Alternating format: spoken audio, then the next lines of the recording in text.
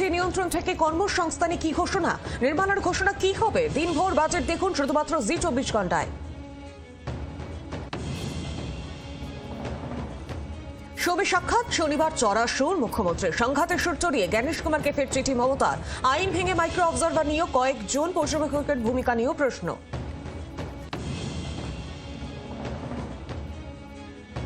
এবার বিজেপির vote share 50%-এর উপর চলে যাবে, আত্মবিশ্বাসী শাহ। 26 সাল তৃণমূলকে বাই বাই বলার বছর। ব্যারাকপুর থেকে হুঙ্কার অমিত শাহ, হারাতে পারবে না কেউ, পাল্টা অভিষেকের।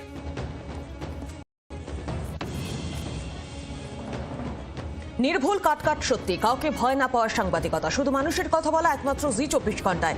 রোজ রাত 8:55 দেখুন যা বলবো সত্যি বলবো, সঙ্গে ডেপুটি এডিটর পিউ রায়। নিবেদন করলেন বিশুদ্ধতার 100টিরও বেশি প্যারামিটারে পতঞ্জলি মধু 100% সঠিক এবং পতঞ্জলি গরু দুধের ঘি, ঘরোয়া পদ্ধতিতে মায়ের হাতে তৈরি গরু দুধের ঘি সর্বশ্রেষ্ঠ।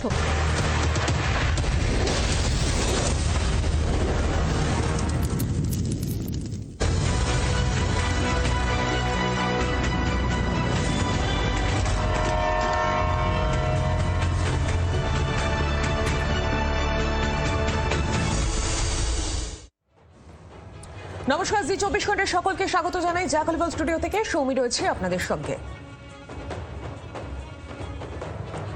ননস্টপ 9টায় শুরুতেই যে খবরের সকলের নজর, বাজেট। আজ নভেম্বর বাজেট পেশ করবেন কেন্দ্রীয় অর্থমন্ত্রী নির্মলা সীতারামন। জেলার বাজেট আপডেট নেব, সঙ্গে রয়েছেন সরাসরি মুর্শিদাবাদ থেকে অয়ন ঘোষাল।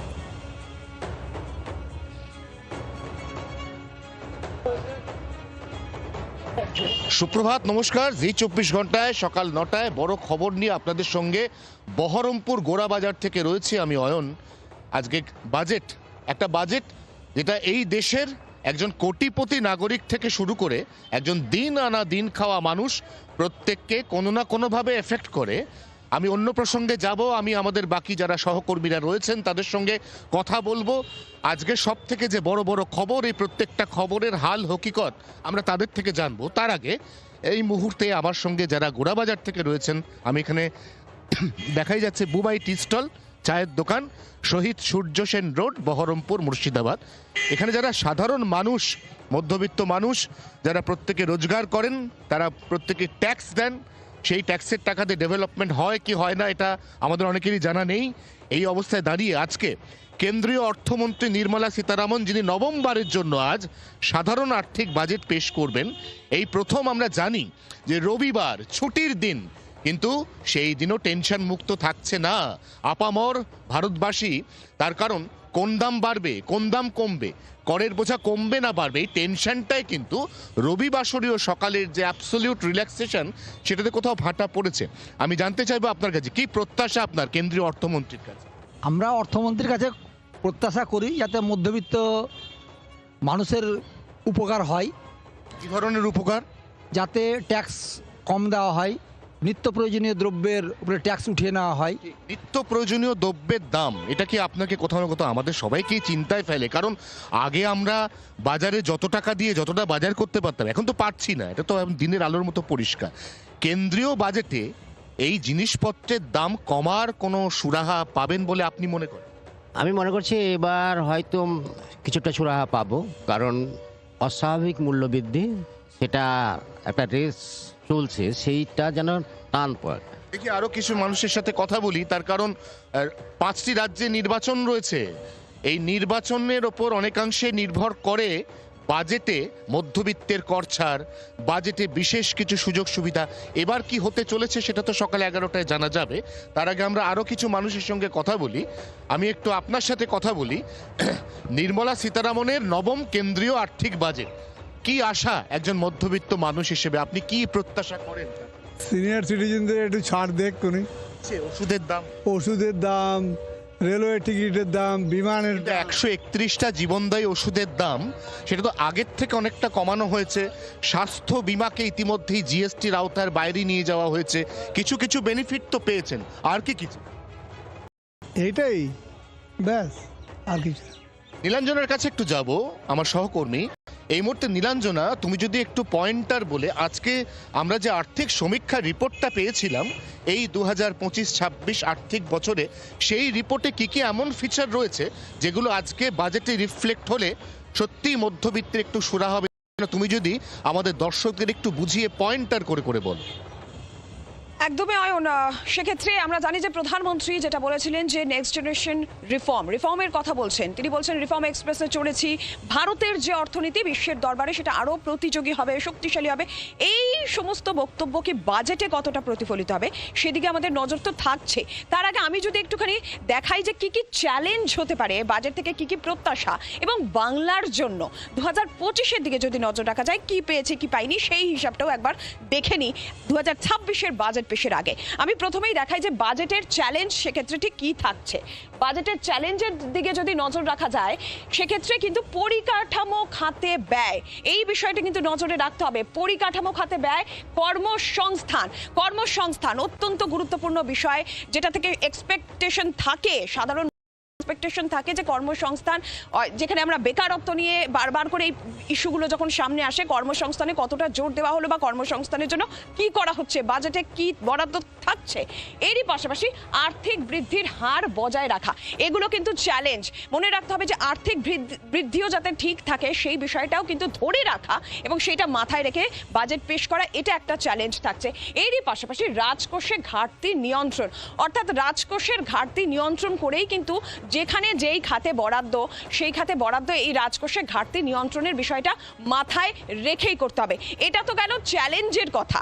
এবার যদি আমরা প্রত্যাশার কথা বলি, সাধারণ মানুষের সঙ্গে অয়ন তুমি কথা বলছিলে, সাধারণ মধ্যবিত্ত মানুষ তারা চাইছেন যে তারা যাতে সুস্থভাবে স্বাভাবিকভাবে জীবনযাপন করতে পারেন, তাদের যাতে কিছুটা সাশ্রয় হয়, তাদের হাতে যাতে টাকা থাকে, সেক্ষেত্রে স্বাস্থ্য, শিক্ষা, কর্মসংস্থান প্রথমেই বলছিলাম। তাহলে প্রত্যাশা কি থাকছে, আমরা যদি একটু প্রত্যাশার দিকেও এবার একটু নজর রাখি যে এই বাজেট থেকে প্রত্যাশা, সাধারণ মানুষের প্রত্যাশা এই বাজেট থেকে কি থাকছে। খুব স্বাভাবিকভাবেই প্রথম প্রত্যাশা যেটা থাকছে যে নিত্য প্রয়োজনীয় জিনিসের দামে লাগাম, এইটা কিন্তু অত্যন্ত গুরুত্বপূর্ণ বিষয়। নিত্য প্রয়োজনীয় জিনিসের দামে কিন্তু লাগাম দিতে হবে, এই প্রত্যাশা সাধারণ মানুষের থাকে। কারণ যেভাবে মূল্য বৃদ্ধি হচ্ছে এবং এই মূল্য বৃদ্ধির বিষয়টা নিয়ে সাধারণ মানুষ খুব স্বাভাবিকভাবেই জেরবার, তাহলে জিনিসপত্রের দাম যদি কম হয় আমরা একদম পাওয়ার পয়েন্টে বুঝতে পারছি যে সাধারণ মানুষ তাদের প্রত্যাশাটা কোন কোন জায়গায়, এবং আর্থিক সমীক্ষা রিপোর্ট অনুযায়ী সেই প্রত্যাশা কতটা পূরণ হতে পারে অথবা কতটা পূরণ হওয়া এই মুহূর্তে কার্যত অসম্ভব, সেটা মোটের ওপর আমরা একদম পাই চার্টের মাধ্যমে বুঝলাম। সাধারণ মানুষ যাদের কথা ভেবে এবারের আর্থিক বাজেট পেশ হতে চলেছে বলে মনে করা হচ্ছে, কারণ ওই যে বললাম 5 রাজ্যে বিধানসভা নির্বাচন, সেক্ষেত্রে সাধারণ মানুষ, তাদের সঙ্গে আমাদের একেবারে উত্তর থেকে দক্ষিণবঙ্গের বিভিন্ন জেলার প্রতিনিধিরা রয়েছেন। নারায়ণ সিংহ রায় আমার শিলিগুড়ির সহকর্মী রয়েছেন আমার সঙ্গে, বাসুদেব চট্টোপাধ্যায় আমার আসানসোলের সহকর্মী রয়েছেন আমাদের সঙ্গে, এবং দেবাঞ্জন বন্দ্যোপাধ্যায় আমার সহকর্মী হাওড়া থেকে আমাদের সঙ্গে রয়েছেন। এই তিনজনের কাছে পরপর যাব, কারণ তাদের সঙ্গে রয়েছে জনতা জনার্দন, যাদের কথা মাথায় রেখেই প্রত্যেক বছর ভারতবর্ষের সংসদে পেশ হয় কেন্দ্রীয় আর্থিক সাধারণ বাজেট। নারায়ণ, তোমার সঙ্গে যারা রয়েছেন তারা আজকে কি প্রত্যাশা করছেন নির্মলা সীতারামনের নবম বাজেটকে কেন্দ্র করে?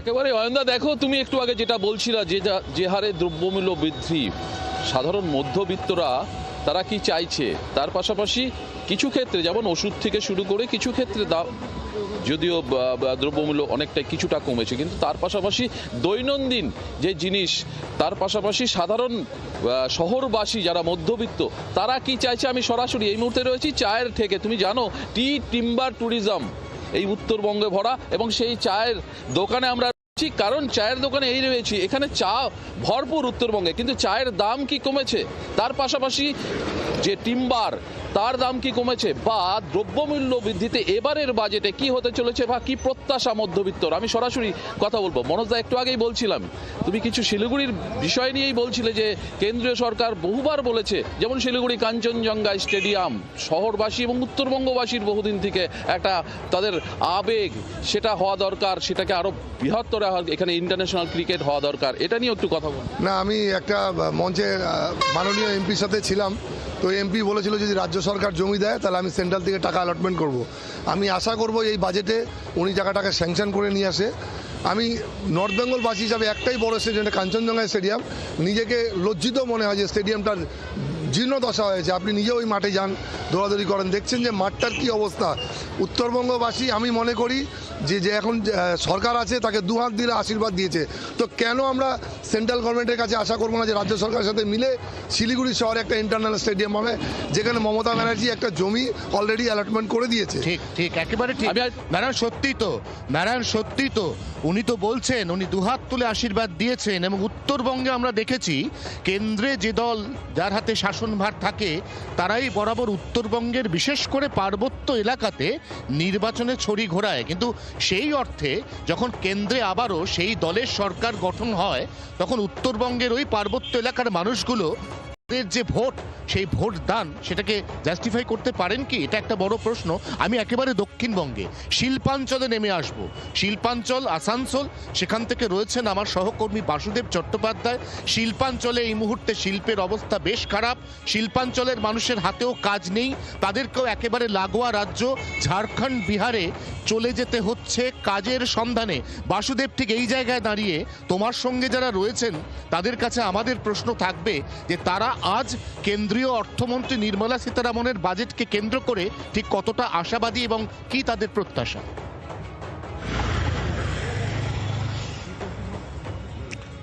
দেখো, আমরা আসানসোলের যে বিএনআর মোড় স্টেট ব্যাংকের সামনে চা দোকানের সামনে রয়েছে এবং আমাদের সঙ্গে রয়েছে ইনি হচ্ছেন কলিয়ারির শ্রমিক এবং কলিয়ারিতে চাকরি করেন, ব্যাংকের শ্রমিক যারা এখানে ব্যাংকে কাজ করেন, ইনকাম ট্যাক্সের আইনজীবী, সকলেই আছে। আমরা একটু জেনে নেবার চেষ্টা করব।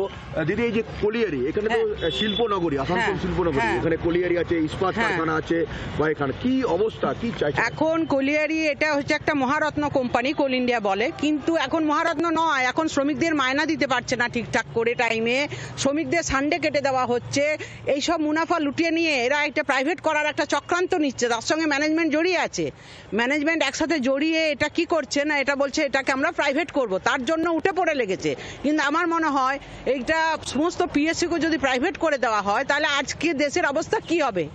আমরা একটু জেনে নেবো যে আইনজীবী হিসাবে যে কি বলবেন এই যে শিল্পনগরী আসানসোল, শিল্পের এই অবস্থা। হ্যাঁ, হ্যালো। আমরা মোটামুটি ভালো নেই, জনগণ ভালো নেই। কারণ হচ্ছে যা বাজেট আসে যায়, কিন্তু আমাদের উপর ইফেক্ট এমন পড়ে যে আমরা মধ্যবিত্তরা আস্তে আস্তে গরিব হচ্ছি এবং এইভাবে চললে বাজেটের কোনো চাম থাকছে না।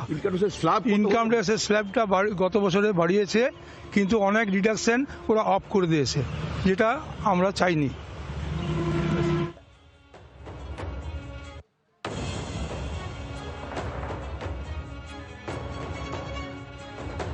কি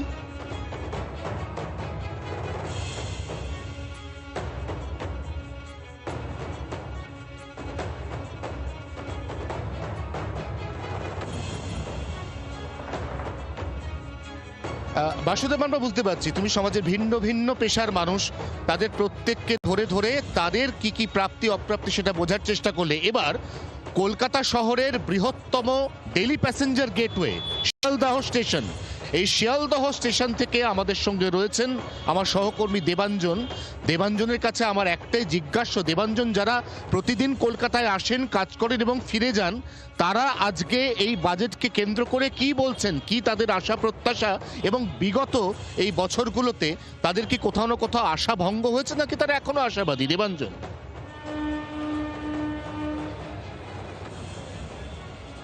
একদমই অয়ন, এই মুহূর্তে আমি দাঁড়িয়ে রয়েছি শিয়ালদা স্টেশনে এবং তুমি দেখতে পাচ্ছ ছুটির দিনেও কিন্তু এখনও নিত্যযাত্রীদের তাদের যাতায়াত রয়েছে এবং তারই মাঝে আমরা কথা বলে নেব যে নিত্যযাত্রীরা রয়েছেন। তুমি যে কথা বলছিলে যে তাদের প্রত্যাশা কি, এবারের যে বাজেট, আজকে যে বাজেট পেশ হবে, সেই বাজেট নিয়ে আপনার প্রত্যাশা কি? আপনার কি প্রত্যাশা এর আগে ধাক্কা খেয়েছিল, নাকি এরপরেও আপনি নতুন কিছু আশা করছেন? নতুন কিছু আশা বলতে আমি ভারতবর্ষের প্রধানমন্ত্রীর কাছে আমরা সাধারণ মানুষ হিসেবে বলতে চাই, আজকের ভারতবর্ষে দ্রব্যমূল্য বৃদ্ধি যেভাবে বেড়ে চলেছে, সাধারণ মানুষের জীবনযাপন অনেকটা ঘটছে। তার মধ্যে প্রথম আমি বলতে চাই যে সোনার উপর দাম এতভাবে বেড়ে চলেছে, বাজেটের মধ্যে দিয়ে এই সোনার উপর দাম যদি কমাতে পারে সরকার, আমরা সাধারণ মানুষ সরকারের কাছে তার জন্য কৃতজ্ঞতা বোধ করব। 2 নম্বর হচ্ছে গ্যাসের দাম যেভাবে বেড়েছে, আজকের গরিব ঘরের মানুষ মহিলারা তারা গ্যাসে রান্না করতে পারছে না, সেই পুরানো দিনে ফিরে আসছে, কাঠ জ্বালানি আবার রান্না করতে শুরু করেছে। তাই ভারতবর্ষের সরকারের কাছে আমি আবেদন করব যাতে গ্যাসের দাম যাতে কমায়, তার জন্য আমরা সাধারণ মানুষ আমরা সরকারের কাছে আবেদন জানাচ্ছি। অর্থাৎ অয়ন, তুমি বুঝতে পারছো যে এখানে কিন্তু সোনার উপর দাম কমানোর পাশাপাশি গ্যাসের অন্যান্য মূল্যবৃদ্ধি সেগুলো নিয়ে কিন্তু মানুষের একটা আজ এখনই প্রত্যাশা রয়েছে। আমি একজন মহিলা যাত্রী আসছেন, আমি তার থেকে জেনে নেব, দিদি আজকে বাজেট পেশ হবে এবং সেই বাজেটে আপনার প্রত্যাশা কি? আপনি হেসেল সামলান, আজকের বাজেটে আপনার প্রত্যাশা কি? গ্যাসের দাম কমাতে বলছে মানুষ। হ্যাঁ, সে তো অবশ্যই কমানো দরকার। আমি এখানে কি ক্যামেরার সামনে আসবো? আচ্ছা, অর্থাৎ বোঝা যাচ্ছে যে আমি আরও একজন মহিলাকে দেখতে পাচ্ছি। আপনার প্রত্যাশা কি বাজেটে? যে গ্যাসের দাম কমলে আমাদের সুবিধা হয়, মেয়েদের রান্না করা, এই যে সারাদিন বা সোনা রূপো, এর জন্য আমরা সবসময় মেয়ে যাদের গরিব ঘরের মেয়েদের বিয়ে দেওয়ার জন্য তারা খুব অসুবিধায় পড়ে যাচ্ছে। এর জন্য সরকারের কাছে আমরা অনুরোধ করছি যে দামটা কমিয়ে দিক। অর্থাৎ অয়ন, বুঝতে পারছো যে দ্রব্যমূল্য বৃদ্ধি নিয়ে বিভিন্ন রাজনৈতিক দল মঞ্চে মিছিলে যে স্লোগান তুলছে, সেটাও কিন্তু আজকে বাজেটের আগে জনগণের তার সুর, জনগণের রিংটোন, তারা কিন্তু সরকারের কাছে তারা কিন্তু যাতে দ্রব্যমূল্যর যাতে বৃদ্ধি না হয়, পকেটের স্বাস্থ্যের সঙ্গে নিত্যদ্রব্য যেগুলো আছে সেগুলো সামঞ্জস্য রেখে কিনতে পারেন, সেই প্রত্যাশাই কিন্তু সাধারণ মানুষের মধ্যে শিয়ালদা স্টেশন ঘুরে দেখতে পাওয়া যাচ্ছে। একেবারেই দেবাঞ্জন, একেবারেই কারণ শিয়ালদা স্টেশন এমন একটা লোকেশন, এমন একটা ডেস্টিনেশন যে একেবারে যারা খেটে খাওয়া মানুষ তাদের প্রত্যেকের যদি পালস বুঝতে হয় তাহলে শিয়ালদা স্টেশন চলে যেতে হয়। কারণ এই মুহূর্তে আমরা যে বাজেটের দিকে তাকিয়ে রয়েছি সেটা তো মূলত মধ্যবিত্ত মানুষের কথা ভেবে, তার মধ্যে আসছে ভোট, অতএব ভোটের সঙ্গে মানুষের এই চাহিদা, এর সামঞ্জস্য কিভাবে রাখতে চলেছেন কেন্দ্রীয় অর্থমন্ত্রী, আমরা আরেকটু পরিষ্কার হওয়ার চেষ্টা করব। কতটা এগোলো বাজেট পেশের কাজ, নির্মলা সীতারামন আজকে ঠিক কোন বেশভূষাতে আসছেন সংসদে, এবং তার আগে তিনি ঢোকার আগে যে একটা ফটোশ্যুট হয় যেখানে প্রচুর ফাইল তার পায়ের কাছে পড়ে থাকে, যার উপর নির্ভর করে একটা গোটা দেশের, একটা গোটা বছরের অর্থনৈতিক ভাগ্য। রাজীব চক্রবর্তী আমার সহকর্মী একেবারে সরাসরি যেখানে বাজেট পেশ হবে সেখানেই রয়েছেন। আমি রাজীব, তোমার কাছে জানতে চাইবো যে ইতিমধ্যেই আমরা দেখেছি আর্থিক সমীক্ষার রিপোর্ট, সেখানে একটা সুস্পষ্ট ইঙ্গিত রয়েছে যে নিত্য প্রয়োজনীয় জিনিস তার মূল্য বৃদ্ধি ঠেকাতে এবার কিছু কিছু মাস্টার প্ল্যান, কিছু কিছু সিদ্ধান্ত ঘোষণা করতে পারে কেন্দ্রীয় অর্থমন্ত্রী। এই অবস্থায় তোমার কাছে আমার প্রশ্ন, বাজেট পেশের প্রস্তুতি কতদূর, কি তোড়জোড় দেখছো তুমি সেখানে?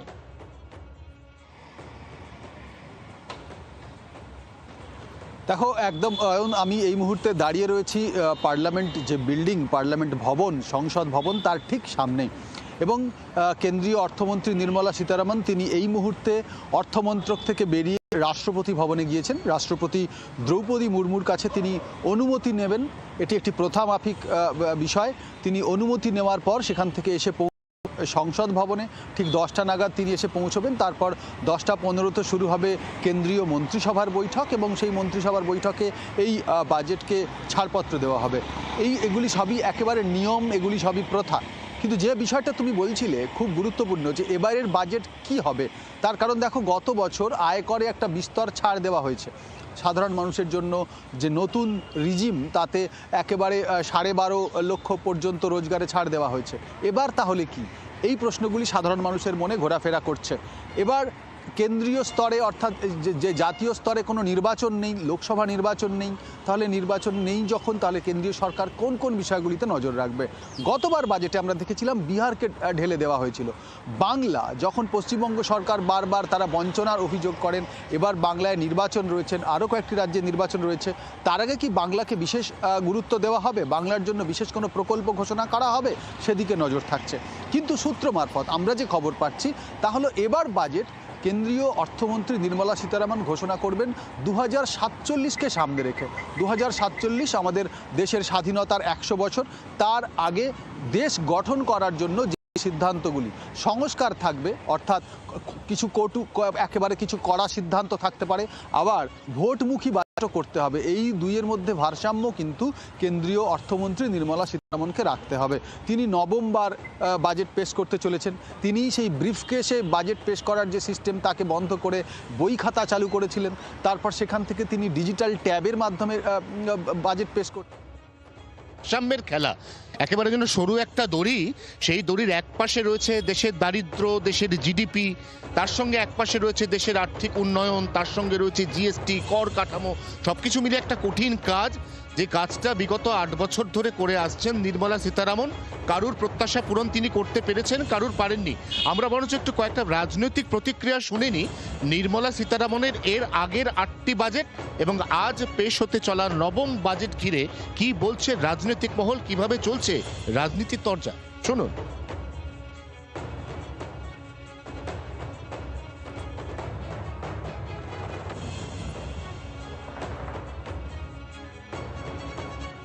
আমাদের কোনো এক্সপেকটেশন নেই, এক্সপেকটেশনের কিছু নেই। আমরা দেখব কালকে কি আছে, কালকে কি করবেন কি না করবেন সে দেখব আমরা। তবে অনেক সময় দেখেছি যে বাজেট হয়, অ্যালটমেন্ট হয়, কিন্তু রিলিজ হয় না টাকা। সেরকম যেন না হয় এটাই বলছি। পশ্চিমবঙ্গ তো অলরেডি 12টা ট্রেন পেয়ে গেছে, নিশ্চয়ই পশ্চিমবাংলার লোক পাবে, কারণ পশ্চিমবাংলায় প্রায় 10.5-11 কোটি মানুষ থাকেন, তারা তো ভারতের বাইরে নয়। এখানকার সরকার করুক না করুক, কেন্দ্র সরকার তাদের জন্য করবেই। আর গরিব কল্যাণকারী যোজনার লাভ, তার 81 কোটি মানুষ রেশন পাচ্ছেন, অন্যান্য সুবিধা পাচ্ছেন।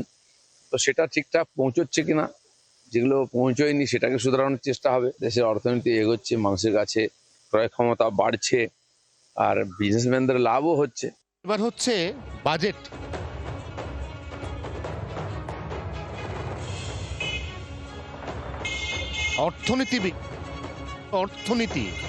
অর্থনীতিবিদরা কি বলছেন আমরা একটু শুনবো।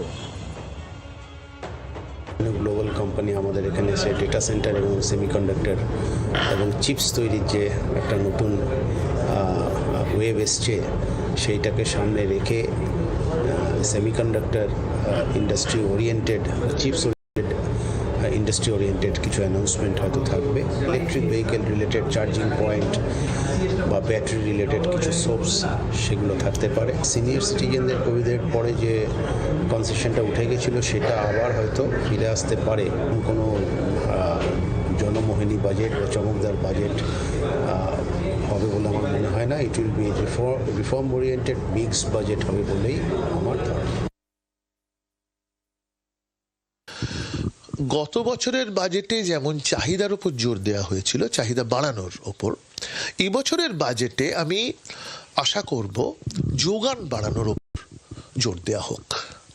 অর্থাৎ যোগান যদি বাড়ে তাহলেই এই যে বর্ধিত চাহিদা এটা পূরণ করা সম্ভব হবে এবং একই সঙ্গে আমাদের রপ্তানির বাজারেও আমরা বিক্রি করতে পারবো।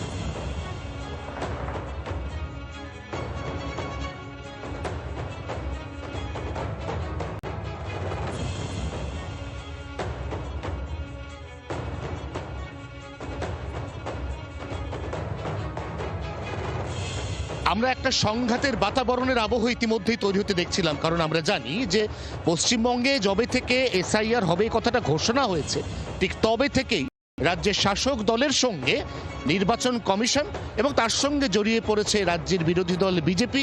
তারপর অবশেষে সেখানে প্রবেশ ঘটেছে কংগ্রেসের, তারপর সেখানে বামফ্রন্ট।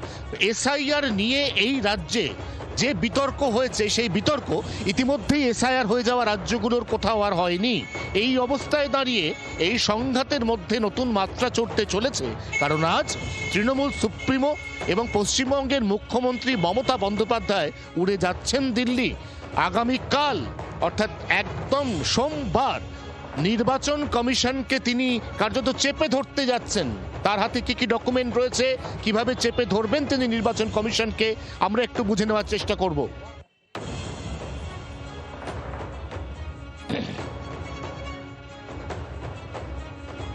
আমার সহকর্মী প্রবীর চক্রবর্তী আমাদের সঙ্গে এই মুহূর্তে রয়েছেন। প্রবীর, একটু বোঝার চেষ্টা করব যে আমরা তো এটা দেখতে পাচ্ছি যে যবে থেকে এসআইআর এর ঘোষণা তবে থেকেই একটা সংঘাত, এবং সেই সংঘাত বাড়তে বাড়তে এমন জায়গায় চলে গেছে যেখানে ফর্ম 7 প্রত্যেকটি এসডিও বিডিও অফিসে একেবারে গোছা গোছা ফর্ম 7 সেখানে অগ্নিসংযোগের মতো ঘটনা ঘটেছে।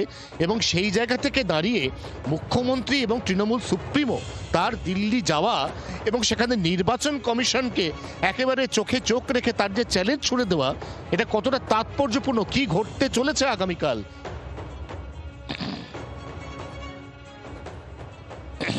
দেখো, গত কয়েক মাস ধরে অভিষেক বন্দ্যোপাধ্যায়কে বারবার বলতে শোনা গেছে যে এসআইআর এই যে মানুষকে হেনস্থা চলছে তার বিরুদ্ধে আন্দোলন কিন্তু দিল্লিতে হবে। গত কয়েক মাস ধরে অভিষেক বন্দ্যোপাধ্যায়কে টানা বলতে শোনা গেছে। অবশেষে দেখা যাচ্ছে যে সেই দিল্লির বুকে এসআইআর এর আন্দোলনের আঁচ ফেলতে চলেছে তৃণমূল কংগ্রেস আগামীকাল থেকে, যার জন্য ইতিমধ্যে অভিষেক বন্দ্যোপাধ্যায় দিল্লি রওনা হয়েছেন। মমতা বন্দ্যোপাধ্যায়, তৃণমূল সুপ্রিমো মমতা বন্দ্যোপাধ্যায়, তিনি আজকে কলকাতা থেকে রওনা দেবেন। প্রথমে আগামীকাল বিকাল 4টের সময় মুখ্য নির্বাচনী অফিসার বা কমিশনার তার সাথে বৈঠক রয়েছে তৃণমূল কংগ্রেসের, যেখানে মমতা বন্দ্যোপাধ্যায়, অভিষেক বন্দ্যোপাধ্যায় সহ 15 জনের একটি প্রতিনিধি দল সেখানে যাবেন। এবং দিল্লি রওনা হওয়ার আগে গতকালই মমতা বন্দ্যোপাধ্যায় আরও একটি চিঠি নির্বাচন কমিশনারকে দিয়েছেন। এই নিয়ে 6টি চিঠি দিলেন এসআইআর আবহে মুখ্য নির্বাচন কমিশনারের কাছে। কোনো উত্তর পাওয়া যায়নি বলে তৃণমূল কংগ্রেস বারবার অভিযোগ করছে, কোনো সুরাহা হয়নি বলে তৃণমূল অভিযোগ করছে। এই অবস্থায় মমতা বন্দ্যোপাধ্যায়ের আগামীকাল থেকে দিল্লির কর্মসূচি অত্যন্ত গুরুত্বপূর্ণ হতে চলেছে বলে মনে করা হচ্ছে। যে বাংলার মানুষকে হেনস্থা করার আজ এবং তার আন্দোলন আগামীকাল থেকে মমতা বন্দ্যোপাধ্যায়ের নেতৃত্বে দিল্লিতে আছড়ে পড়তে চলেছে বলে মনে করছে রাজনৈতিক মহল। অয়ন।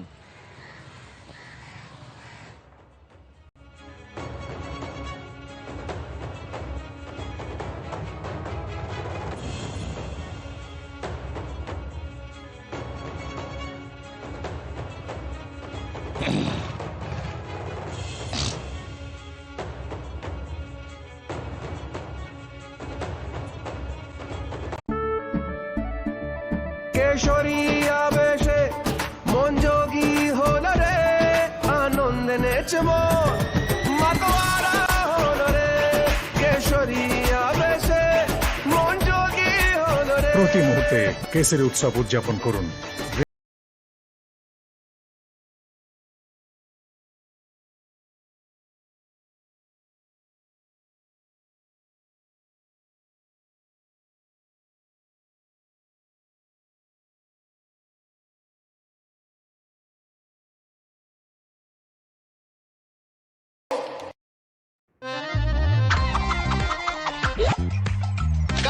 आप कट लो। नेक्स्ट कब मिलेगा हमारा चैंपियन?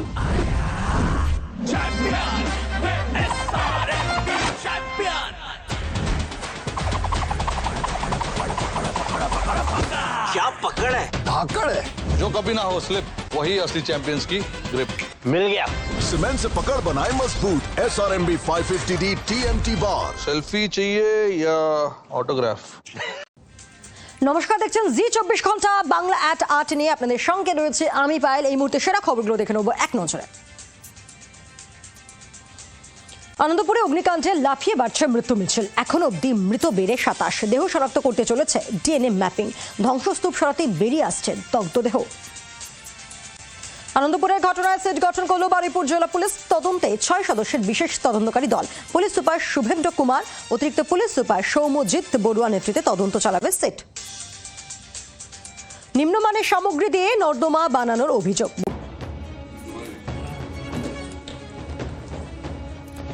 আনন্দপুর অগ্নিকাণ্ডে ঘটনাস্থলে আসতে 32 ঘন্টা দেরি মানতে নারাজ দমকল মন্ত্রী। পাল্টা বিরোধীদের বিরুদ্ধে রাজনীতির অভিযোগ সুজিতের। বললেন, গোডাউনে এত মানুষ থাকছেন ঠিক না। বাংলার আওয়াজ, বাঙালির আবেগ, জি 24 ঘন্টা।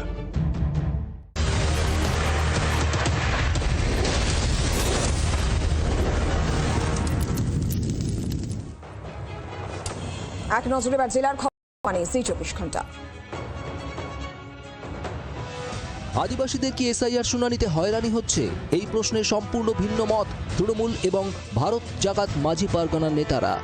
এসআইআরে আদিবাসীদের হয়রানি প্রতিবাদে আমরণ অনশনে বসেছেন তৃণমূল কংগ্রেসের আদিবাসী সেলের চেয়ারম্যান দেবু টুডু। এদিকে বর্ধমানে আদিবাসী সংগঠনের জেলা সমাবেশে এসে অন্য দাবি করলেন ভারত জাগাত মাঝি পারগনা মহলের রাজ্য সভাপতি বিজয় সোরেন। তিনি বলেন, এসআইআরে তাদের কোনো অসুবিধা হচ্ছে না, সেরকম কোনো খবর নেই। কারো অসুবিধা হলে তিনি সংগঠনের কাছে আসবেন, দাবি ভারত জাগাত মাঝি পারগনা মহলের রাজ্য সভাপতি বিজয় সোরেনের।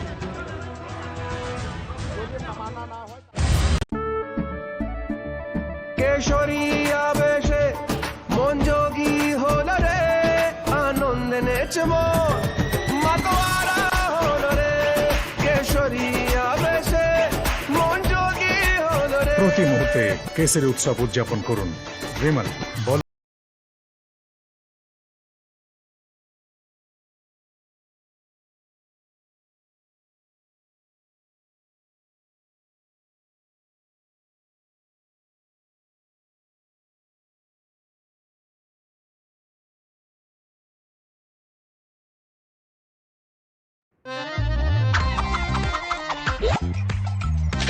आप कट लो। नेक्स्ट कब मिलेगा हमारा चैंपियन?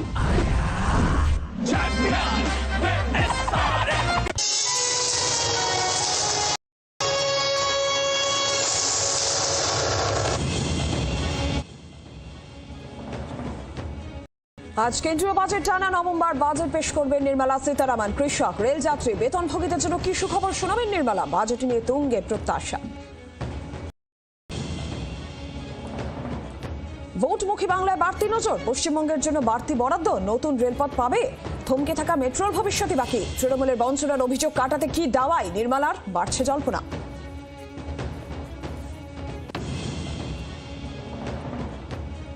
আজ লোকসভায় বাজেট মূল্যবৃদ্ধি নিয়ন্ত্রণ থেকে কর্মসংস্থানে কি ঘোষণা? নির্মলার ঘোষণা কি? দিনভর বাজেট দেখুন শুধুমাত্র জি 24 ঘন্টায়। নির্ভুল কাট সত্যি, কাউকে ভয় না পাওয়া সাংবাদিকতা, শুধু মানুষের কথা বলা একমাত্র জি 24 ঘন্টায়। রোজ রাত 8:55 দেখুন যা বলবো সত্যি বলবো, সঙ্গে ডেপুটি এডিটর পিউ রায়।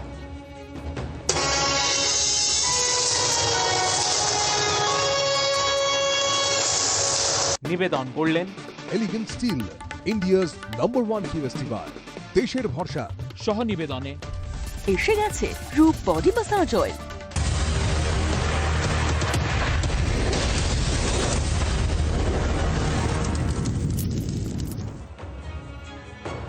জি 24 ঘন্টা যা করে ফার্স্ট স্টুডিও থেকে ননস্টপ নটা নিয়ে নীলাঞ্জনা রয়েছে আপনাদের সঙ্গে। অনুপ্রবেশ বিতর্কের মাঝেই এবার চিকেন স্নেক নিয়েও সরব হলেন অমিত শাহ। চিকেন স্নেককে বাদ দেওয়া হবে কয়েকদিন আগে দিল্লিতে স্লোগান, এবার চিকেন স্নেক ভারতের ভূমি, কারোর হাত দেওয়ার ক্ষমতা নেই। গতকাল শিলিগুড়ি থেকে এই হুঙ্কার দিয়েছেন কেন্দ্রীয় স্বরাষ্ট্রমন্ত্রী। ওপার বাংলায় বারবারই চিকেন স্নেক কেটে নেওয়ার ফাঁকা আওয়াজ শোনা যায়, কখনো চিকেন স্নেক কেটে নেওয়ার, কখনো 7 সিস্টার দখলের ফাঁকা আওয়াজ। এবার একেবারে কেন্দ্রীয় স্বরাষ্ট্রমন্ত্রী শিলিগুড়িতে দাঁড়িয়ে হুঙ্কার দিলেন যে কারোর ক্ষমতা নেই, চিকেন স্নেক ভারতের ভূমি, কারোর হাত দেবার ক্ষমতা নেই। গতকাল শিলিগুড়ি থেকে রীতিমতন হুঙ্কার কেন্দ্রীয় স্বরাষ্ট্রমন্ত্রীর। কি বলেছিলেন শুনব। कुछ दिन पहले कुछ लोगों ने दिल्ली में नारे लगाए कि चिकन नेट को हम काट देंगे। क्यों भाई, कैसे काटोगे? ये कोई पिताजी का भूमि है क्या? ये भारत का भूमि है, कोई इसको हाथ नहीं लगा पाए।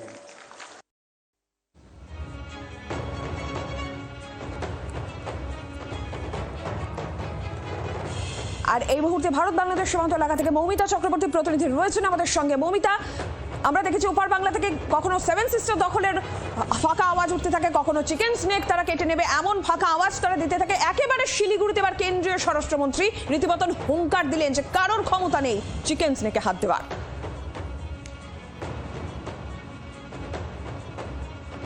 কারোর পৈতৃক সম্পত্তি নয় এই চিকেন স্নেক, এবং এটা ভারতেরই জায়গা।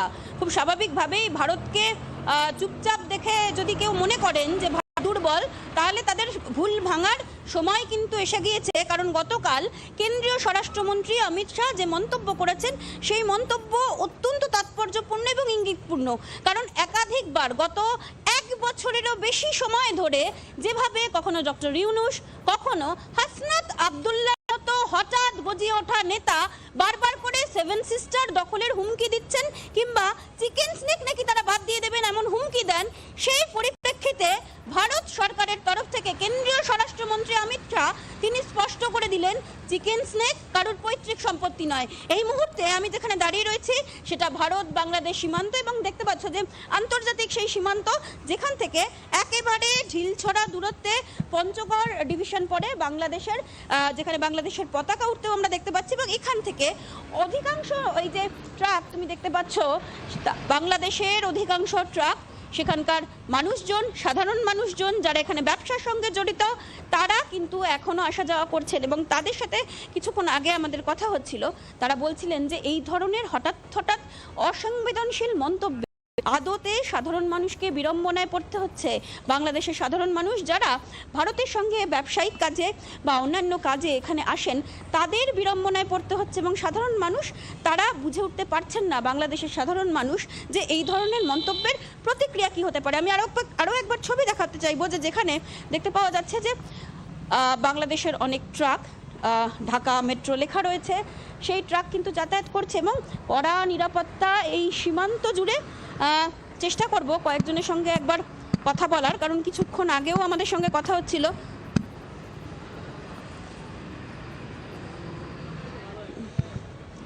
দাদা, কোন ডিভিশন থেকে আপনারা থাকেন, কোথায় থাকেন, কোনখানে থাকেন? আমরা এখানেই থাকি, বাংলা বান্দা। আপনি কি বলছিলেন ওই পারের বাসিন্দা? হ্যাঁ, এই যে ওপাশে, ওই পাশে বাংলাদেশের। এখানে কি কাজের জন্য আসে? এখানে যে বাংলা গাড়ি নিয়ে আসছি। বাংলা গাড়ি নিয়ে এসেছেন। এখানে বিএসএফ এর সহযোগিতা আপনারা পান? কোনো অসুবিধা হয় ভারতে এসে? না, কোনো অসুবিধা পাই না, ভালোই। এই যে বারবার করে বিভিন্ন রকম মন্তব্য হয় ভারতকে নিয়ে, সেটাই আপনারা অস্বস্তিতে পড়েন? কাজ করতে কোনো অসুবিধা হয়? এটা কি করা ঠিক, ভারতকে নিয়ে এই ধরনের মন্তব্য করা? এখন ওগুলা তো আমি বলতে পারবো না। এখানে আমি আসি, এখানে থাকি, লোকাল আমরা, সুবিধা ভালো পাই, সমস্যা নেই। এখানে কোনো সমস্যা হয় না? না, কোনো সমস্যা। আপনি কিছু বলতে চান? না, কোনো অসুবিধায় পড়তে হয়? কোনো অসুবিধা নেই। ভারত সরকার সহযোগিতা করে? সহযোগিতা। হ্যাঁ, সহযোগিতা। আপনি কোথায় থাকেন? আমি ওপাশেই থাকি। আমরা এখানে। জায়গার নাম কি? এই বাংলা বান্ধা, আমরা এখানে লোকাল। আপনি? আমি লোকাল, এখানে পাশে আমাদের বাংলা বান্ধায়। বাংলা বান্ধায় কোথায়? আপনি বাংলাদেশের কোন? বাংলাদেশের এই যে ড্রাইভার, আমি চালক একজন। হ্যাঁ, বাংলাদেশের কোথায়, মানে কি নাম? বাংলা বান্ধা, ওটা বাংলা বান্ধা বলেন। জি জি। আচ্ছা, তো এই যে ভারতকে নিয়ে এই যে বিভিন্ন রকমের কথা বলা হয়, সেটা কি ঠিকভাবে ঠিক উচিত বলা? আসলে ওটা রাজনৈতিক পলিটিক্স, ওটা আমরা অতদূর বলতে পারবো না। আমরা গাড়ি চালাই, খাই, আমাদের এত। সাধারণ মানুষ ভোট দেবেন ওখানে, 12ই ফেব্রুয়ারি তো ভোট, তো ভারতকে নিয়ে এই ধরনের মন্তব্য করা উচিত মনে হয় আপনাদের? সাধারণ মানুষের মতামতের দাম নেই? আছে অবশ্যই, কিন্তু আমরা আসলে রাজনীতিতে কোনো করি না। আসলে আমরা আমাদের পেট নিয়ে থাকি, গাড়ি চালাই, এই বাস। গাড়ি নিয়ে যখন এখানে আসেন, বিএসএফ হেল্প করে, তো সাহায্য করে, আমাদের কোনো ক্ষতি করে না ইনশাল্লাহ। না, ওরা চেক টেক করে, দেখে, ছাড়ে দেয়। অবৈধ কিছু থাকলে তো অবশ্যই করবে। তা আমরা আসি, গাড়িতে তেমন কিছু নাই, আমাদের শুধু মাল থাকে, গাড়ি খালি হলে আমরা চলে যাই, এই অবধি। মোহাম্মদ আনিসুর রহমান। এবং বিভিন্ন সঙ্গে কথা হচ্ছিল, কারণ বিএসএফ এর কাজ করেন, উপযুক্ত কাগজপত্র দেখেন, এবং সেই কাগজপত্র দেখেই তারা ছাড়েন। এবং যে জায়গাটায় এই মুহূর্তে আমি ঘুরছি, নীলাঞ্জনা, সেখান থেকে এখনও প্রচুর ট্রাক কিন্তু বাংলাদেশের সেগুলো আসছে। এবং এই আন্তর্জাতিক সীমান্ত, যে সীমান্ত নিয়ে গতকাল অনুপ্রবেশ নিয়ে হুঁশিয়ারি দিয়েছেন, কিন্তু যারা বৈধ কাগজপত্র নিয়ে আসেন তারা বলছেন, যারা ব্যবসার জন্য আসেন তারা বলছেন যে বিএসএফ তাদের সহযোগিতা করেন এবং এখানে কোনো রকম সমস্যায় তাদের পড়তে হয় না। ধন্যবাদ মৌমিতা, ধন্যবাদ। অত্যন্ত গুরুত্বপূর্ণ যে জায়গা, এই যে চিকেন স্নেক অত্যন্ত গুরুত্বপূর্ণ, এবং এই নিয়ে আমি স্পষ্ট হুঁশিয়ারি গতকাল শিলিগুড়ি থেকে দিয়েছেন যে এটা কারোর ব্যক্তিগত সম্পত্তি নয়, কেউ হাত দিতে পারবে না। কিন্তু আপনাদের মনে থাকবে এই চিকেন স্নেক কিংবা সেভেন সিস্টার্স নিয়ে বারবার হুমকি দিয়েছে বাংলাদেশের ছাত্র আন্দোলনের সমন্বয়ক হাসনাত আব্দুল্লাহ। বারবার তাদের ফাঁকা আওয়াজ শুনুন কি বলেছিলেন। ভারতকে স্পষ্ট ভাষায় বলতে চাই, যারা আমার দেশের সার্বভৌমত্বকে বিশ্বাস করে না, যারা ভোটাধিকারকে বিশ্বাস করে না, মানবাধিকারকে বিশ্বাস করে না, যারা এই দেশের সন্তানদেরকে বিশ্বাস করে না, আপনারা যেহেতু তাদেরকে আশ্রয় প্রশ্রয় দিচ্ছেন, কথা স্পষ্ট করে বলে দিতে চাই, ভারতের যারা সেপারেটিস্ট আছে বাংলাদেশে আমরা তাদেরকে আশ্রয় প্রশ্রয় দিয়ে যে সেভেন সিস্টার রয়েছে সেটাকে বাংলাদেশ থেকে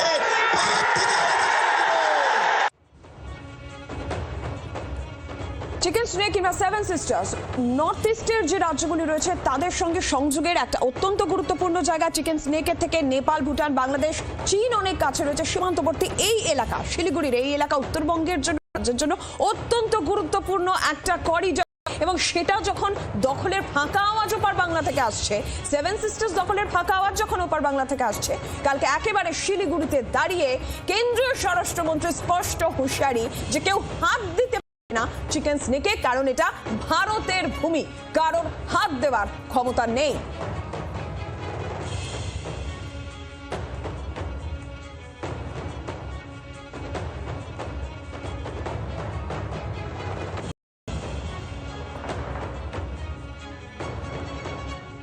আর এর মধ্যে অনুপ্রবেশ নিয়ে বারবারই পদ্মশিবির সরব হয়েছে, আর এই ইস্যুতে তৃণমূলকে নিশানাও করেছে। রাজনীতির রোজনামচায় পরিণত হয়েছে সেটা। বঙ্গ সফরে এসে সেই কাঁটাতার, সেই অনুপ্রবেশকে রাজনৈতিক ভাষ্যে তুলে ধরেছেন অমিত শাহ। পাল্টা অবশ্য তোপ দেখেছেন অভিষেক বন্দ্যোপাধ্যায়ও।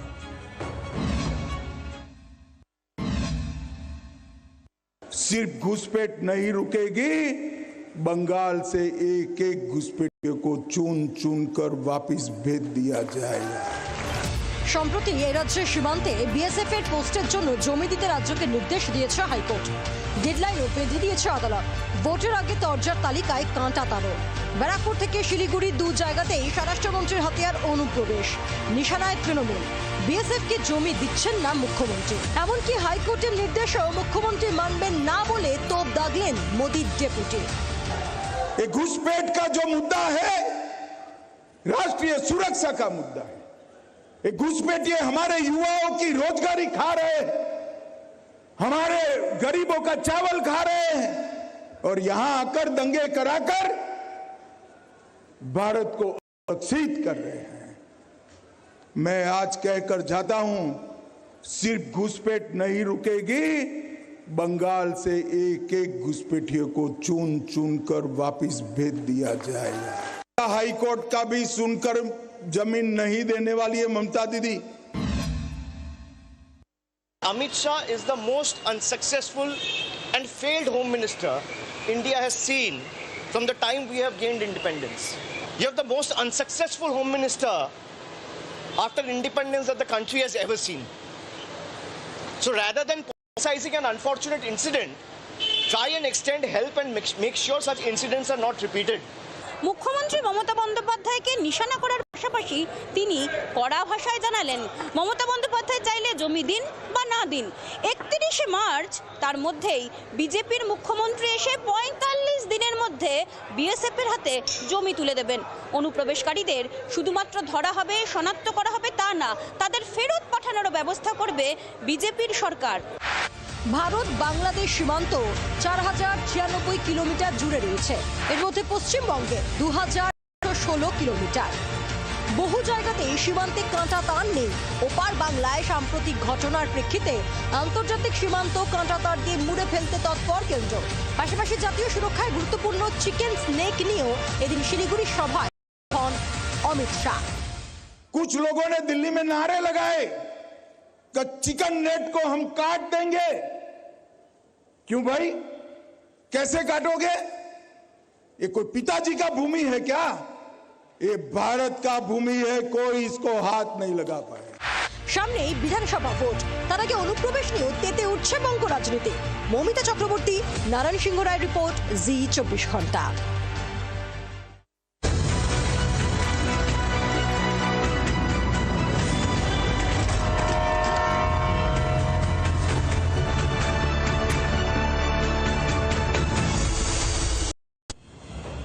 আর যেদিকে নজর রয়েছে, আজকে নভেম্বর বাজেট পেশ করতে চলেছেন কেন্দ্রীয় অর্থমন্ত্রী নির্মলা সীতারামন। প্রথমবার রবিবার সংসদে বাজেট পেশ হচ্ছে।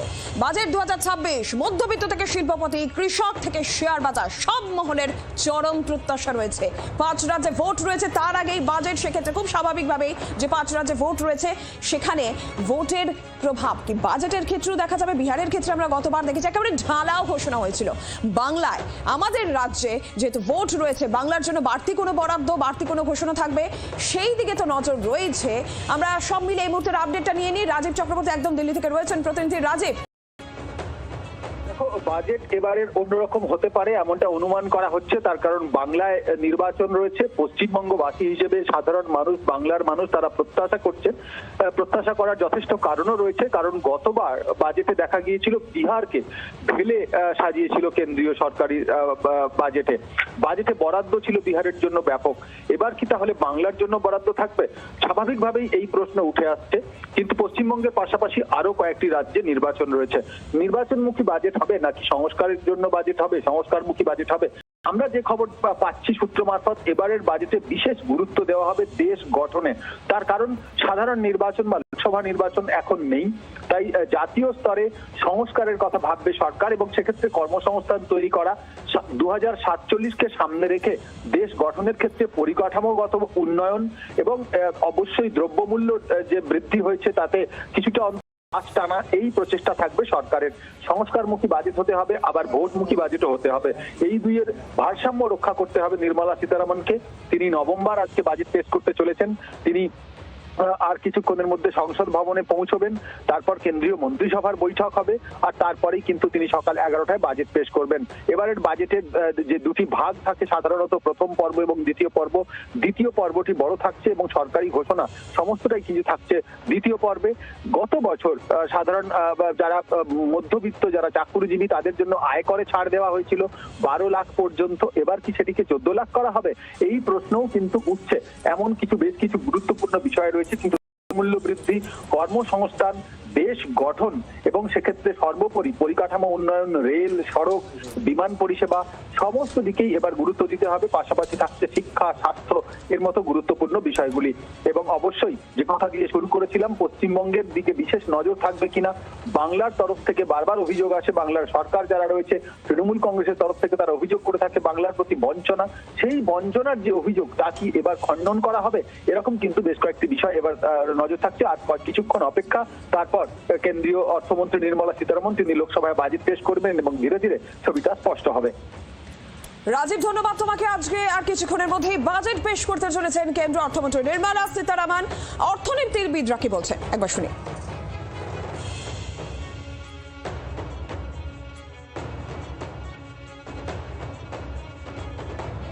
সরকারের এরকম একটা ইচ্ছে আছে যে মানুষের হাতে অতিরিক্ত অর্থ তুলে দেওয়া, যাতে মানুষ সেই টাকাটা নিয়ে বাজারে খরচা করতে পারে। এবং যারা কর্পোরেট হাউস আছেন, যারা প্রোডাকশন করছেন, যারা ব্যবসা চালাচ্ছেন, তাদেরকে যাতে সরকার একটু ইনকাম ট্যাক্সে ছাড় দেয় সেটা দেখতে হবে। ভারতবর্ষের বাজারে চাহিদাটাকে যাতে আরো বাড়ানো যায়, যাতে যারা ম্যানুফ্যাকচারিং সেক্টরে আছেন তাদেরকে যাতে উদ্বুদ্ধ করা যায়, তাদের জন্য যাতে আয়করে কিছু ছাড় দেওয়া যায়, সেটা কিন্তু সরকার দেখতে পারে।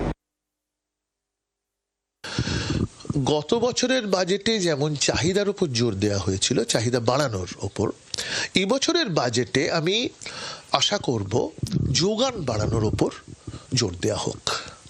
অর্থাৎ যোগান যদি বাড়ে তাহলেই এই যে বর্ধিত চাহিদা এটা পূরণ করা সম্ভব হবে এবং একই সঙ্গে আমাদের রপ্তানির বাজারেও আমরা বিক্রি করতে পারবো।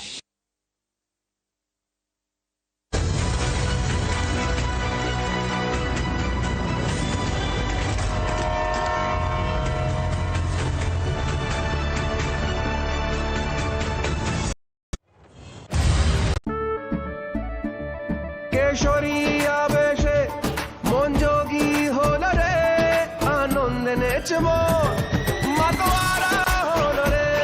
কেশরিয়া বেশে মন যোগী হলো রে। প্রতি মুহূর্তে কেসের উৎসব উদযাপন করুন।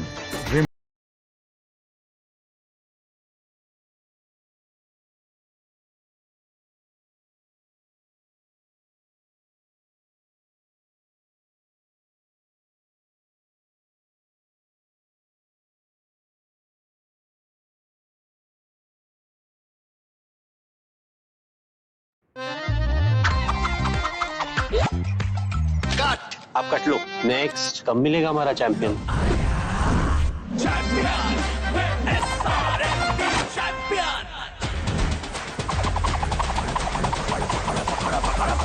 क्या पकड़ है? धाकड़ है। जो कभी ना हो स्लिप, वही असली चैंपियंस की ग्रिप। मिल गया। सीमेंट से पकड़ बनाए मजबूत। SRMB 550D TMT बार। सेल्फी चाहिए या ऑटोग्राफ? নমস্কার, দেখছেন জি24 ঘন্টা বাংলা @8 নিয়ে আপনাদের সঙ্গে রয়েছে আমি পায়েল। এই মুহূর্তে সেরা খবরগুলো দেখে নেব এক নজরে। আনন্দপুরে অগ্নিকাণ্ডে লাফিয়ে বাড়ছে মৃত্যু মিছিল। এখনো অব্দি মৃত বেড়ে 27। দেহ শনাক্ত করতে চলেছে DNA ম্যাপিং। ধ্বংসস্তূপ সরাতে বেরিয়ে আসছে দগ্ধদেহ। আনন্দপুরের ঘটনায় সেট গঠন করল বারুইপুর জেলা পুলিশ। তদন্তে 6 সদস্যের বিশেষ তদন্তকারী দল। পুলিশ সুপার শুভেন্দ্র কুমার, অতিরিক্ত পুলিশ সুপার সৌম্যজিৎ বড়ুয়া নেতৃত্বে তদন্ত চালাবে সেট। নিম্নমানের সামগ্রী দিয়ে নর্দমা বানানোর অভিযোগ। বসিরহাটের আন্দুলপোতা এলাকায় আগুন জ্বালিয়ে বিক্ষোভ।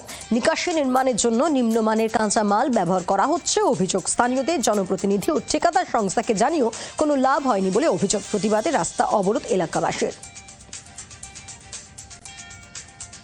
আলিপুরদুয়ারে টাকা আদায় করতে গিয়ে দুপক্ষের সংঘর্ষ। গোষ্ঠী সংঘর্ষে উত্তপ্ত আলিপুরদুয়ারের প্রমোদনগর এলাকা। শুক্রবার রাতের ঘটনায় আহত এক পুলিশ গাড়ি লক্ষ্য করে ঢিল সংঘর্ষকারীদের। পরিস্থিতি নিয়ন্ত্রণে গেলে উত্তেজিত জনতা পুলিশের গাড়িতে ভাঙচুর চালায় বলে অভিযোগ। ঘটনায় গুরুতর জখম একজন, হাসপাতালে চিকিৎসাধীন। অভিযুক্ত একজনকে গ্রেফতার করেছে পুলিশ।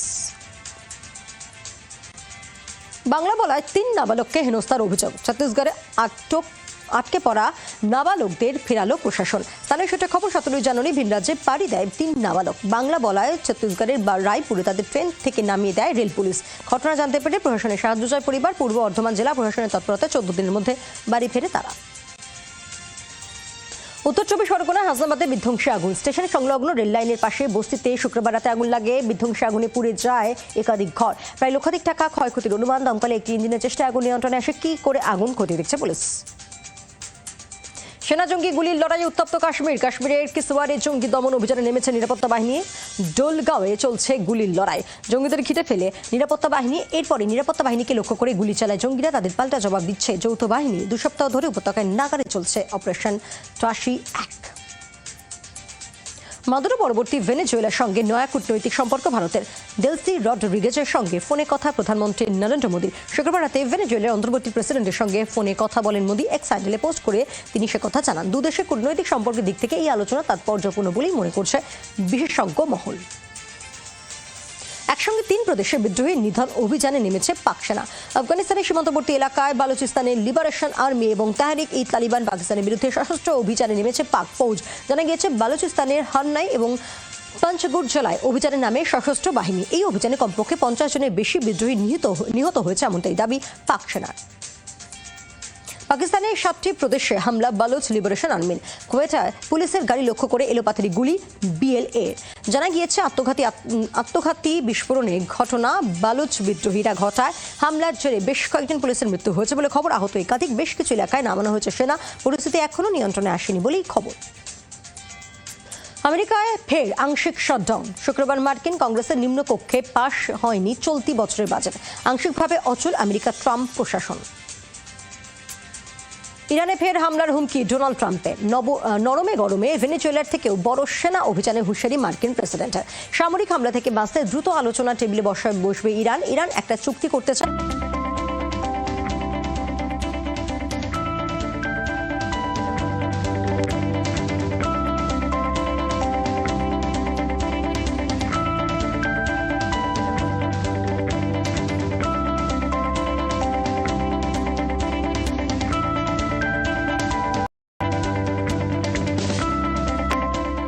শিরোনামে এখন নিবেদন করলেন ডক্টর অর্থ আয়ুর্বেদিক তেল ও ক্যাপসুল, গাঁটের ব্যথার অব্যর্থ ওষুধ।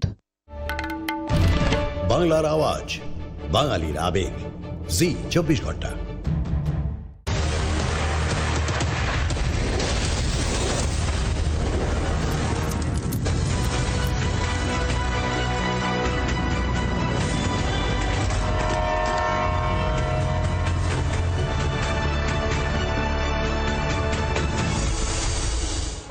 আর কিছু সময়ের অপেক্ষা, তারপরেই কেন্দ্রীয় অর্থমন্ত্রী নির্মলা সীতারামন বাজেট পেশ করবেন। বাজেট নিয়ে প্রত্যাশা রয়েছে। আর এই মুহূর্তে রাষ্ট্রপতি ভবন থেকে সংসদে পৌঁছে গিয়েছেন নির্মলা সীতারামন যে ছবি দেখছেন, আর প্রথমবার রবিবার বাজেট পেশ হচ্ছে। বাজেট 2026 মধ্যবিত্ত, শিল্পপতি, কৃষক, শেয়ার বাজার সব মহলের একটা প্রত্যাশা রয়েছে ভোটমুখী বঙ্গের জন্য।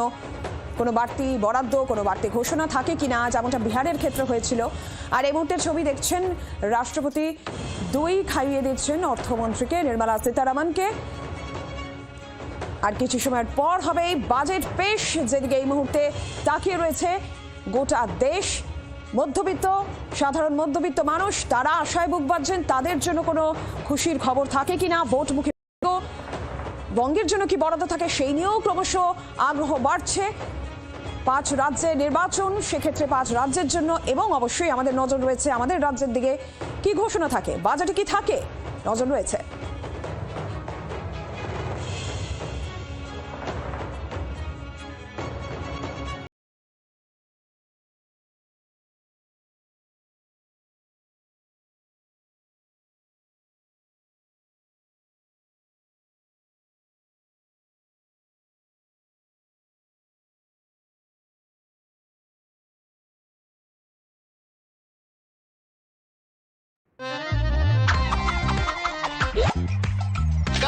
आप कट लो। नेक्स्ट कब मिलेगा हमारा चैंपियन?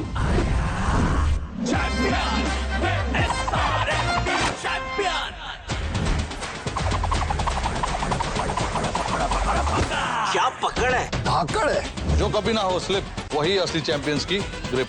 मिल गया। सीमेंट से पकड़ बनाए मजबूत SRMB 550D TMT बार। सेल्फी चाहिए या ऑटोग्राफ?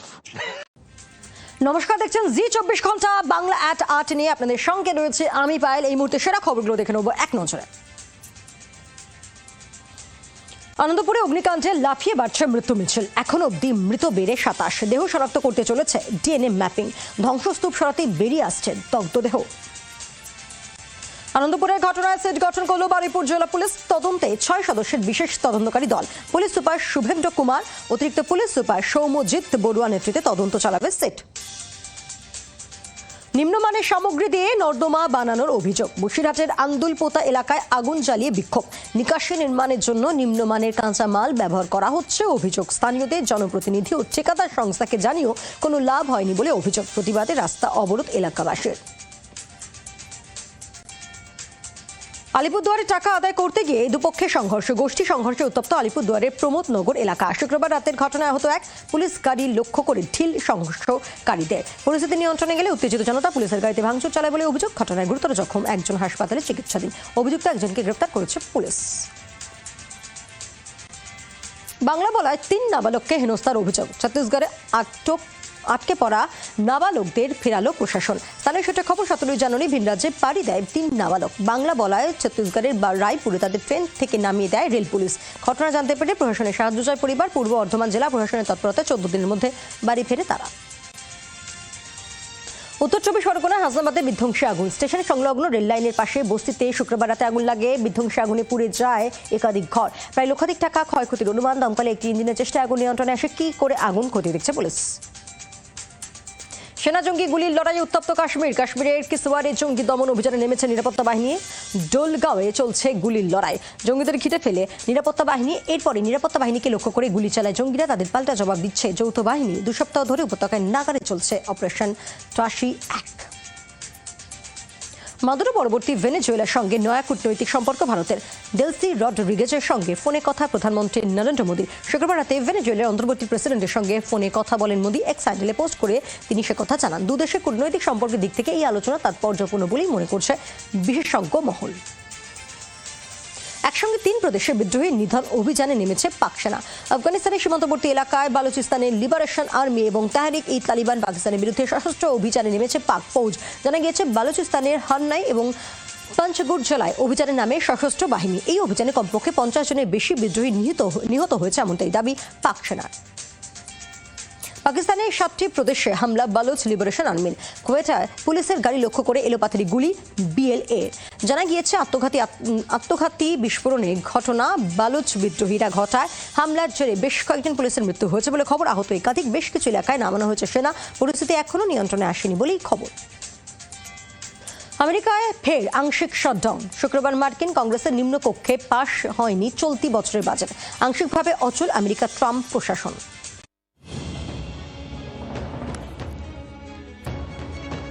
আজ কেন্দ্রীয় বাজেট টানা নভেম্বর বাজেট পেশ করবেন নির্মলা সীতারামন। কৃষক, রেলযাত্রী, বেতনভোগীদের জন্য কি সুখবর শোনাবেন নির্মলা? বাজেট নিয়ে তুঙ্গে প্রত্যাশা।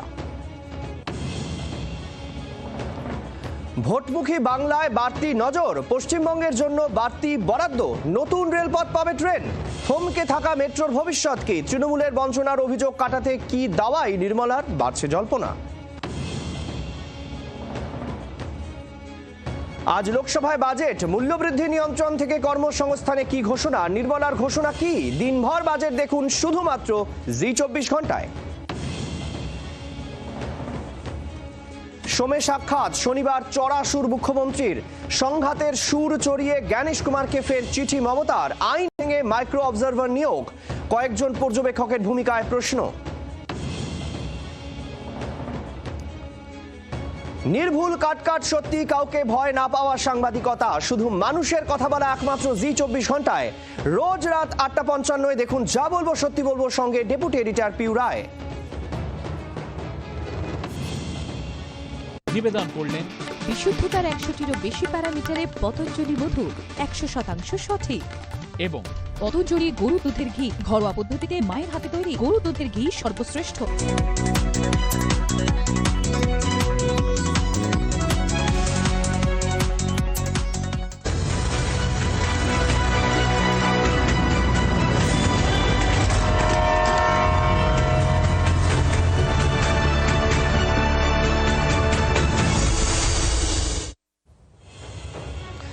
নমস্কার, দেখছেন জি24 ঘন্টা। আপনাদের সঙ্গে রয়েছে আমি সৈকত। আর মাত্র 1 ঘন্টার অপেক্ষা, তারপর গোটা দেশ জানতে পারবে যে তাদের সরকার অর্থাৎ কেন্দ্রীয় সরকার তাদের জন্য নতুন কি নিয়ে আসছে। কোন জিনিসের দাম বাড়ছে, কোন জিনিসের দাম কমছে। সারা বছর ধরে আপনি যে ইনকাম করছেন তাতে ট্যাক্স কোন রকম ছাড় দেওয়া হচ্ছে কিনা। সবচেয়ে বড় বিষয় থাকে যে এক্ষেত্রে কৃষির বাজেট কি বলছে, উচ্চশিক্ষার বাজেট কি বলছে।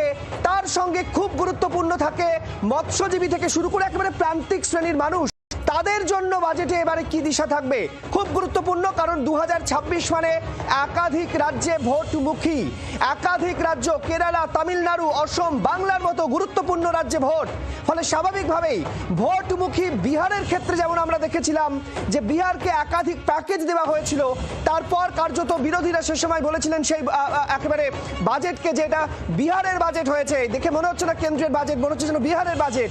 একইভাবে অন্ধ্রপ্রদেশ যেভাবে তিনি নির্মলা সীতারামন একেবারে দুহাত ভরে দিয়েছিলেন, এবারও কি ভোটমুখী বাংলা, কেরালা, তামিলনাড়ুর জন্য একই ধরনের ঘোষণা থাকবে? ফলে আশায় বুক বাঁধছে এই সমস্ত রাজ্যগুলি।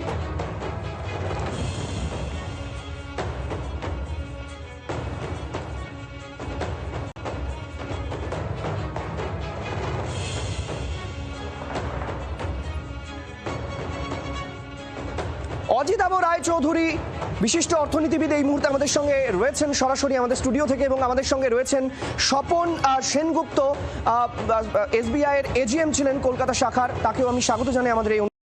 দুই বিশেষ অতিথিকে আমাদের জি24 ঘন্টার এই বাজেট আলোচনায় স্বাগত, এবং আমার সঙ্গে রয়েছেন অপর স্টুডিও থেকে আমার প্রতিনিধি নীলাঞ্জনাকেও আমি স্বাগত জানাই আমাদের এই অনুষ্ঠানে। আর নীলাঞ্জনা, প্রথমেই তোমার কাছে আমি যাব, একটা খুব গুরুত্বপূর্ণ বিষয় যেটা আমার মনে হয় সবচেয়ে বেশি নজর রাখার মতো এবারের বাজেটে আলোচনার বিষয়, সেটা হচ্ছে যে বাংলায় ভোট, অসমে ভোট, কেরালায় ভোট, তামিলনাড়ুতে ভোট, একাধিক রাজ্যে ভোট রয়েছে।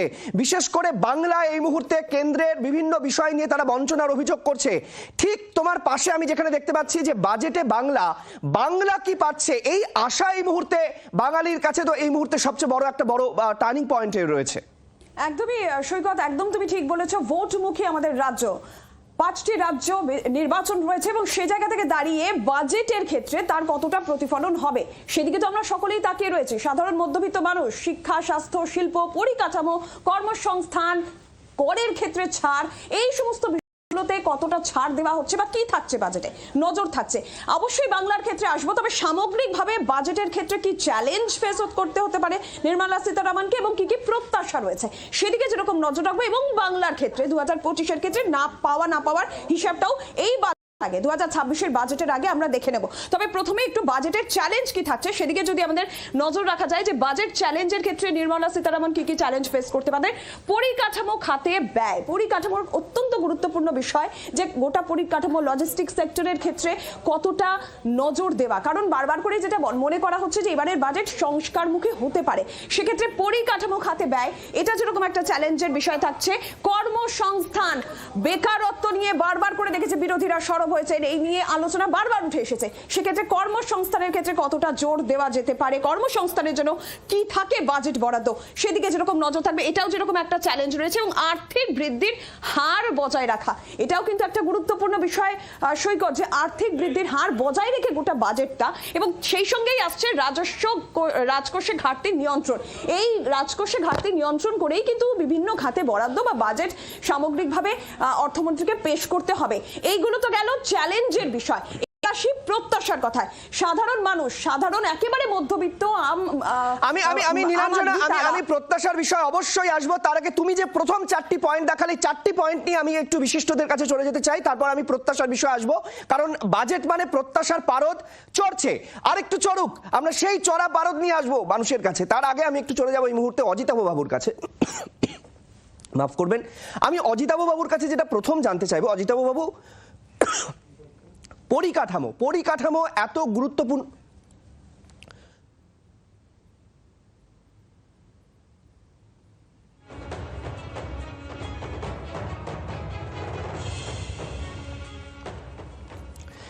অজিতাভ বাবুর কাছে যেটা জানতে চাইবো, অজিতাভ বাবু, পরিকাঠামো এমন একটা গুরুত্বপূর্ণ বিষয়, কংগ্রেস এবং বিজেপির মধ্যে মূলত তফাৎ এই ক্ষেত্রে কংগ্রেস তোলে যে আমরা একটা সময় যে পরিকাঠামো নির্মাণ করেছিলাম কেন্দ্রের একেবারে টাকায়, মানুষের করের টাকায় বিভিন্ন পরিকাঠামো নির্মাণ করেছিলাম, যেটা একটা দেশের ভবিষ্যৎকে সুদৃঢ় করতে পারে, কর্মসংস্থানের সুযোগ তৈরি করতে পারে। বিজেপি এসে সব বেসরকারিকরণ করে দিচ্ছে, বিক্রি করে দিচ্ছে, এলআইসিকে বাজারে ছেড়ে দিচ্ছে, ইত্যাদি ইত্যাদি। আপনার কাছে জানতে চাইবো যে এবারে নরেন্দ্র মোদী সরকারের এই বাজেট, ভোটমুখী একাধিক রাজ্যের ক্ষেত্রে বাজেট, এটাকে পরিকাঠামোয় জোর দেওয়া কত ইম্পর্টেন্ট এবং এক্ষেত্রে সংস্কার কতটা ইম্পর্টেন্ট? এটা বলার তো অপেক্ষা রাখে না যে পরিকাঠামোয় আমরা যেটা দেখেছি বিভিন্ন জায়গার আলোচনায়, 1 টাকা যদি সরকার ব্যয় করেন পরিকাঠামোয়, রাস্তা, ব্রিজ, এয়ারপোর্ট বা সেচের ব্যবস্থায় করেন, তাহলে হয়তো 1 টাকা 50 পয়সা বেসরকারি বিনিয়োগ বাড়ার উচিত।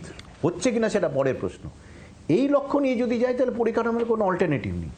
আর পরিকাঠামো সমস্ত বেসরকারীকরণ হয়ে যাচ্ছে। দেখুন, বিশ্বায়নের যুগে বেসরকারীকরণের একটা ঝোঁক আছে, এবং আজকে সরকারের আয় আমি যদি জাতীয় আয়ে দেখি 20% নেমেছে, যেটা আগে 30% ছিল। সব সরকার করে দেবেন বললে তো হবে না, এটা বেসরকারি ক্ষেত্রের দায়িত্ব থেকে যায়, তাদেরও পরিকাঠামো এগিয়ে আসতেই হবে। সেখানে সরকার পরিকাঠামোয় ব্যয় করবেন এবং সমস্ত বেসরকারীকরণ হচ্ছে এটা ঠিক নয়। যেটা মেজর ব্যাপার হচ্ছে পরিকাঠামোর ফাইন্যান্সিং, অর্থাৎ আর্থিক সংস্থানটা পরিকাঠামো কি করে হবে, সেটা কিন্তু প্রধান সমস্যা। এই নয় যে পরিকাঠামোয় খরচা হচ্ছে না, সরকার খরচা করছেন না, এগুলোর কোনো যুক্তি আমি দেখি না। কিন্তু অজিতবাবু, দ্বিতীয় যে পয়েন্টটা আমার এক্ষেত্রে খুব গুরুত্বপূর্ণ, সেটা হচ্ছে সরকার ভর্তুকি কত টাকা দিচ্ছে। এটা কিন্তু অর্থনীতির খুব গুরুত্বপূর্ণ একটা চ্যাপ্টার, যে অনেক ক্ষেত্রে আমরা দেখেছি কেন্দ্রীয় সরকার যখন প্রথম 2014 সালে ক্ষমতায় আসে, তখন কিন্তু ভর্তুকি অনেক ক্ষেত্রে বেশি ছিল। ধীরে ধীরে সরকারের ভর্তুকি কমানোর দিকে যাচ্ছে, কারণ সরকার মনে করে যে ভর্তুকি না দিয়ে যদি দেশের মানুষকে স্বাবলম্বী করে তোলা যায়, তাদেরকে অনেক বেশি তাদের হাতে টাকা দেওয়া যায়, কর্মসংস্থান হয়, বাজার সচল থাকবে, সেক্ষেত্রে দেশ এগোনোর ক্ষেত্রে এগিয়ে চলে। কিন্তু কংগ্রেস কিন্তু এটাই বিশ্বাসী ছিল না, কংগ্রেস ভর্তুকির দিকে বেশি বিশ্বাসী ছিল। ফলে এই ক্ষেত্রটাকে আপনি কতটা গুরুত্ব দিচ্ছেন এবারের বাজেটে? এবার আমি যদি বলি, প্রত্যেকটা রাজ্যে ভোট হচ্ছে, সেখানে নতুন নতুন স্কিম তৈরি হচ্ছে, যেটা কিন্তু সরাসরি লোকজনের হাতে টাকা পয়সা দেওয়া। সেটাকে আমি ভর্তুকি বলবো না, আমি কি বলবো? আমি তো তাকে সরাসরি আমি লক্ষ্মীর ভাণ্ডার পশ্চিমবঙ্গে, এখন অন্য রাজ্যগুলো অ্যাকচুয়ালি সমস্ত রাজ্যে এই ধরনের, বিশেষ করে মহিলাদের ক্ষেত্রে, অন্যান্য ক্ষেত্রে, এইগুলো তো ভর্তুকি। এইগুলো কি কোনো সরকার, সেটা আজকে যে সরকারি কেন্দ্রে আছেন, যে সরকার বা অপোজিশন বা বিপক্ষে যারা আছেন, কোনো সরকারই কি এটার কোনো পরিবর্তন চাইবেন? সুতরাং ভর্তুকি কমিয়ে দিচ্ছি মানে আমি বলতে পারি আজকে গ্যাসের ক্ষেত্রে মানে সাধারণ যে রান্নার গ্যাসে হয়তো ভর্তুকি কমাতে পারে, পেট্রোলে উঠে গেছে, কেরোসিনে উঠে গেছে, বা এখন কৃষিক্ষেত্র হয়তো ভর্তুকি সারের ক্ষেত্রে কিছু কিছু জায়গায় কমাচ্ছে, কিন্তু অন্যদিকে তো যাচ্ছে। সমস্ত মিলিয়ে ভর্তুকি বিভিন্ন রূপে আসছে। সেটাকে কমাতে গেলে কর্মসংস্থান বাড়িয়ে আয়ের পথ যদি না প্রশস্ত করতে পারি, তাহলে এর কোনো বিকল্প কিন্তু ওরকম মুখের কথায় হবে না। বেশ, অজিতবাবু আপনাকে সঙ্গে রাখছি, স্বপনবাবু আপনি থাকবো। আমি একটু দিল্লিতে চলে যাবো এই মুহূর্তে সরাসরি। আমাদের সঙ্গে আমার প্রতিনিধি নয়া দিল্লি থেকে রয়েছেন রাজীব। আমি রাজীবের কাছে একটু চলে যেতে চাইবো। রাজীব, একটা বিষয় খুব গুরুত্বপূর্ণ, সেটা হচ্ছে দিল্লিতে এই মুহূর্তে বলা যেতে পারে ঠান্ডা যথেষ্ট রয়েছে, কুয়াশা রয়েছে, ধোঁয়াশা রয়েছে, সবকিছুই রয়েছে। এবারের বাজেটেও তেমনই কি ধোঁয়াশাপূর্ণ থাকবে? দিল্লির বিরোধী রাজনীতিরা কি বলছেন?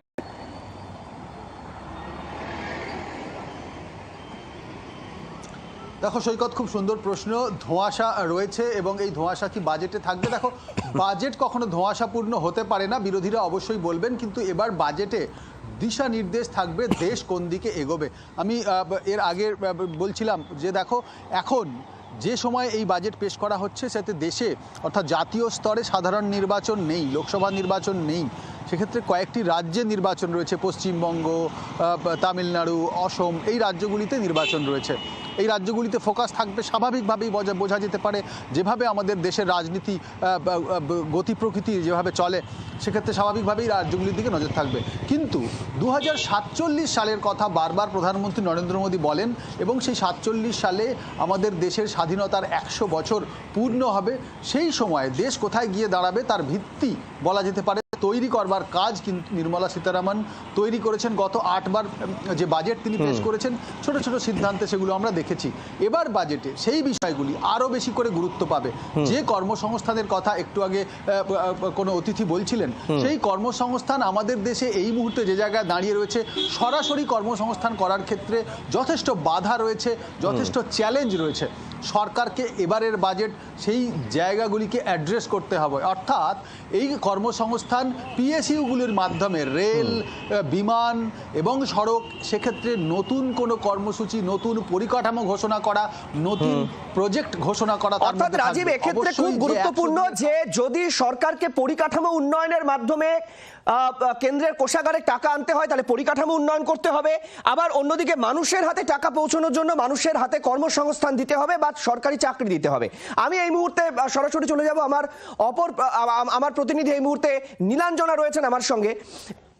আমি এই মুহূর্তে প্রধানমন্ত্রী মোদী সংসদে এই মুহূর্তে পৌঁছেছেন, আমি সেই ছবি আপনাদেরকে দেখাবো। প্রধানমন্ত্রী নরেন্দ্র মোদী তিনি সংসদে পৌঁছেছেন। সকাল 11টায় বাজেট শুরু হবে, সকাল 10:07:58 এই মুহূর্তে, এবং এই মুহূর্তে প্রধানমন্ত্রী নরেন্দ্র মোদী তিনি পৌঁছে গেলেন সংসদে। সেই ছবি আপনাদেরকে দেখাবো। প্রধানমন্ত্রী নরেন্দ্র মোদী সংসদ ভবনে পৌঁছে গিয়েছেন কিছুক্ষণের মধ্যে। সেই ছবি আমাদের হাতে চলে আসবে। মন্ত্রিসভার বৈঠকে আনুষ্ঠানিকভাবে বাজেটে ছাড়পত্র দেওয়া হবে, তারপর বাজেট পেশ।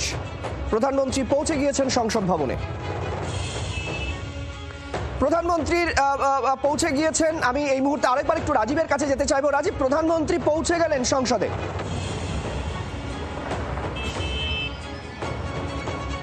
দেখো, যে বাজেট নিয়ে গত কয়েকদিন ধরে চর্চা হচ্ছে, সেই বাজেট পেশ করতে আর মাত্র 1 ঘন্টা বাকি, বলা যেতে পারে 1 ঘন্টাও বাকি নেই।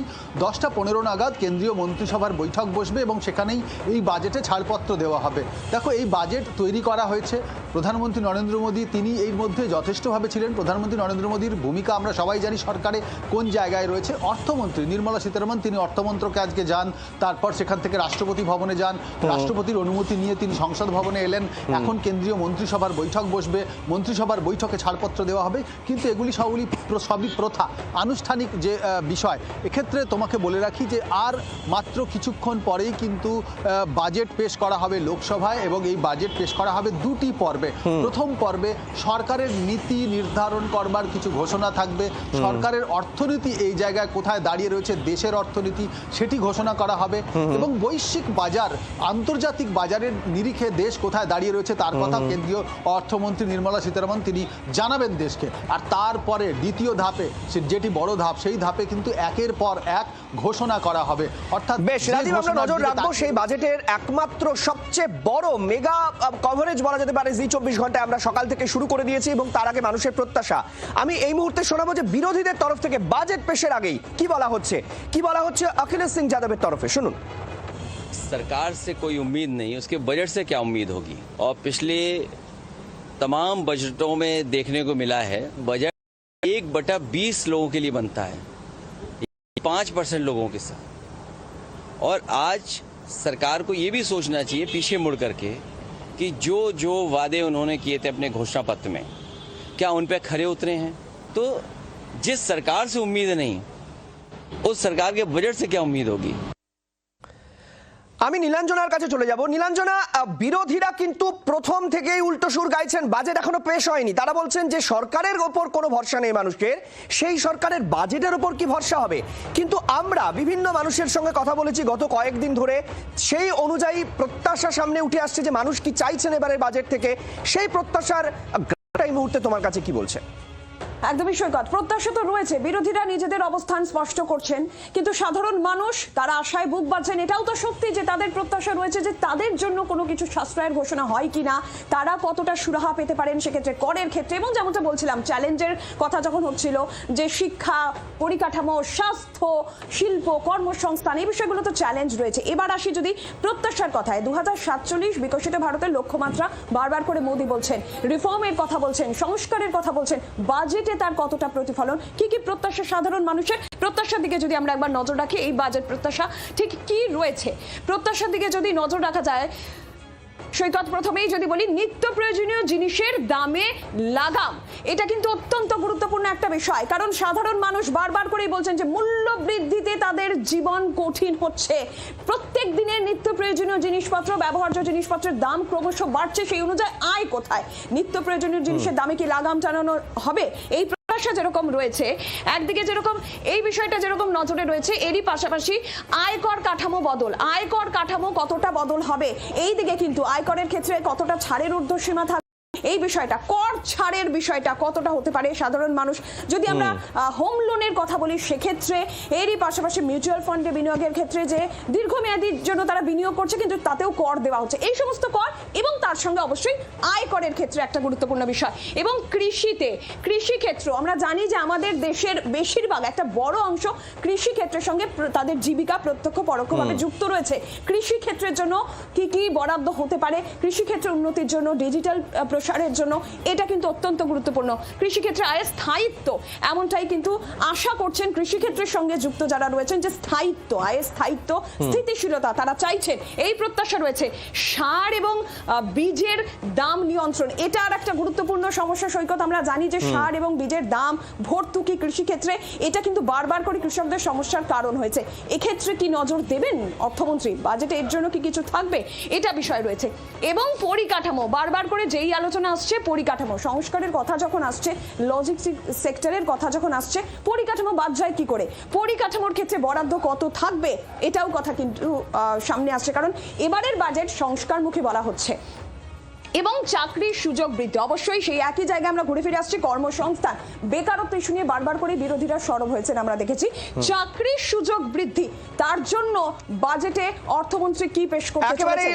নীলাঞ্জনা, খুব সুন্দরভাবে তুমি আমাদের প্রত্যাশাগুলিকে সামনে নিয়ে এলে, এবং সাধারণ মানুষের প্রত্যাশা নিয়েই আমি একটু চলে যেতে চাইবো। এই মুহূর্তে আমাদের সঙ্গে রয়েছেন স্বপন বাবু, এবং স্টেট ব্যাংকের সঙ্গে দীর্ঘদিন তার কর্মজীবনের অভিজ্ঞতা, গুরুত্বপূর্ণ পদে তিনি দায়িত্ব সামলেছেন। স্বপন বাবু, আপনার কাছে আমার প্রথম প্রশ্ন থাকবে, সেটা হচ্ছে আয়কর, যেটার জন্য একটা বড় অংশের মানুষের নজর থাকে আয়করের দিকে।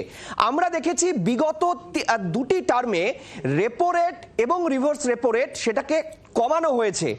রিভার্স রেপো রেট কমানোর অর্থ ব্যাংকের আয় এবং তার সঙ্গে মানুষের ইএমআই এর সুযোগ সুবিধা, অর্থাৎ রেপো রেট যদি কমানো হয় তাতে সাধারণভাবে তার সঙ্গে ব্যাংক অর্থাৎ যে হারে সুদ নেয় সেই সুদের হার যদি কমে, তাহলে মানুষকে কম টাকায় ঋণ দিতে পারবে এবং মানুষও কম টাকায় ইএমআই দিতে পারবে।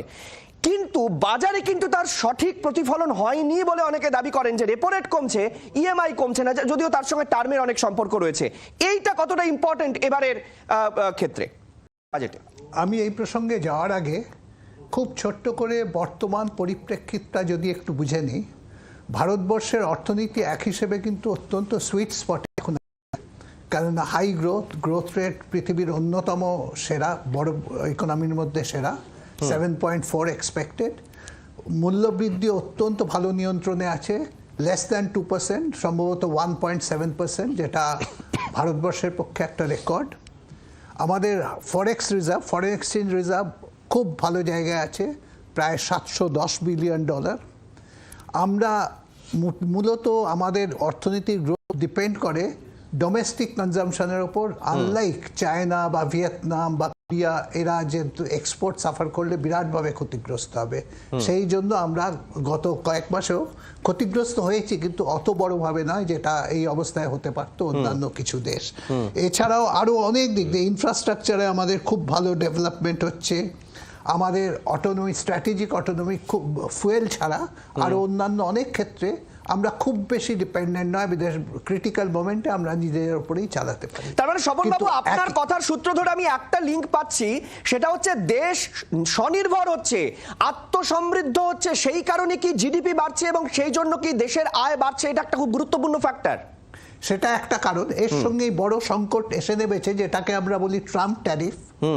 তারপরে ওর সঙ্গেই বোধহয় যুক্ত, সেটা হচ্ছে রুপির মূল্যায়নটা, রুপির ভ্যালুটা কমে গেছে ভিসাভি ডলার অলমোস্ট 7%। বেশ, আমি স্বপনবাবু আসবো। এই রুপি অর্থাৎ কোথাও একটা টাকার উত্থান পতন খুব গুরুত্বপূর্ণ একটা ফ্যাক্টর। এবারে আমি আসি ব্যাংকিং এর ব্যবস্থায়, যেটা আমি আসবো স্বপনবাবু, ব্যাংকিং এ আমি অবশ্যই আপনার কাছে আসবো। তার আগে এই মুহূর্তে আমার সঙ্গে সরাসরি আমার প্রতিনিধি এই মুহূর্তে শিলিগুড়ি থেকে রয়েছেন নারায়ণ সিংহ রায়। সেখানকার মানুষের প্রত্যাশা, বাজেট প্রত্যাশা কি বলছে নারায়ণ?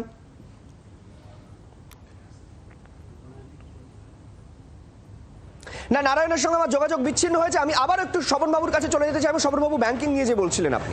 ব্যাংকিং ব্যবস্থা এখানেও বলি, গত বহু দশকের মধ্যে ব্যাংকের হেলথ, এখন ব্যাংকের ব্যালেন্স শিট এখন খুব ভালো জায়গায় আছে।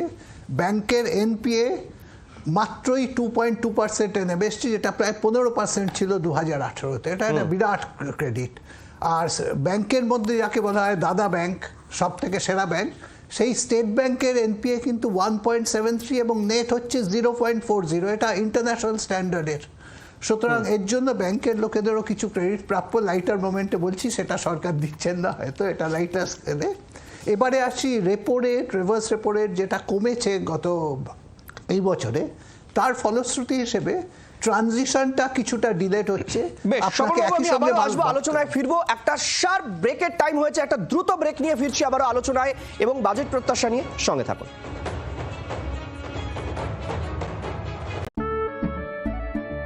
কেশরী আবেশে মন যোগী হলো রে, আনন্দে নেচব মাতোয়ারা হলো রে, কেশরী আবেশে মন যোগী হলো রে। প্রতি মুহূর্তে কেসের উৎসব উদযাপন করুন রেমন।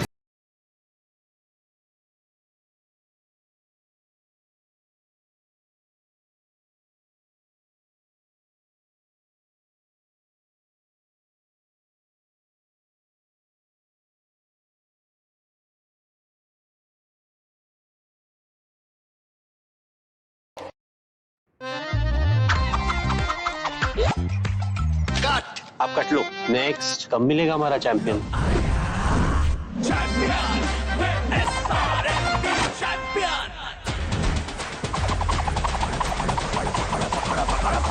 क्या पकड़ है? धाकड़ है। जो कभी ना हो स्लिप, वही असली चैंपियंस की ग्रिप। मिल गया। सीमेंट से पकड़ बनाए मजबूत। SRMB 550D TMT बार। सेल्फी चाहिए या ऑटोग्राफ? বাজেটের খবর। আজ নভেম্বর বাজেট পেশ করবেন কেন্দ্রীয় অর্থমন্ত্রী নির্মলা সীতারামন। প্রথমবার সংসদে বাজেট পেশ করা হবে আজ। বাজেট 2026 ঘিরে মধ্যবিত্ত থেকে শিল্পপতি, কৃষক থেকে শেয়ার বাজার, সব মহলেই চরম প্রত্যাশা। 5 রাজ্যে ভোটের আগে এই বাজেটে বড় চমক থাকতে পারে বলে মত অর্থনীতিবিদদের।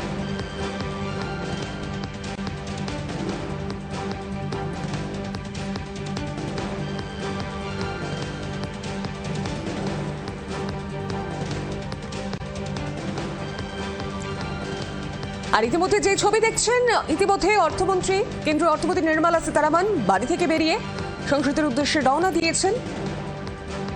সেই ছবি তুলে ধরছি জি 24 ঘন্টার পর্দায়।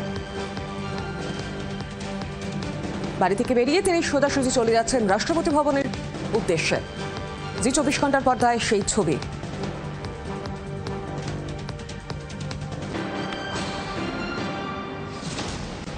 অর্থমন্ত্রকের দিকে যাচ্ছেন নির্মলা সীতারামন। বাজেট 2026 ঘিরে মধ্যবিত্ত থেকে শিল্পপতি, কৃষক থেকে শেয়ার বাজার সব দিকেই নজর। আম জনতা তাকিয়ে রয়েছেন কেন্দ্রীয় অর্থমন্ত্রী নির্মলা সীতারামনের দিকে।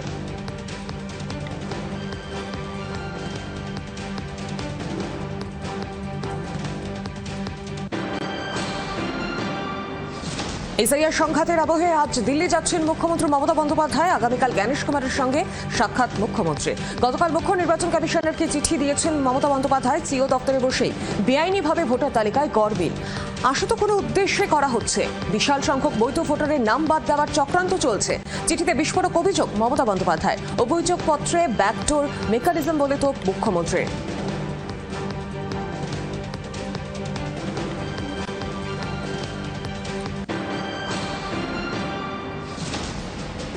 ভোটের বছরে তৃণমূলকে বিদেশে কুণ্ডল কাটা। পূর্ব বর্ধমানের ভাতারে বর্তমান এবং প্রাক্তন বিধায়কের দ্বন্দ্বে জেরবার স্থানীয় কর্মী সমর্থক। তৃণমূলের সভায় প্রাক্তন বিধায়ক বনমালী হাজরাকে আমন্ত্রণ না জানানো নিয়ে বিতর্কের সূত্রপাত। প্রতিবাদে পথে নামে বনমালী হাজরার অনুগামীরা। বিধায়ক মানগোবিন্দ অধিকারীকে নিশানা তৃণমূলের একাংশের। যদিও দ্বন্দ্ব নিয়ে মুখে কুলু প্রাক্তন এবং বর্তমান বিধায়কের, পাল্টা শাসক দলকে দিতেছে বিজেপি।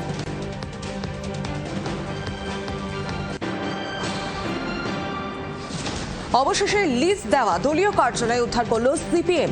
আর্থিক সংকটের জেরে ঘুষকারায় রবীন সেন ভবন ভাড়া দিয়েছিল বামেরা। মেয়াদ আনন্দপুর অগ্নিকাণ্ডে ঘটনাস্থলে আসতে 32 ঘন্টা দেরি মানতে নারাজ দমকল মন্ত্রী। পাল্টা বিরোধীদের বিরুদ্ধে রাজনীতির অভিযোগ সুজিতের। বললেন, গোডাউনে এত মানুষ থাকছেন ঠিক না।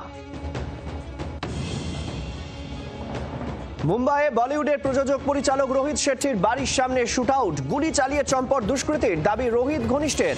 আন্ডারওয়ার্ল্ড যোগ খতিয়ে দেখছে মুম্বাই পুলিশ।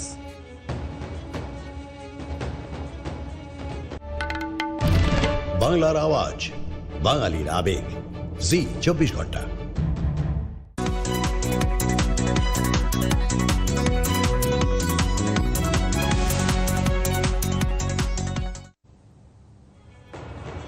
নজর রাখবো এই মুহূর্তের একটি গুরুত্বপূর্ণ খবরে। ভগবানপুরে আরএসএস এর সাধু সমাবেশে হামলার অভিযোগ।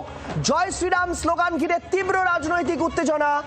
সূর্যানন্দ মহারাজের প্রবচনের সময় চড়াও হয় কিছু দুষ্কৃতী। খুনের হুমকিও দেওয়া হয় বলে অভিযোগ।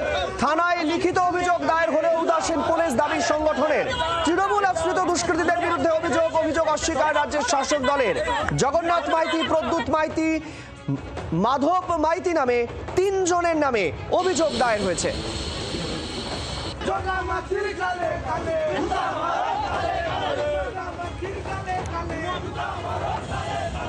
সূর্যানন্দ স্বামীজির উপর যে ধরনের অত্যাচার করেছে তৃণমূল, আমরা শুধু তৃণমূলের কাছে জানতে চাই যে জয় শ্রীরাম বলা কি অপরাধ?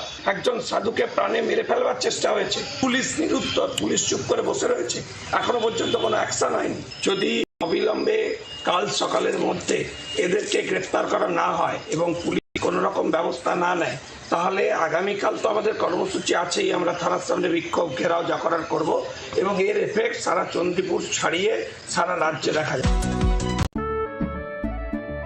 কেশরিয়া বেশে মন যোগী হলো রে, আনন্দে নেচে মন মাতোয়ারা হলো রে। কেশরিয়া বেশে মন যোগী হলো রে। প্রতি মুহূর্তে কেসের উৎসব উদযাপন করুন।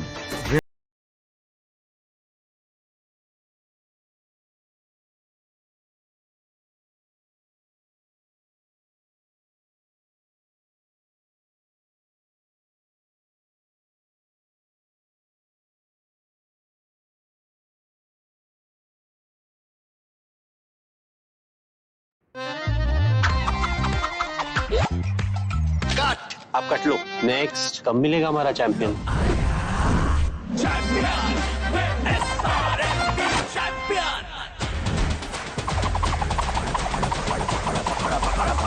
क्या पकड़ है? धाकड़ है जो कभी ना हो स्लिप। वही असली चैंपियंस की ग्रिप। मिल गया। सीमेंट से पकड़ बनाए मजबूत SRMB 550D TMT बार। सेल्फी चाहिए या ऑटोग्राफ?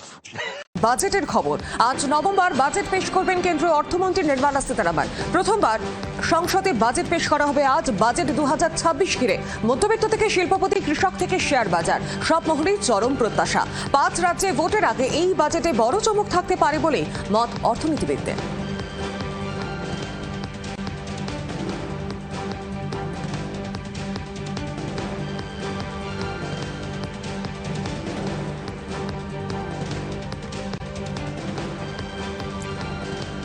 আর ইতিমধ্যে যে ছবি দেখছেন, ইতিমধ্যে কেন্দ্রীয় অর্থমন্ত্রী নির্মলা সীতারামন বাড়ি থেকে বেরিয়ে সংসদের উদ্দেশ্যে রওনা দিয়েছেন। সেই ছবি তুলে ধরছি জি 24 ঘন্টার পর্দায়।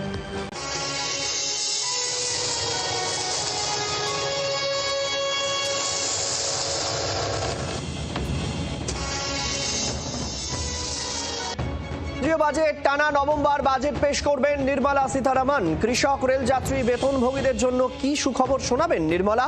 বাজেট নিয়ে তুঙ্গে প্রত্যাশা। ভোটমুখী বাংলায় বাড়তি নজর, পশ্চিমবঙ্গের জন্য বাড়তি বরাদ্দ, নতুন রেলপথ পাবে ট্রেন, থমকে থাকা মেট্রোর ভবিষ্যৎ কি? তৃণমূলের বঞ্চনার অভিযোগ কাটাতে কি দাওয়াই নির্মলার? বাড়ছে জল্পনা। লোকসভায় বাজেট, মূল্যবৃদ্ধি নিয়ন্ত্রণ থেকে কর্মসংস্থানে কি ঘোষণা? নির্মলার ঘোষণা কি? দিনভর বাজেট দেখুন শুধুমাত্র জি 24 ঘন্টায়।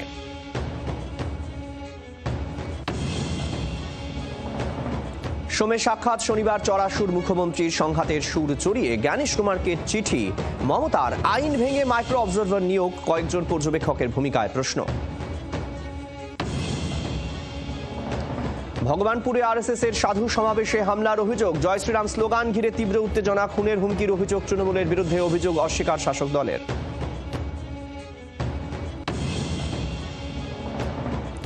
নির্ভুল, কাটকাট সত্যি, কাউকে ভয় না পাওয়ার সাংবাদিকতা, শুধু মানুষের কথা বলা একমাত্র জি 24 ঘন্টায়। রোজ রাত 8:55 দেখুন যা বলবো সত্যি বলবো, সঙ্গে ডেপুটি এডিটর পিউ রায়।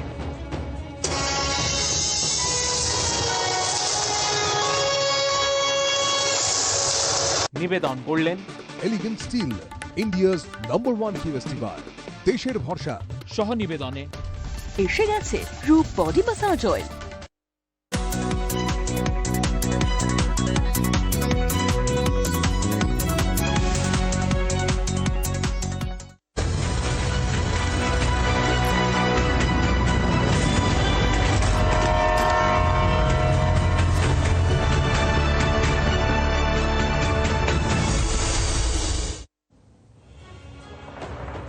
আর মাত্র 32 মিনিট 20 সেকেন্ড পরে কেন্দ্রীয় অর্থমন্ত্রী নির্মলা সীতারামন তিনি বাজেট পেশ করবেন সংসদে। ইতিমধ্যে প্রধানমন্ত্রী পৌঁছে গিয়েছেন সংসদে, নির্মলা সীতারামন পৌঁছে গিয়েছে। চূড়ান্ত তৎপরতা শেষ মুহূর্তে, গোটা দেশ তাকিয়ে রয়েছে এই মুহূর্তে সংসদে কেন্দ্রীয় অর্থমন্ত্রীর বাজেটের দিকে। আর তার সবচেয়ে বড় মেগা কভারেজ শুধুমাত্র জি 24 ঘন্টায়, সঙ্গে সব খবর। এবং সবচেয়ে বড় বিষয় হচ্ছে যে তার বিশ্লেষণ পাচ্ছেন জি 24 ঘন্টায় সকাল থেকে। মানুষের প্রত্যাশা আমরা প্রতি মুহূর্তে তুলে ধরছি। আর এই মুহূর্তে সবচেয়ে বড় খবর আপনাদের জানাবো যে বাজেট প্রত্যাশায় কিন্তু ঊর্ধ্বমুখী শেয়ার বাজার। এই মুহূর্তে দালাল স্ট্রিটের থেকে যে খবর আমাদের কাছে আসছে যে বাজেটের জন্য শেয়ার বাজার সকালে খোলার পরই কিন্তু ঊর্ধ্বমুখী। সেন্সেক্স, নিফটি দুটোই কিন্তু ঊর্ধ্বমুখী। সেন্সেক্স সূচক 200 পয়েন্ট ওপরে উঠেছে এমনটাই জানা যাচ্ছে। নিফটিও উঠলো 400 পয়েন্ট। দালাল স্ট্রিটের সবচেয়ে বড় খবর এই মুহূর্তে আপনাদের দিচ্ছি, এই প্রথম রবিবার বাজেট এবং বাজেটের জন্য খোলা শেয়ার বাজার। সাধারণত রবিবার বন্ধ থাকে দালাল স্ট্রিট এবং সেখানে আজকে সেন্সেক্স এবং নিফটি দুটোই ঊর্ধ্বমুখী। এবং অর্থনীতিবিদেরা বলেন যে এটা জেনারেল ট্রেন্ড, কারণ প্রত্যাশার আগে প্রত্যেকবারই দেখা যায় যে সেন্সেক্স নিম্নমুখী থাকে, এবারও তার অন্যথা নয়। তবে এবার রবিবার বাজেট পেশের দিন, রবিবারও কিন্তু খোলা রয়েছে ভারতীয় শেয়ার বাজার। প্রধানমন্ত্রী সংসদে পৌঁছেছেন, যেমনটা একটু আগে আপনাদের জানাচ্ছিলাম, সেই ছবি এবার আমাদের হাতে এসে পৌঁছেছে, সেই ছবি আপনাদেরকে দেখাবো। দেখুন, প্রধানমন্ত্রী নরেন্দ্র মোদী তিনি সংসদে পৌঁছেছেন, মন্ত্রিসভার বৈঠক, সেই বৈঠকে বাজেট পেশের ছাড়পত্র দেওয়া হবে। সেই ছবি আপনাদেরকে এই মুহূর্তে আমরা দেখাচ্ছি।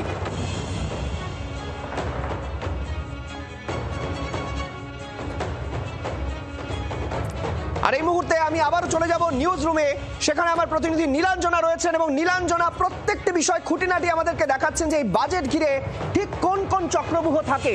আমি নীলাঞ্জনার কাছে আবারও চলে যাব। নীলাঞ্জনা, এবার তুমি আমাদের কি দেখাচ্ছ?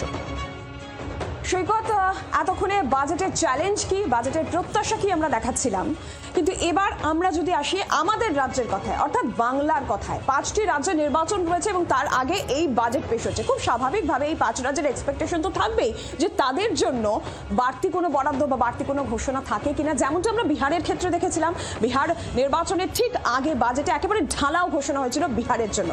বাংলার ক্ষেত্রে সেই বাড়তি বরাদ্দ কি আমরা পাবো, সেদিকে এক্সপেকটেশনের জায়গা যেরকম রয়েছে। তবে আমি এখন যেটা দেখাবো 2025-এর দিকে, যদি আমরা 25-এর বাজেটে যদি ফিরে যাই, বাংলার ক্ষেত্রে পাওয়া না পাওয়ার কি হিসেব ছিল, আমরা যদি বাংলার ক্ষেত্রে সেদিকটা দেখাই, 2025-এর বাজেটের ক্ষেত্রে সেই হিসাব যদি বাংলার ক্ষেত্রে আমরা তুলে ধরি যে কি পাওয়া না পাওয়ার হিসেব ছিল, কলকাতা অমৃতসর ইন্ডাস্ট্রিয়াল করিডোর, এটা যেরকম একটা পাওয়ার জায়গায় যদি থাকে সৈকত, আর এরই পাশাপাশি পূর্বোদয় প্রকল্প, আমরা জানি যে পূর্ব দিকের যে রাজ্য, সেখানে ঝাড়খণ্ডের মতন রাজ্য রয়েছে, এই পূর্বোদয় প্রকল্প একটা পাওয়ার জায়গায় যদি থাকে, কিন্তু না পাওয়ার লিস্টটাও কিন্তু রয়েছে। বিশেষ করে বরাদ্দ কিন্তু গতবারে বাজেটের ক্ষেত্রে ছিল না, কিন্তু এবার পুরো পরিস্থিতি আলাদা। এবার বিধানসভা নির্বাচন রয়েছে এবং এই জায়গা থেকে এই প্রশ্ন আসছে যে বিধানসভা নির্বাচন যখন সামনে রয়েছে, বাজেটে যখন সংস্কারের কথা বলা হচ্ছে, তাহলে সংস্কার এবং ভোট এই দুটোকে সামঞ্জস্যে রেখে বাংলার ক্ষেত্রে কি বাজেট পেশ হবে, সেই বিষয়টা যেরকম রয়েছে। এবং ঘাটাল মাস্টার প্ল্যান নিয়েও নীরবতা গতবার বাজেটের ক্ষেত্রে দেখেছি।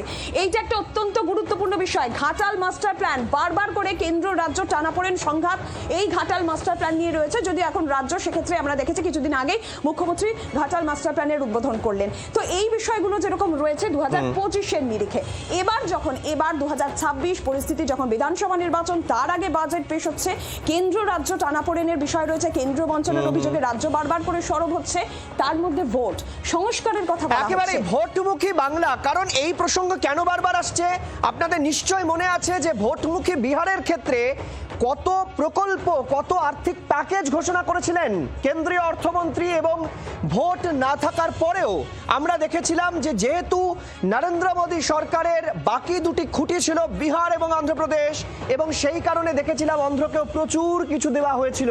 কিন্তু এবার ভোটমুখী বাংলা, অসম, তামিলনাড়ু, কেরালা, একাধিক রাজ্য, স্বাভাবিকভাবেই সেই ভোটমুখী বাংলার জন্য কি থাকবে। আমি অজিতাভ রায়চৌধুরী আমাদের সঙ্গে রয়েছেন, আমি তো অজিতাভর কাছে চলে যেতে চাইবো। অজিতাভ বাবু, একদম সোজা সাপটা যদি প্রশ্ন করি, যে যদি ভোটের ভেটি নিয়ে আলোচনা হয়, কারণ এখন তো রাজনীতি বা বাজেট অনেকটা বেশি এই ধরনের আলোচনার দিকে চলে যাচ্ছে, মানুষও শুনতে পছন্দ করেন, বাংলার মানুষ জানতে চাইছেন কেন্দ্রীয় সরকার এবারে ভোটমুখী বাংলার জন্য কি দেবে, কতটা জায়গা রয়েছে দেওয়ার। সমস্যাটা হচ্ছে যে ভোটমুখী বাংলার জন্য দুটো তিনটে জিনিস হয়। একটা হচ্ছে আমরা দেখি রেল প্রকল্প হয়, মেট্রো রেল বা অন্যান্য রেল প্রকল্প, এটা একটা জায়গা যেটা হয়। আর অন্যদিকে যেগুলো রাজ্য এবং কেন্দ্রের যুগ্ম দায়িত্বে আছে, সেইখানের কতটা কেন্দ্রীয় প্রকল্প আমাদের দিকে আসবে সেটা খুব বলা মুশকিল। বিশেষ করে পরিকাঠামোর ক্ষেত্রে যদি আমরা কিছু পাই, আর কৃষিক্ষেত্র বা শিল্পক্ষেত্রে আলাদা করে কিছু করা জায়গাটা যে খুব বেশি আছে বলে আমার মনে হয় না। এবং একটা জিনিস মনে রাখতে হবে, সব কিছু কিন্তু বাজেটে আসে না। আমরা দেখি সারা বছর ধরে অ্যানাউন্সমেন্ট হয়। এখন যেহেতু ভোটটা আসছে, যদি শিল্পক্ষেত্রে কোথাও শিল্প তালুক বা কোথাও কিছু ক্ষেত্রে কিছু অ্যানাউন্সমেন্ট হয়, এবং রেলের ক্ষেত্রে বা মেট্রো রেল বা এই জাতীয় জিনিসে কিছু অ্যানাউন্সমেন্ট হতে পারে, এই বিষয়ে আমি যে খুব একটা আশা করছি। অজিতবাবু, আমি একটু আপনার বক্তব্য কেটে একটা বিষয় না জিজ্ঞাসা করে পাচ্ছি না। সেমিকন্ডাক্টর কারখানা, এই সেমিকন্ডাক্টর কারখানা কলকাতায় হওয়ার কথা, এবং এ নিয়ে মমতা বন্দ্যোপাধ্যায় বলেন আমরা এনেছি, নরেন্দ্র মোদী সরকার বলেন আমরা এনেছি। সেমিকন্ডাক্টর কারখানা ভারতবর্ষের জন্য কতটা গুরুত্বপূর্ণ, এক। দুই হচ্ছে, আপনি বলছেন যৌথ প্রকল্পের কথা, যদি যৌথ প্রকল্পের কথাও ধরি যে ঘোষণা হয়, সেক্ষেত্রে তো এই রাজ্যে বাধা দেওয়া হয় বলে প্রধানমন্ত্রী সদ্য অভিযোগ করে গেছেন। এক হচ্ছে সেমিকন্ডাক্টর প্রকল্পটার যে ধরনটা সেটা খুব ইম্পর্টেন্ট। সেটা হচ্ছে ওই সাবসি, মানে সমুদ্রের তলা দিয়ে কেবল যাবে, এবং তারপর এইটা একটা হয়েছিল। আর একটা হচ্ছে সেমিকন্ডাক্টরের প্রসেসিং পার্টটা, মানে ওই একদম সেমিকন্ডাক্টর তৈরির কিন্তু কোনো প্রকল্প ছিল না। প্রসেসিং এর পার্টটা ছিল। তো সেটা এই মুহূর্তে কতটা এগিয়েছে তো এর তো হিসাব হয়তো পাওয়া যাবে, আমি জানি না, অনেক ক্ষেত্রে এটা দেওয়া হয়। আর দ্বিতীয় প্রশ্নটা তুমি যেন কি করলে? আমি হ্যাঁ একেবারে যেটা জানতে চাইছিলাম যে সাধারণ মানুষের ক্ষেত্রে মানে কতটা সম্ভব এই ভোটমুখী বাংলাকে দেওয়া, কতটা মানে যৌথ প্রকল্পের ক্ষেত্রে কি হবে, যে তুমি বললে যে এটা তো মানে সমস্তটা রাজ্য, কেন্দ্র বলছে রাজ্য আটকে রাখে, রাজ্য বলছে কেন্দ্র দেয় না, কিন্তু যৌথ প্রকল্প মানে যেমন ধরা যাক আমাদের বড় প্রকল্পগুলো কোথায় আসে, এক হচ্ছে যেটা পশ্চিমাঞ্চল বলি, অর্থাৎ খনিজ, স্টিল, ইস্পাত, কয়লা, এই জায়গাগুলোতে অনেক ইনভেস্টমেন্ট হয়। আর বড় ইনভেস্টমেন্ট কিন্তু সরকারি প্রকল্পে আজকাল আসে না, আসে প্রাইভেট সেক্টর থেকে, বেসরকারি ক্ষেত্র থেকে। সেই বেসরকারি ক্ষেত্রে তো বাজেটে অ্যানাউন্সমেন্ট হবে না, পরিকাঠামোতে যদি অর্থাৎ সরকার যদি বলেন আমি আজকে সেমিকন্ডাক্টর এবং ইত্যাদির জন্য গুজরাটে যেমন একটা পুরো শহর তৈরি হয়ে গেছে, ওরকম শহরের জন্য আমরা একটা আরবান ডেভেলপমেন্টের জন্য একটা চিন্তা ভাবনা করছি, এবং সেটা সরকারের সঙ্গে করবে, সরকার জমি দিতে পারে, সরকার অন্যান্য সুবিধা দিতে পারে, রাজ্য সরকার, সেখানে কেন্দ্রীয় সরকার যদি সেটা বলেন তার একটা মানে হয়। কিন্তু আমি খুব একটা প্রত্যাশী নই যে সেরকম একটা বড় ইনভেস্টমেন্ট। আমরা নজর রাখছি এবং আলোচনাও চলতে থাকবে, এই জার্নি চলবে, কারণ খুব অনেক কিছু প্রত্যাশার আমাদের বুকের ছাতি ফুলছে যত সময় এগোচ্ছে। আমরা প্রত্যাশা প্রার্থী, আমরা প্রত্যাশা রাখছি। আমি এই বাজেটের জায়গাগুলো প্রত্যেকটা জিনিস আলোচনা করতে চাইছি এবং সঙ্গে প্রত্যাশা, সাধারণ মানুষের প্রত্যাশা। আর সাধারণ মানুষের প্রত্যাশা জানার জন্য আমাদের দুই প্রতিনিধি দুই জায়গায় এই মুহূর্তে রয়েছেন। বাসুদেব রয়েছেন আসানসোল থেকে এবং বীরভূম থেকে আমাদের প্রতিনিধি প্রসেনজিৎ মালাকার রয়েছেন। আমি প্রথমে একটু প্রসেনজিতের কাছে চলে যেতে চাইবো। প্রসেনজিৎ, এই মুহূর্তে বীরভূমবাসী তারা কি চাইছেন বাজেট থেকে?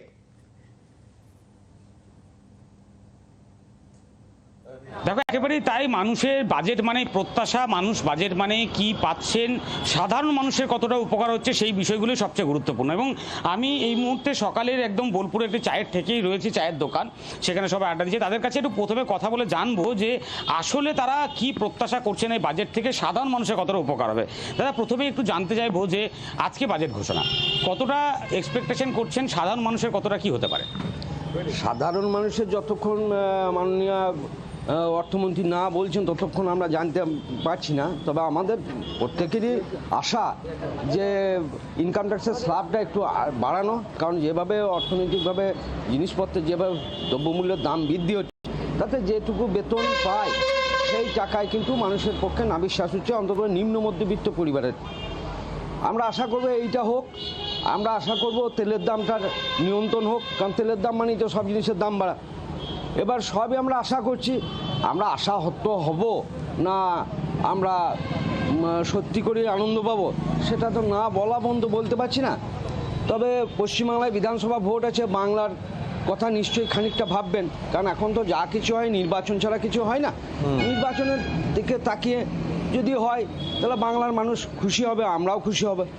তবে একেবারে তুমি শুনলে যে একদিকে যেমন মানুষ চাইছে তাদের শান্তির জন্য, তেমনি আরও মানুষ আছে, তাদের সাথে একটু কথা বলো। দাদা, একবার একটু জানতে চাইবো, আজকে তো বাজেট ঘোষণা, তাহলে সাধারণ মানুষের প্রাপ্তি কি কিছু আদৌ হবে? সাধারণ মানুষের অবশ্যই প্রাপ্তি হবে, কারণ দেশ এখন প্রান্তিক মানুষের জন্য ভাবছে। প্রান্তিক মানুষ উপকৃত হলে বাজার অর্থনীতি চাঙ্গা হবে এবং মানুষের আয় বাড়বে। এবং সেই দিক থেকে দেখে আজকে যেটা আমরা দেখতে পাচ্ছি, এই যে সোনার উপর দামের যে পতন ঘটলো, এই যে একটা গেম চলছে, এই গেমটা মানে প্রত্যাশিতই গেম। এবার এর জন্য কিন্তু খুব ভালো বক্তব্য রাখছেন, খুব ভালো প্রসেনজিৎ, উনি খুব সুন্দরভাবে বলছেন এই যে সোনার উপর দাম পড়ে যাওয়া, এটা যে বৈশ্বিক অর্থনীতির একটা অস্থির পরিস্থিতির ফল, এই খবরও সাধারণ মানুষ রাখছেন।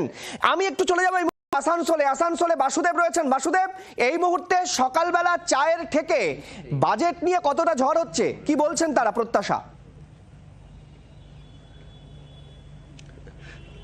দেখো, সকাল থেকেই কিন্তু আসানসোলে আমরা বিভিন্ন চায়ের থেকে গিয়েছি, সেখানে কিন্তু সত্যি ঝড় উঠেছে এবং বেশিরভাগ আমরা পাচ্ছি যেটা বয়স্ক যারা, তারা বিভিন্ন রকম দাবি তুলছে। সাধারণত কি দাবি আপনাদের তুলছেন, আপনারা কি প্রত্যাশা করছেন? আমি শ্যামল সিনহা, আমি রাইফেল শুটিং ইন্টারন্যাশনাল জাজ।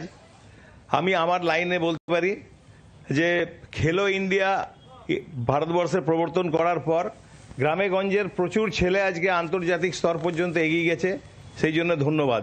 এবং সেই সঙ্গে সঙ্গে আরেকটা জিনিস বলতে চাই যে খেলাধুলোর মানকে উন্নত করতে গেলে যে ইনস্ট্রুমেন্ট, সেই ইনস্ট্রুমেন্টের ওপর থেকে অন্তত জিএসটিটা তুলে এই খেলোয়াড়দেরকে একটু উদ্বুদ্ধ করুন। অর্থাৎ খেলাধুলার জিনিস থেকে জিএসটিটা তুলে দেওয়ার কি বলবেন, আপনার কি প্রত্যাশা? আমাদের প্রত্যাশা পেট্রোল ডিজেলের মূল্য বৃদ্ধি যে হচ্ছে জিএসটিটা ইমিডিয়েট তোলা উচিত এবং সাধারণ মানুষের সাথে, গরিব মানুষের সাথে জিনিসপত্রের দাম অবিলম্বে কম উচিত এবং লোকাল ট্রেনগুলো যেভাবে সময় দেরি করছে, লোকাল ট্রেন ভাবে যে কমিয়ে দেওয়া হচ্ছে এবং বন্দে ভারতের নাম করে সাধারণ গরিব মানুষ যে ট্রেনে যায় সেই ট্রেনের যাতে পরিষেবা ঠিকঠাক থাকে, ভালো ট্রেন দিক, বন্দে ভারত দিক, কিন্তু তার সঙ্গে লোকাল ট্রেনের পরিষেবাগুলো সাধারণ মানুষের স্বার্থে এগুলো দেখা উচিত সরকার। ওষুধ নিয়ে কি বলবেন? আপনি তো ওষুধ ব্যবসা করেন। আমি শাইন ফার্মাতে আছি, তা আমার মনে হয় যে ওষুধের যে চড়া হারে ওষুধের দাম বেড়েছে, সাধারণ মানুষের নাগালের বাইরে চলে গেছে, সেটা যদি একটু কম করা হয় তাহলে সাধারণ মানুষ একটু উপকৃত হবে। আপনি তো ইনকাম ট্যাক্সের আইনজীবী, একটু যদি স্ল্যাব নিয়ে কিছু বলেন। স্ল্যাবটা বাড়ানো দরকার, আর যেসব স্ল্যাব বাড়িয়েছেন কিন্তু অনেক কিছু অ্যালাউন্স যেটা বন্ধ হয়ে গেছে, তার জন্য মানুষের উপর প্রচুর চাপ পড়ছে এবং যে জিনিসপত্রের যে দাম বেড়ে গেছে সেইটা নিয়ে ম্যাডামের কাছে আমরা একটা অনুরোধ করব আমাদের ফিনান্স মিনিস্টারের কাছে, যে উনি যেন দামটা নিয়ন্ত্রণে রাখার চেষ্টা করেন। একেবারে, অর্থাৎ আমরা বাসুদেব খুব সুন্দরভাবে তুমি আমাদের এই উপস্থাপনগুলো তুলে ধরলে, এই কারণে যে পাঁচটি বিষয় 5 রকমের মানুষের প্রত্যাশা আমরা শুনলাম। প্রসেনজিৎ আরো বেশ কয়েকটি বিষয় প্রত্যাশা আমাদেরকে শোনালেন। কারণ দেখুন, বাঙালিদের ক্ষেত্রে যদি আমি আলোচনা করি, বাঙালিরা কিন্তু সোনা যা পরেন তার থেকে বেশি জমাতে ভালোবাসেন, ফলে স্বাভাবিকভাবেই সোনা কিনতে পারছেন না, বিয়ের মরশুম যাচ্ছে, সোনা কিনতে পারছেন না, ফলে এটাও খুব গুরুত্বপূর্ণ এবারের ফ্যাক্টর ছিল। আমি এই মুহূর্তে শোনাবো মানুষজন কি বলছেন, শিয়ালদহে যারা আসছেন যাচ্ছেন, ট্রেনে আসছেন যাচ্ছেন, সেই সমস্ত যাত্রীরা কি বলছেন এবারের বাজেট নিয়ে, শুনুন।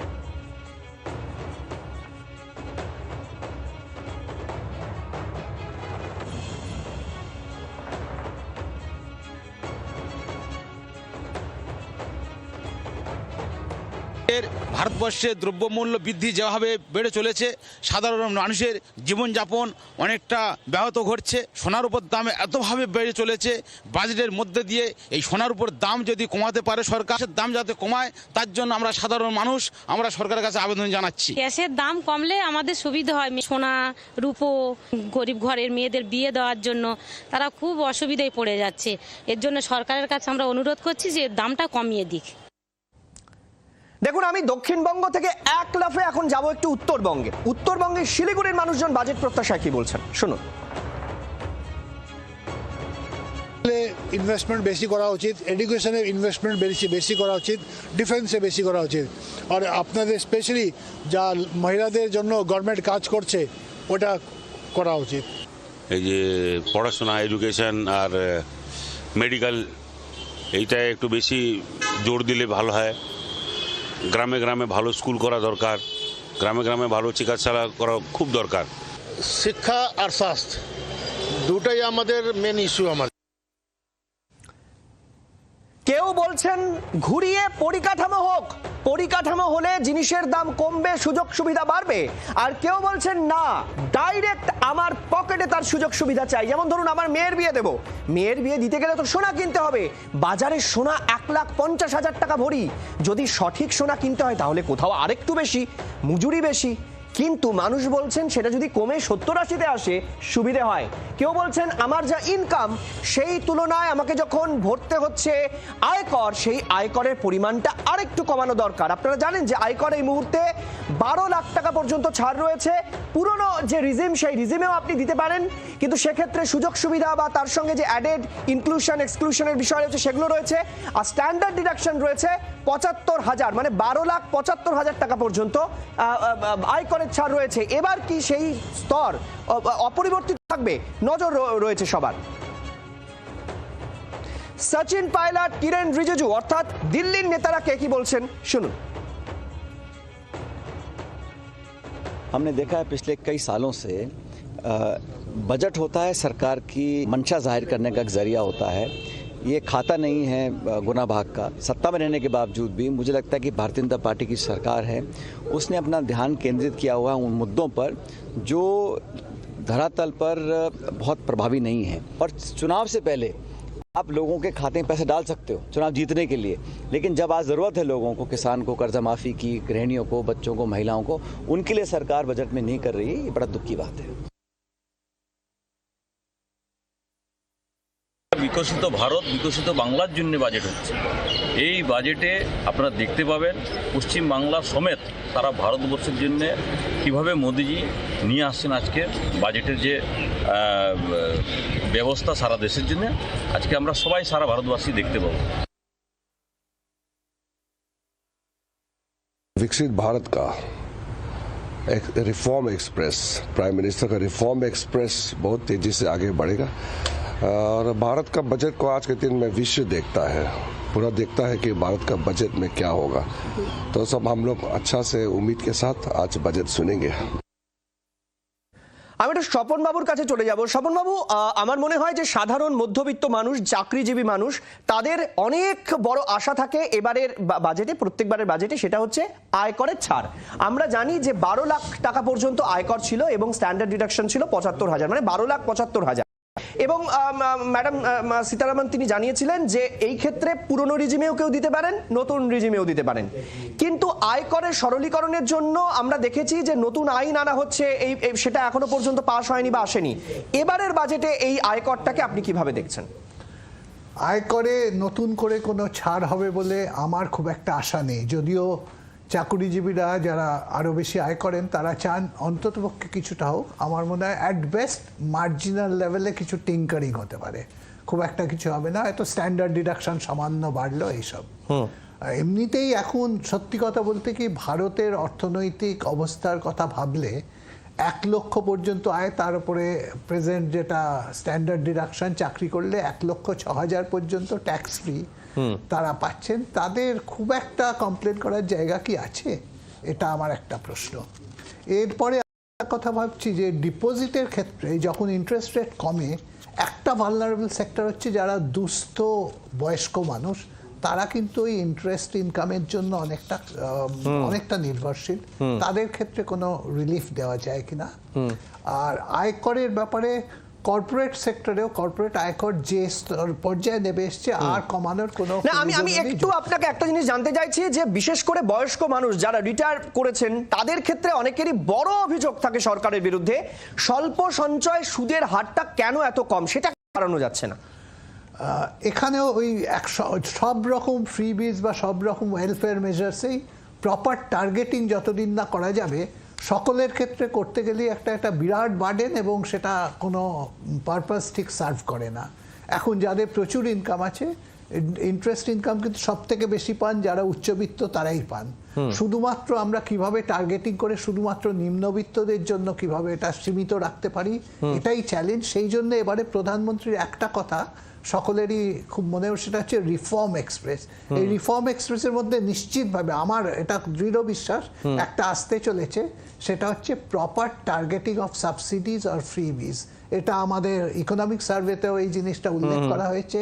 এই প্রপার টার্গেটিংটা অত্যন্ত জরুরি। খুব গুরুত্বপূর্ণ একটা কথা বললেন প্রধানমন্ত্রীর বক্তব্যে, ইঙ্গিত রয়েছে যে প্রধানমন্ত্রী সংস্কারমুখী বাজেট, এবং সেটা কিভাবে সংস্কার না, নিম্নবিত্ত সাধারণ মধ্যবিত্ত মানুষের জন্য কিছু রিলিফকে সামনে রেখে বাজেটকে সংস্কারমুখী করে তোলা। যদিও বাজেট মানে দু রকমের কথা আমাদের মাথায় আসে, একটা হচ্ছে সংস্কারমুখী বাজেট, আরেকটা হচ্ছে উদারমুখী বাজেট। নরেন্দ্র মোদী সরকারের বাজেট যে উদারমুখী নয়, একথা বিরোধীরা বারবার বলে, কিন্তু সংস্কারের ক্ষেত্রে সাধারণ মানুষের পকেটে কতটা স্বস্তি থাকবে, এটাই এবারের বাজেটের অন্যতম আলোচনার বিষয়। বিরতির পর আবার আলোচনায় আসছি, সঙ্গে থাকুন।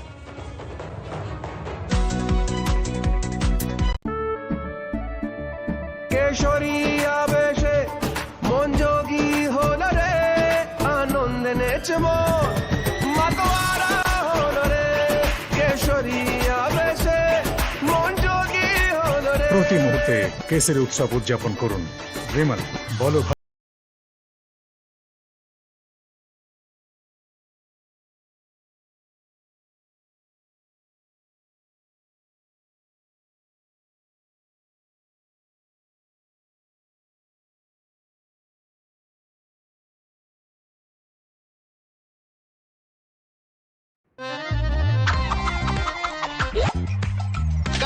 आप कट लो। नेक्स्ट कब मिलेगा हमारा चैंपियन? क्या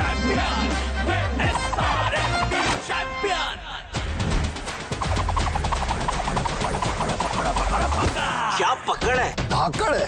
जो कभी ना हो स्लिप, वही असली चैंपियंस की ग्रिप। मिल गया। सीमेंट से पकड़ बनाए मजबूत SRMB 550D TMT बार। सेल्फी चाहिए या ऑटोग्राफ? বাজেটের খবর। আজ নভেম্বর বাজেট পেশ করবেন কেন্দ্রীয় অর্থমন্ত্রী নির্মলা সীতারামন। প্রথমবার সংসদে বাজেট পেশ করা হবে আজ। বাজেট 2026 ঘিরে মধ্যবিত্ত থেকে শিল্পপতি, কৃষক থেকে শেয়ার বাজার সব মহলেই চরম প্রত্যাশা। 5 রাজ্যে ভোটের আগে এই বাজেটে বড় চমক থাকতে পারে বলেই মত অর্থনীতিবিদদের।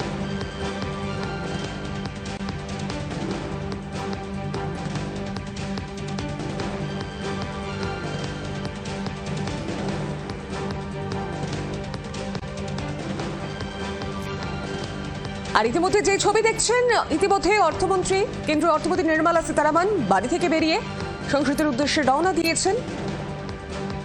সেই ছবি তুলে ধরছি জি 24 ঘন্টার পর্দায়। বাড়ি থেকে বেরিয়ে তিনি সোজাসুজি চলে যাচ্ছেন রাষ্ট্রপতি ভবনের উদ্দেশ্যে। জি 24 ঘন্টার পর্দায় সেই ছবি।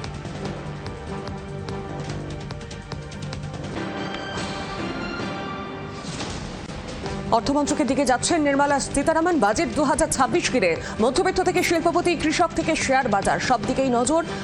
আম জনতা তাকিয়ে রয়েছেন কেন্দ্রীয় অর্থমন্ত্রী নির্মলা সীতারামনের দিকে।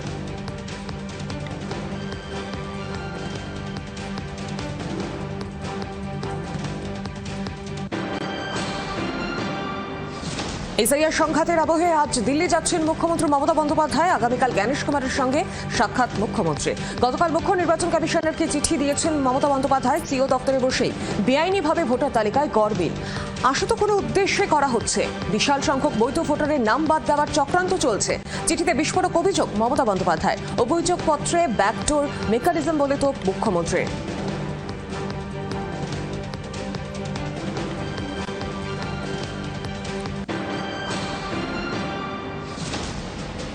ভোটের বছরে তৃণমূলকে বিদেশে কুণ্ডল কাটা। পূর্ব বর্ধমানের ভাতারে বর্তমান এবং প্রাক্তন বিধায়কের দ্বন্দ্বে জেরবার স্থানীয় কর্মী সমর্থক।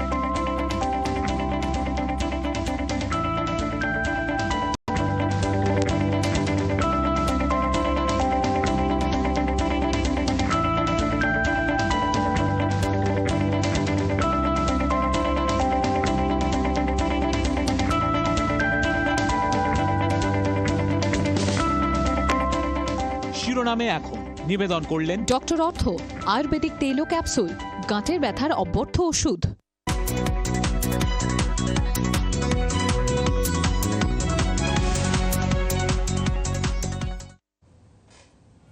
ঠিক 8 মিনিট পর সংসদে বাজেট পেশ করবেন কেন্দ্রীয় অর্থমন্ত্রী নির্মলা সীতারামন। তার আগে এই মুহূর্তে আমরা দেখলাম যে প্রধানমন্ত্রী পৌঁছে গিয়েছেন। আর এবার আমরা দেখতে পাচ্ছি যে পৌঁছলেন অভিষেক বন্দ্যোপাধ্যায়, তৃণমূল কংগ্রেসের সর্বভারতীয় সাধারণ সম্পাদক এবং সাংসদ ডায়মন্ড হারবারের অভিষেক বন্দ্যোপাধ্যায়। তিনি সংসদে পৌঁছলেন। বাজেটের যে অধিবেশন শুরু হচ্ছে, কিছুক্ষণ পরেই অর্থমন্ত্রী তার বাজেট বক্তৃতা শুরু করবেন। তার আগে সংসদ পৌঁছলেন আমরা দেখতে পাচ্ছি অভিষেক বন্দ্যোপাধ্যায়।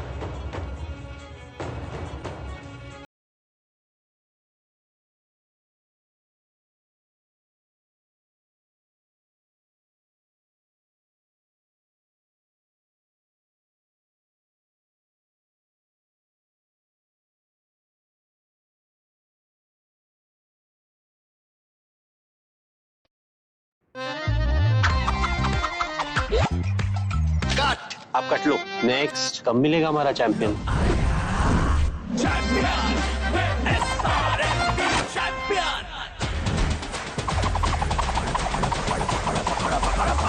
क्या पकड़ है? धाकड़ है। जो कभी ना हो स्लिप, वही असली चैंपियंस की ग्रिप। मिल गया।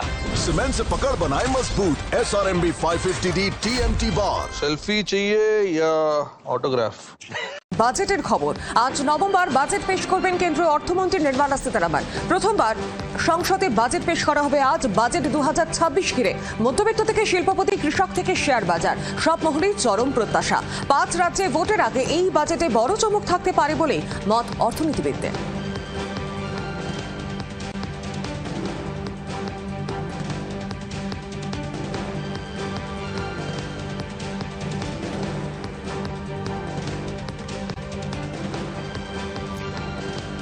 আর ইতিমধ্যে যে ছবি দেখছেন, ইতিমধ্যে অর্থমন্ত্রী কেন্দ্রীয় অর্থমন্ত্রী নির্মলা সীতারামন বাড়ি থেকে বেরিয়ে সংসদের উদ্দেশ্যে রওনা দিয়েছেন। সেই ছবি তুলে ধরছি জি 24 ঘন্টার পর্দায়। বাড়ি থেকে বেরিয়ে তিনি সোজাসুজি চলে যাচ্ছেন রাষ্ট্রপতি ভবনের উদ্দেশ্যে। জি 24 ঘন্টার পর্দায় সেই ছবি।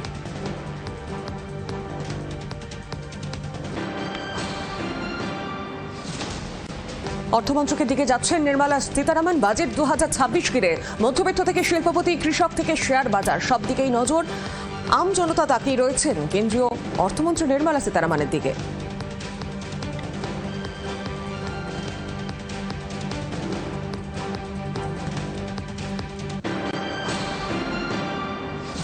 এসআইআর সংঘাতের আবহে আজ দিল্লি যাচ্ছেন মুখ্যমন্ত্রী মমতা বন্দ্যোপাধ্যায়। আগামীকাল জ্ঞানেশ কুমারের সঙ্গে সাক্ষাৎ মুখ্যমন্ত্রী। গতকাল মুখ্য নির্বাচন কমিশনারকে চিঠি দিয়েছেন মমতা বন্দ্যোপাধ্যায়। সিও দপ্তরে বসেই বেআইনিভাবে ভোটার তালিকায় গড়বিল আশা তো কোনো উদ্দেশ্যে করা হচ্ছে। আজ কেন্দ্রীয় বাজেট টানা নবমবার বাজেট পেশ করবেন নির্মলা সীতারামন। কৃষক, রেলযাত্রী, বেতনভোগীদের জন্য কি সুখবর শোনাবেন নির্মলা? কেন্দ্রীয় অর্থমন্ত্রীর বৈঠকে বাজেট অনুমোদন। ভোটমুখী বাংলায় বাড়তি নজর। পশ্চিমবঙ্গের জন্য বাড়তি বরাদ্দ, নতুন রেলপথ পাবে। থমকে থাকা মেট্রোর ভবিষ্যৎ কি? তৃণমূলের বঞ্চনার অভিযোগ কাটাতে কি দাওয়াই নির্মলার? বাড়ছে জল্পনা। আজ লোকসভায় বাজেট মূল্যবৃদ্ধি নিয়ন্ত্রণ থেকে কর্মসংস্থানে কি ঘোষণা? নির্মলার ঘোষণা কি? দিনভর বাজেট দেখুন শুধুমাত্র জি 24 ঘন্টায়। নির্ভুল, কাটকাট সত্যি, কাউকে ভয় না পাওয়া সাংবাদিকতা, শুধু মানুষের কথা বলা একমাত্র জি 24 ঘন্টায়। রোজ রাত 8:55 দেখুন যা বলবো সত্যি বলবো, সঙ্গে ডেপুটি এডিটর পিউ রায়। নিবেদন করলেন বিশুদ্ধতার 100টিরও বেশি প্যারামিটারে পতঞ্জলি মধু 100% সঠিক। এবং পতঞ্জলি গরু দুধের ঘি, ঘরোয়া পদ্ধতিতে মায়ের হাতে তৈরি গরু দুধের ঘি সর্বশ্রেষ্ঠ।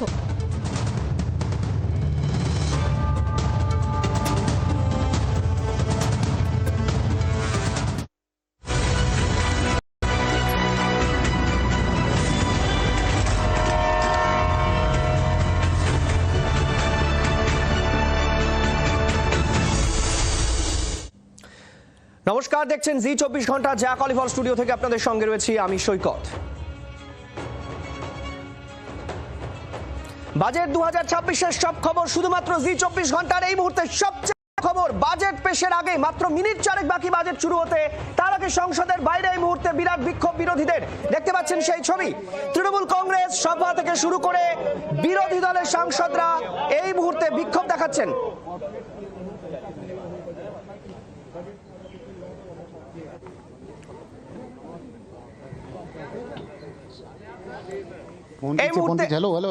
আমরা এই মুহূর্তে দেখতে পাচ্ছি সেই ছবি, একেবারে সরাসরি ছবি আপনাদেরকে দেখাচ্ছি। বাজেট পেশের মাত্র মিনিট 3 বাকি।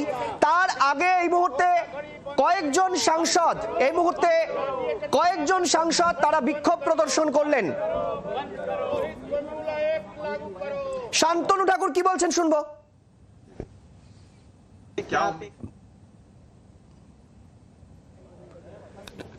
আমরা দেখলাম তৃণমূল কংগ্রেসের সাংসদ কল্যাণ বন্দ্যোপাধ্যায়, সপা সাংসদ আমরা দেখতে পাচ্ছি তিনি রয়েছেন। অখিলেশ সিং যাদব, আমাদের সঙ্গে রাজীব রয়েছেন প্রতিনিধি। রাজীব, এই মুহূর্তে জনা কয়েক সাংসদ বিক্ষোভ দেখালেন, কি বলছেন তারা?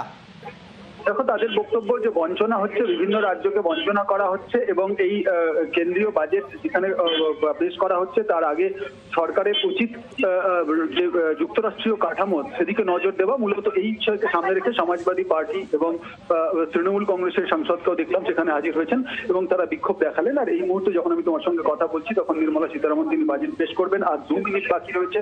আর এই মুহূর্তে বাজেট পেপার, এই পেপার যেগুলি সাংসদদের দেওয়া হবে সেগুলি একটি ট্রাকে করে কিন্তু সংসদ ভবনে এসে পৌঁছলো। অর্থাৎ একেবারে একদিকে যখন চূড়ান্ত প্রস্তুতি সরকারের তরফ থেকে বাজেট পেশের শুরু হয়ে গিয়েছে, আবার তখনই দেখা যাচ্ছে বিরোধীরা তারা কিন্তু বিক্ষোভ প্রদর্শন করছেন এবং বাজেট পেপার সংসদ ভবনে এসে পৌঁছে গিয়েছে। আর 2 মিনিট। আপাতত ধন্যবাদ আমাদের সঙ্গে থাকার জন্য। আপনাদেরকে শোনাবো কে কি বলছেন। যেটা প্রাপ্য সে প্রাপ্য টাকাটা আমাদেরকে দিক। এত বড় বঞ্চনার শিকার ভারতবর্ষের পশ্চিমবঙ্গ ছাড়া অন্য কোনো রাজ্যের প্রতি হয়নি এবং নানাবিধ উন্নয়ন প্রকল্পে অন্তত কেন্দ্রীয় সরকার এবার কিছু এরা টাকা দিক ভোটের একটা লোভোদের আছে, সেই দিকে তাকিয়ে কিছু করতে ভালো, তাহলে বাংলার লোক জানবে যে এই সরকার বাংলা বিরোধী সরকার। সোশ্যাল ওয়েলফেয়ার প্রজেক্টের সঙ্গে সঙ্গে ভারতীয় অর্থনীতিকে গতি আনতে এবং ভারতবর্ষকে তৃতীয় অর্থনৈতিক শক্তিতে উঠিয়ে নিয়ে যাওয়ার জন্য সমস্ত ধরনের প্রচেষ্টা আমরা আশা করছি এই বাজেটে থাকবে। পার্টির যেটা এজেন্ডা আছে, যে সামঞ্জস্য থাকবে বিভিন্ন সামাজিক ন্যায় প্রকল্পের সঙ্গে ভারতীয় অর্থনীতিকে আরও শক্তিশালী করা এবং ভারতবর্ষে যাতে বিনিয়োগ আসে, সমস্ত রাজ্যে সেই বিনিয়োগ যাতে বিকেন্দ্রীকৃত অবস্থায় থাকে, সেটাই এই বাজেট থেকে আমার শুরু হয়ে গেল সংসদ। এই মুহূর্তে সরাসরি আপনাদের সেই ছবি দেখাচ্ছি। সংসদের অধিবেশন শুরু হয়ে গেল নির্ধারিত সময়ে। স্পিকার এই মুহূর্তে চলে এলেন তার চেয়ারে, সেই ছবি আপনাদেরকে দেখাচ্ছি। माननीय वित्त मंत्री श्रीमती निर्मला सीतारमन जी, item number 1। Sir, with your permission, I rise to lay on the table a copy each of the following papers, Hindi and English versions, under Article 281 of the Constitution. Report for 2026 to 2031, Volume 1, Main Report of the 16th Finance Commission. 2. Report for 2026-2031, Volume 2, Annexures of the 16th Finance Commission. Number 3, explanatory memorandum as to the action taken on the recommendations contained in the above report. Item number 2, माननीय वित्त मंत्री निर्मला सीतारमन जी।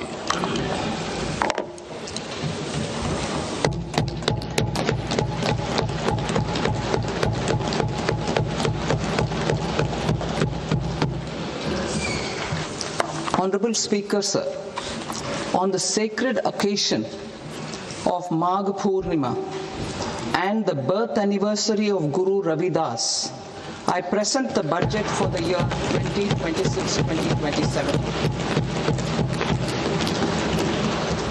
Since we assumed office 12 years ago, India's economic trajectory has been marked by stability, fiscal discipline, sustained growth, and moderate inflation. This is the result of conscious choices we have made, even in times heightened uncertainty and disruption. Our government, led by Honorable Prime Minister Modi, has decisively and consistently chosen action over ambivalence, reform over rhetoric, and people over populism. We have pursued far-reaching structural reforms, fiscal prudence and monetary stability, whilst maintaining a strong thrust on public investment. Keeping Atmanirbharta as a lodestar, we have built domestic manufacturing capacity, energy security, and reduced critical import dependencies. Simultaneously, we have ensured that citizens benefit from every action of the government, undertaking reforms to support employment generation, agricultural productivity, household purchasing power, and universal services to people. These measures have delivered a high growth rate of around 7% and helped us make substantial strides in poverty reduction and improvement in the lives of our people. Today, we face an external environment in which trade and multilateralism are imperiled and access to resources and supply chains are disrupted. New technologies are transforming production systems while sharply increasing demands on water, energy, and critical minerals. India will continue to take confident steps towards Viksit Bharat, balancing ambition with inclusion. As a growing economy with expanding trade and capital needs, India must also remain deeply integrated with global markets, exporting more and attracting stable long-term investment. As I begin Part A, I want to express my gratitude to the people for standing firmly with us as we forge our way together towards becoming one of the largest economies of the world.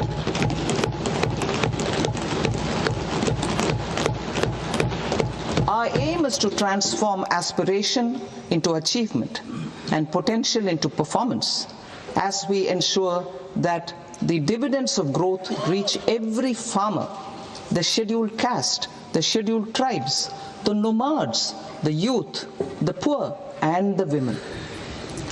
In Vikasit Bharat Young Leaders Dialogue 2026, several innovative ideas were shared with our Prime Minister, which have inspired many of the proposals, making this a unique Yuva Shakti-driven budget. Our government's sankalp is to focus on our poor, underprivileged, and the disadvantaged. To deliver on this sankalp, and given that this is the first budget prepared in Kartavya Bhavan, we are inspired by three Kartavya. Our first Kartavya is to accelerate and sustain economic growth by enhancing productivity and competitiveness and building resilience to volatile global dynamics. Our second Kartavya is to fulfill aspirations of our people and build their capacity, making them strong partners in India's path to prosperity. Our third Kartavya, aligned with our vision of Sabka Saath, Sabka Vikas, is to ensure that every family, community, region, and sector has access to resources, amenities, and opportunities for meaningful participation. This threefold approach requires a supportive ecosystem. The first requirement is to sustain the momentum of structural reforms, continuous, adaptive, and forward-looking. Second, a robust and resilient financial sector is central to mobilizing savings, allocating capital efficiently, and managing risks. Third, cutting-edge technologies, including AI applications, can serve us as force multipliers for better governance. Reform Express. Our government has undertaken comprehensive reforms towards creating employment, boosting productivity, and accelerating growth. After the Prime Minister's announcement on Independence Day in 2025, over 350 reforms have been rolled out. This includes GST simplification, notification of labor codes, and rationalization of mandatory quality control orders.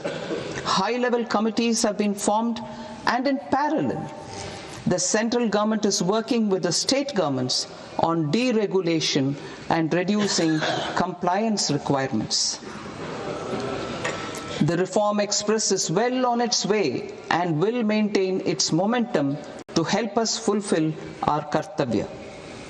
I now move to specific proposals. Under our first Kartavya, to accelerate and sustain economic growth, I propose interventions in 6 areas. 1. Scaling up manufacturing in 7 strategic and frontier sectors. 2. Rejuvenating legacy industrial sectors. 3. Creating champion MSMEs. 4. Delivering a powerful push for infrastructure. 5. Ensuring long-term security and stability. And 6. Developing city economic regions. Scaling up of manufacturing in 7 strategic and frontier sectors.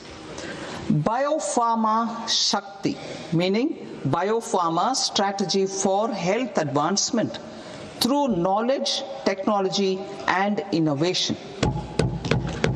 India's disease burden is observed to be shifting towards non-communicable diseases like diabetes, cancer, and autoimmune disorders.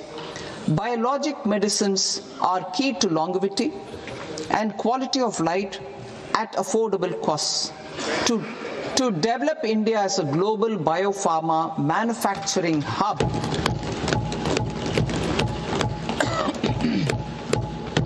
I propose the Biopharma Shakti with an outlay of 10,000 crores over the next 5 years.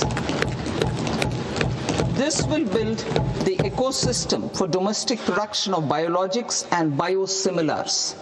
The strategy will include a biopharma-focused network with 3 new national institutes of pharmaceutical education and research, popularly known as NIPERs, and upgrading 7 existing ones. It will also create a network of 1,000 accredited India clinical trials sites. We propose to strengthen the Central Drug Standard Control Organization to meet global standards and approve timeframes through and approval timeframes through a dedicated scientific review cadre and specialists. India's semiconductor mission 1.0 expanded India's semiconductor sector capabilities. Building on this, we will launch ISM 2.0 to produce equipment and materials, design full-stack Indian IP, and fortify supply chains. We will also focus on industry-led research and training centers to develop technology and skilled workforce. The Electronics Components Manufacturing Scheme, launched in April 2025 with an outlay of 22,919 crores, already has investment commitments at double the targets. We propose to increase the outlay to 40,000 crores to capitalize on this momentum.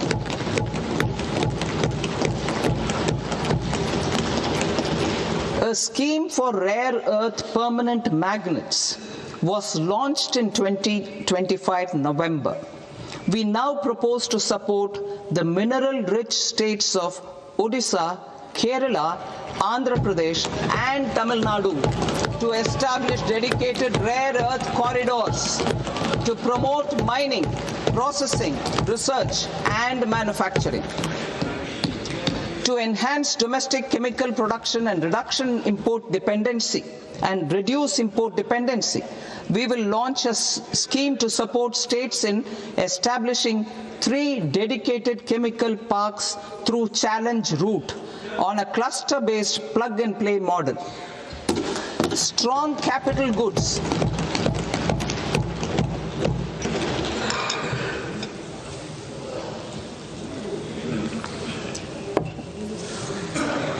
Strong capital goods capability is a determinant of productivity and quality across different sectors. Towards building this capacity, I propose the following.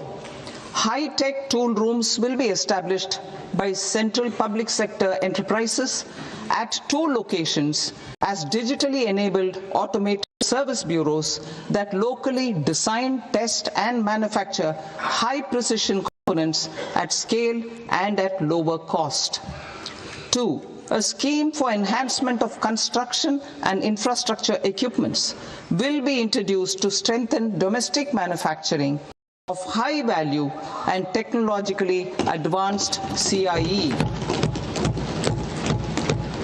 This can range from lifts in a multi-storied apartment or firefighting equipment in multiplexes, large or small, and to tunnel boring equipments for building metros and high-altitude roads.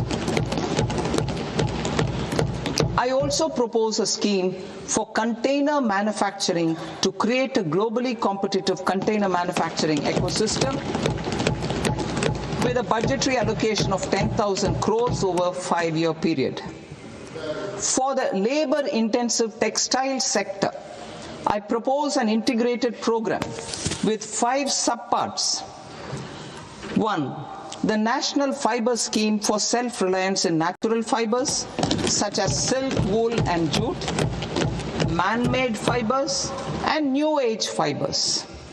Textile expansion and employment scheme to modernize traditional clusters with capital support for machinery, technology upgradation and common testing and certification centers. 3. The National Handloom and Handicraft Program to integrate and strengthen existing schemes and ensure targeted support for weavers and artisans. Tex Eco Initiative to promote globally competitive and sustainable textiles and apparels. Samarth 2.0 to modernize the upgrade the textile skilling ecosystem through collaboration with industry and academic institutions. Further, I propose to set up mega textile parks in challenge mode. They can also focus on bringing value addition to technical textiles. I propose to launch the Mahatma Gandhi Gram Swaraj initiative to strengthen khadi, handloom and handicrafts. This will help in global market linkage and branding. It will streamline and support training, skilling, quality of process and production. This will benefit our weavers, village industries, one district, one product ODOP initiative and also our rural youth. India has the potential to emerge as a global hub for high quality, affordable sports goods. I propose a dedicated initiative for sports goods that will promote manufacturing, research and innovation in equipment design as well as material sciences. Rejuvenation of legacy industrial clusters. I propose to introduce a scheme to revive 200 legacy industrial clusters to improve their cost competitiveness and efficiency through infrastructure and technology upgradation. Creating champion SMEs and supporting micro enterprises. Recognizing MSMEs as a vital engine of growth, I propose a three-pronged approach to help them grow as champions. Equity support. I propose to introduce a dedicated 10,000 crores SME growth fund to create future champions, incentivizing enterprises based on select criteria. I also propose to top up the Self-Reliant India Fund set up in 2021 with 2,000 crores to continue support to micro enterprises and maintain their access to risk capital. Liquidity support. With TREDS, more than 7 lakh crore has been made available to MSMEs. To leverage its full potential, I propose 4 measures. 1. Mandate TREDS as the transaction settlement platform for all purchases from MSMEs by CPSEs, serving as a benchmark for other corporates. 2. Introduce a credit guarantee support mechanism through CGT-MSE for invoice discounting on TREDS platform. 3. Link GEM with TREDS for sharing information with financiers about government purchases from MSMEs, encouraging cheaper and quicker financing. 4. Introduce TREDS receivables as asset-backed securities, helping develop a secondary market, enhancing liquidity and settlement of transactions. Professional support. Government will facilitate professional institutions such as the ICAI, ICSI, ICMAI to design short-term modular courses and practical tools to develop a cadre of corporate mitras, especially in Tier 2 and Tier 3 towns.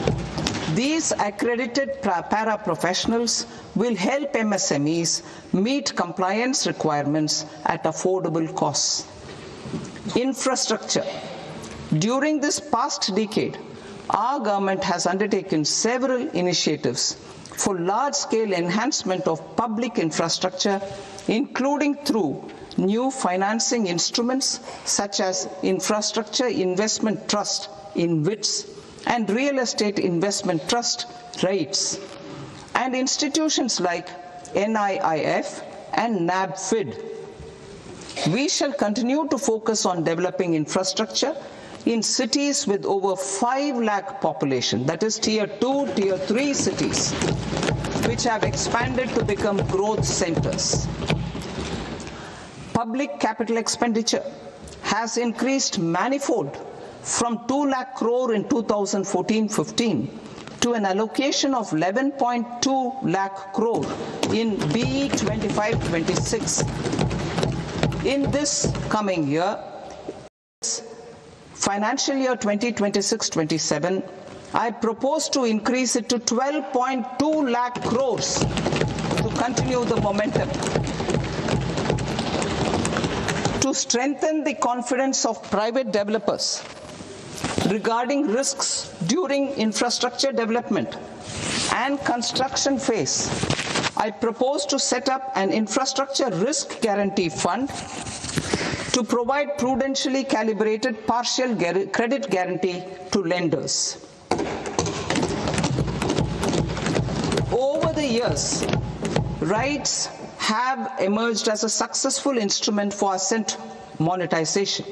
I propose to accelerate recycling of significant real estate assets of the CPSEs through the setting up of dedicated REITs. To promote environmentally sustainable movement of cargo, I propose to 1. Establish new dedicated freight corridors connecting Dankuni in the east to Surat in the west. Operationalize 20 new national waterways over the next 5 years. Starting with National Waterways 5 in Orissa to connect mineral-rich areas of Talcher and Angul and industrial centers like Kalinga Nagar to the ports of Paradeep and Dhamra. Training institutes will be set up as regional centers of excellence for development of required manpower for these waterways. This will benefit youth in the entire stretch of the waterways to train and acquire skills. Further, a ship repair ecosystem catering to inland waterways will also be set up at Varanasi and Patna.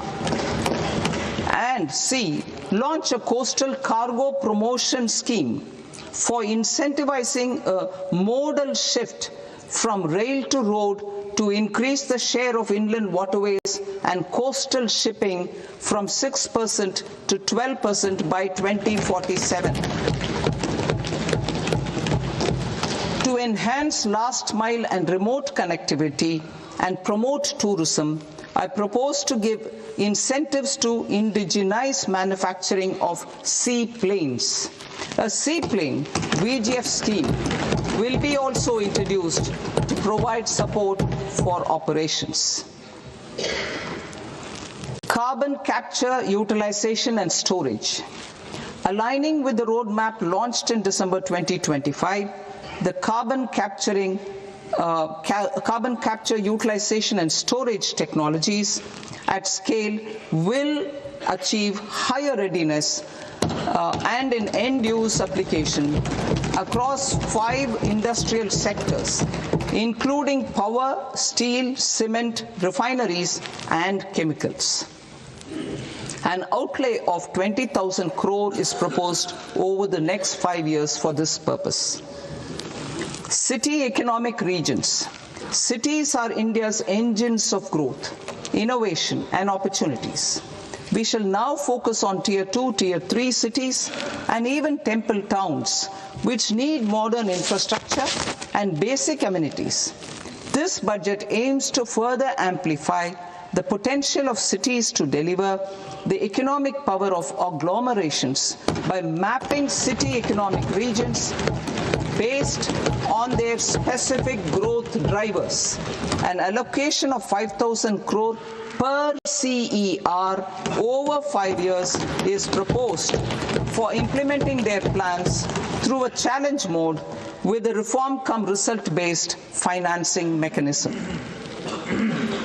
In order to promote environmentally sustainable passenger systems, we will develop 7 high-speed rail corridors between cities as growth connectors, namely Mumbai to Pune, Pune to Hyderabad, Hyderabad to Bengaluru, Hyderabad to Chennai, Chennai to Bengaluru, Delhi to Varanasi, Varanasi to Siliguri.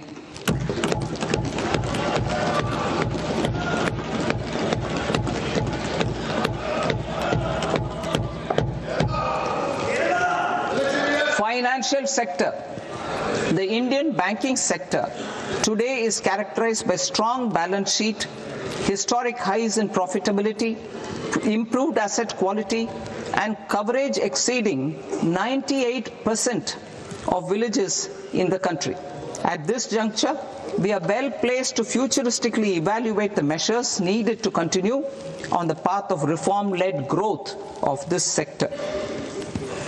I propose setting up a high-level committee on banking for Vikasit Bharat. High-level committee on banking for Vikasit Bharat to comprehensively review the sector and align it with India's next phase of growth, while safeguarding financial stability, inclusion, and consumer protection. The vision for NBFCs for Vikasit Bharat has been outlined with clear targets for credit disbursement and technology adoption in order to achieve scale and improve efficiency in the public sector NBFCs. As a first step, it is proposed to restructure the Power Finance Corporation and Rural Electrification Corporation. I propose a comprehensive review of the foreign exchange management non-debt instruments rules to create a more contemporary, user-friendly framework for foreign investments consistent with India's evolving economic priorities. Corporate bond market. I propose to introduce a market-making framework with suitable access to funds and derivatives on corporate bond indices. I also propose to introduce total return swaps on corporate bonds. Municipal bonds. To encourage the issuance of municipal bonds of higher value by larger cities, I propose an incentive of 100 crore rupees for a single bond issuance. 100 crore rupees for a single bond issuance of more than 1,000 crore. The current scheme under Amrit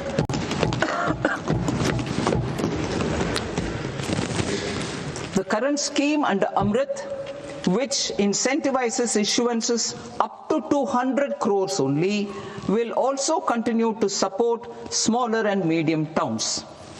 That will also continue to support the smaller and medium towns. Ease of doing business. Individual persons resident outside India, PROI, will be permitted to invest in equity instruments of listed Indian companies through the Portfolio Investment Scheme. It is also proposed to increase the investment limit for an individual PROI under the scheme from 5% to 10%, with an overall investment limit for all individual PROIs to 24% from the current 10%. emerging technologies including AI. 21st century is technology driven. Adoption of technology is for the benefit of all people. Farmers in the field, women in STEM, youth keen to upskill, and Divyangjan to access newer opportunities. The government has taken several steps to support new technologies through AI Mission, National Quantum Mission, Anusandhan National Research Fund, and Research and Development and Innovation Fund. Our second kartavya is to fulfill aspirations and build capacities. Close to 25 crore individuals have come out of multi-dimensional poverty through a decade of our government's sustained and reform-oriented efforts.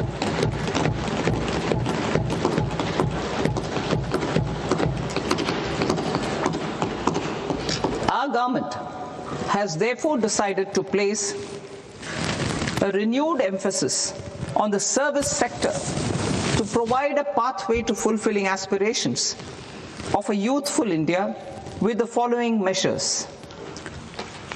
I propose to set up a high-powered education to employment and enterprises standing committee to recommend measures that focus on services sector as a core driver of Vikasit Bharat. This will make us a global leader in services with a 10% global share by 2047. The committee will prioritize areas to optimize the potential for growth, employment, and exports. They will also assess the impact of emerging technologies, including AI, on jobs and skill requirements and propose measures thereof. To create a range of skilled career pathways, a new range of skilled career pathways for our youth, I propose interventions in the following sectors. Health. Existing institutions for allied health professionals will be upgraded and new AHP institutions established in private and government sectors. This will cover 10 selected disciplines, including optometry, radiology, anesthesia, OT technology, applied psychology, and behavioral health, and add 1 lakh AHPs over the next 5 years. A strong care system covering geriatric and allied care services will be built. A variety of NSQF-aligned programs will be developed to train multi-skilled caregivers, combining core care and allied skills such as wellness, yoga, and operation of medical assistive devices. In the coming year, 1.5 lakh caregivers will be trained.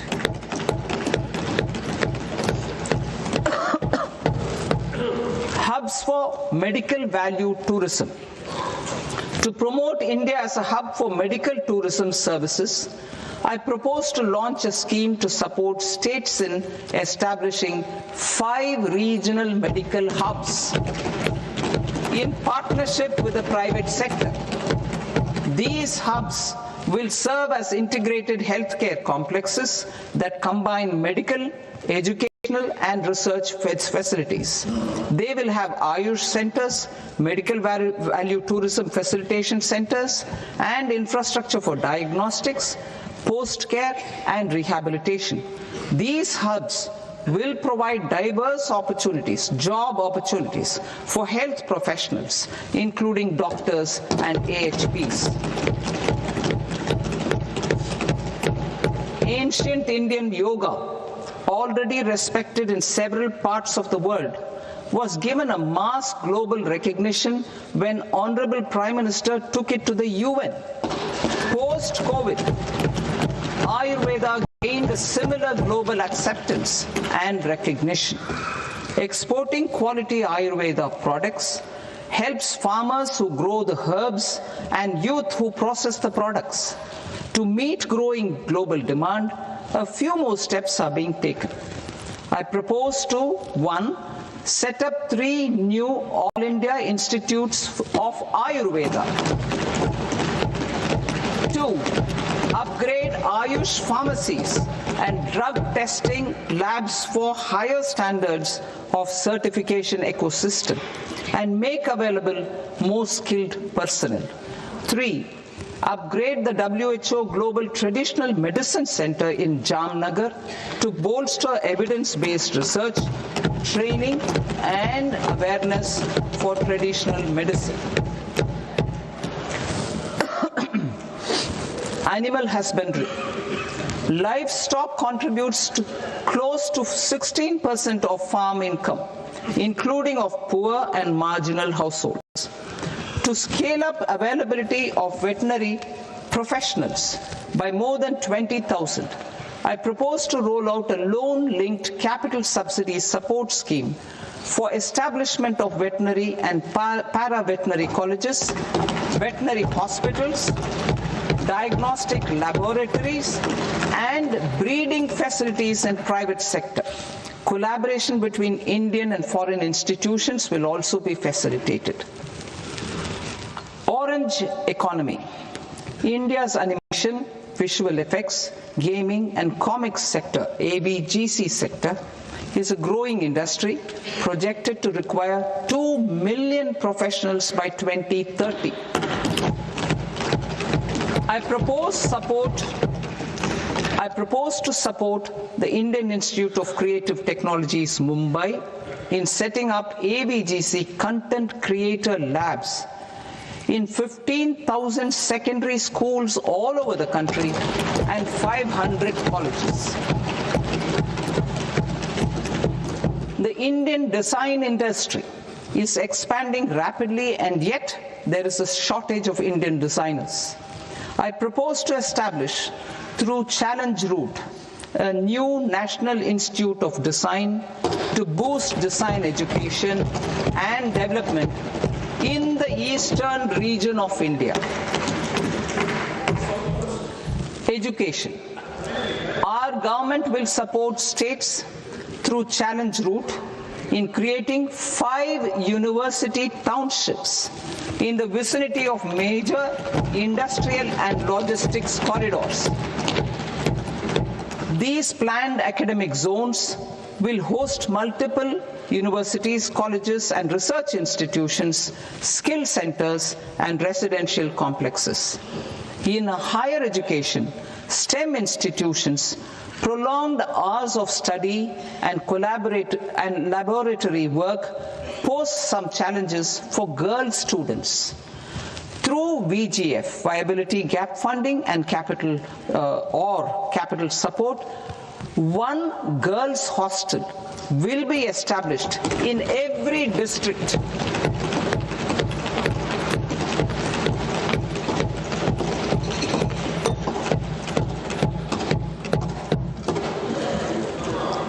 To promote astrophysics and astronomy via immersive experiences, 4 telescope infrastructure facilities will be set up or upgraded. The National Large Solar Telescope, the National Large Optical Infrared Telescope, the Himalayan Chandra Telescope, and the Cosmos 2 Planetarium. Tourism. The tourism sector has the potential to play a large role in the employment generation, forex earnings, and expanding the local economy. I propose to set up a National Institute of Hospitality by upgrading the existing National Council for Hotel Management and Catering Technology. It will function as a bridge between academia, industry, and government. I also propose a pilot scheme for upskilling 10,000 guides in 20 iconic tourist sites through a standardized, high-quality, 12-week training course in hybrid mode in collaboration with the Indian Institute of Management. A national destination digital knowledge grid will be established to digitally document all places of significance, cultural, spiritual, and heritage. This initiative will create a new ecosystem of jobs for local researchers, historians, content creators, and technology partners. India has the potential and opportunity to offer world-class trekking and hiking experience. We will develop ecologically sustainable mountain trails in Himachal Pradesh, Uttarakhand, and Jammu Kashmir. Also in Araku Valley in the Eastern Ghats and Podigai Malay in the Western Ghats. Turtle trails along key nesting sites in the coastal areas of Odisha, Karnataka, and Kerala. And 3 bird watching trails along the Pulikat Lake in Andhra Pradesh, Tamil Nadu. It's on the border. Under the visionary leadership of Honorable Prime Minister, we established the International Big Cat Alliance in 2024.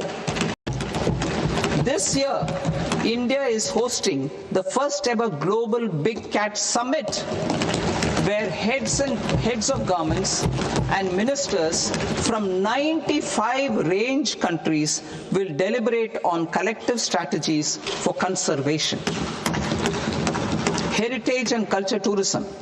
I propose to develop 15 archaeological sites, including Lothal, Dolavira, Rakhigarhi, Adichanallur, Saranath, Hastinapur, and Leh Palace into vibrant experiential cultural destinations.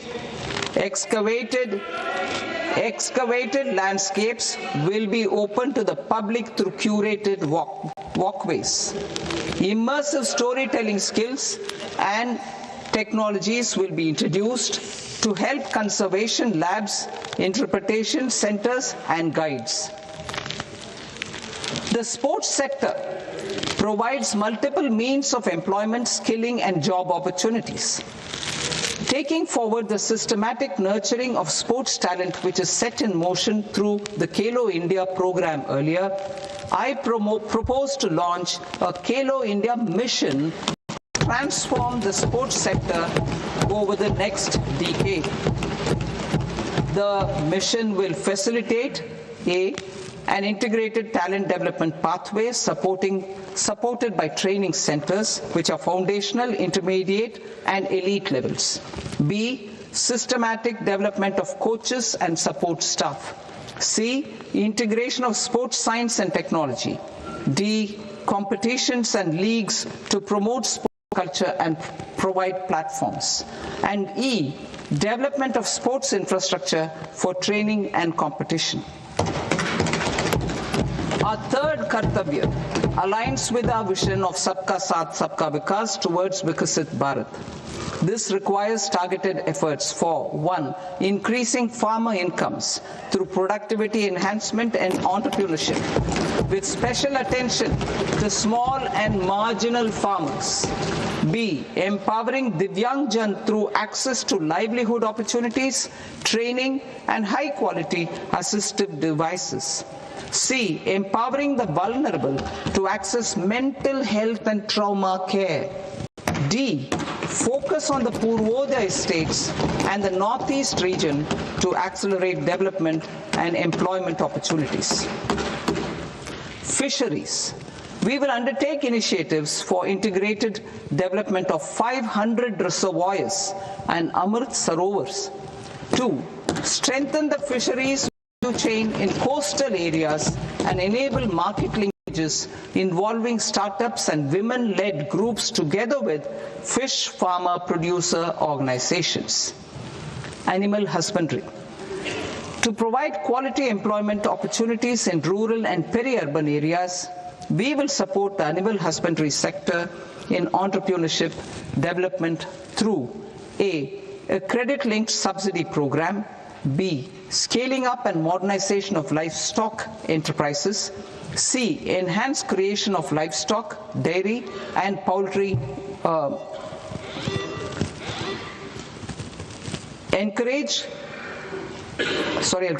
Enhanced creation of livestock, dairy and poultry focused integrated value chains. And D. Encourage creation of livestock farmer producer organizations. High value agriculture. To diversify farm outputs, increase productivity, enhance farmers' incomes, and create new employment opportunities, we will support high-value crops such as coconut, sandalwood, cocoa, cashew in the coastal areas, agar trees in northeast, and nuts such as almonds, walnuts, and pine nuts in our hilly regions. All of them will be supported. India is the world's largest producer of coconuts. About 30 million people, including nearly 10 million farmers, depend on coconuts for their livelihood. To further enhance competitiveness in coconut production, I propose a coconut promotion scheme to increase production and enhance productivity through various interventions, including replacing and non-productive trees with new saplings or plants or varieties in major coconut growing states. A dedicated program is proposed for Indian cashew and cocoa to make India self-reliant in raw cashew and coconut production and processing, enhance export competitiveness, and transform Indian cashew and Indian cocoa into premium global brands by 2030. Sandalwood is closely linked to India's social and cultural heritage. Our government will partner with state governments to promote focused cultivation and post-harvest processing to restore the glory of the Indian sandalwood ecosystem, to rejuvenate old, low-yielding orchards, and expand high-density cultivation of walnuts, almonds, and pine nuts. We will support a dedicated program to enhance farmer incomes and in bringing value addition by engaging youth. Bharat Vistar, that is virtually integrated system to access agricultural resources. I propose to launch Bharat Vistar, a multilingual AI tool that shall integrate the AgriStack portals and the ICAR package on agricultural practices with AI systems. This will enhance farm productivity, enable better decisions for farmers, and reduce risk by providing customized advisory support. She Marts for rural women-led enterprises. Building on the success of Lakpati Didi program, I propose to help women take the next step from credit-linked livelihoods to being owners of enterprises. Self-help entrepreneur, She Marts will be set up as community-owned retail outlets within the cluster-level federations through enhanced and innovative financing instruments. Empowering Divyangjan. Divyangjan Kaushal Yojana.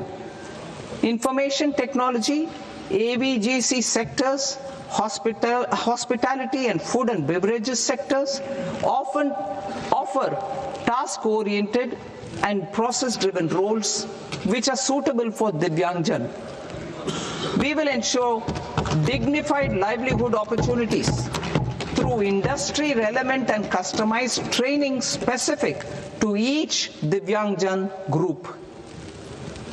Divyang Sahara Yojana. Timely access to high-quality assistive devices for all eligible Divyangjan is a fundamental need. I propose to 1. Support the Artificial Limbs Manufacturing Corporation of India, ALIMCO, to set up and to scale up production of assistive devices, invest in R&D and AI integration, strengthen PM Divyasha Kendras, and support setting up of assistive technology marts as modern retail style centers where Divyangjan and senior citizens can see, try and purchase assistive products. Reaffirming our commitment to mental health and trauma care. There are no national institutes for mental health care in North India. We will therefore set up a NIMHANS 2 and also upgrade national mental health institutes in Ranchi and in Tezpur as regional apex institutions. Emergencies expose families, particularly the poor and vulnerable, to unexpected expenditure. We will strengthen and increase these capacities by 50% in district hospitals by establishing emergency and trauma care centers. Focus on Purvodaya states and northeastern regions. Purvodaya, I propose the development of an integrated East Coast industrial corridor with a well-connected node at Durgapur, creation of 5 tourism destinations in 5 Purvodaya states, and provision of 4,000 e-buses. Buddhist sites in northeastern region. The northeastern region is a civilizational confluence of Theravada and Mahayana or Vajrayana traditions. I propose to launch a scheme for development of Buddhist circuits in Arunachal Pradesh, Sikkim, Assam, Manipur, Mizoram and Tripura. The scheme will cover preservation of temples and monasteries, pilgrimage interpretation centers, connectivity and pilgrim amenities. 16th Finance Commission. On 17th November 2025, the 16th Finance Commission submitted its report to the President. As mandated under Article 281 of the Constitution, the government is to lay the report along with the explanatory memorandum on the action taken report on the recommendations of the Commission in Parliament, which, Sir, Honourable Speaker, you've allowed me to do at the commencement of this session. The government has accepted the recommendation of the Commission to retain the vertical share of devolution at 41%.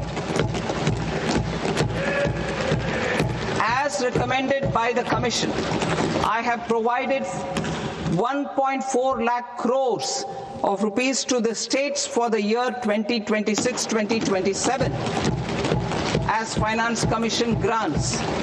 These include rural and urban local body and disaster management grants.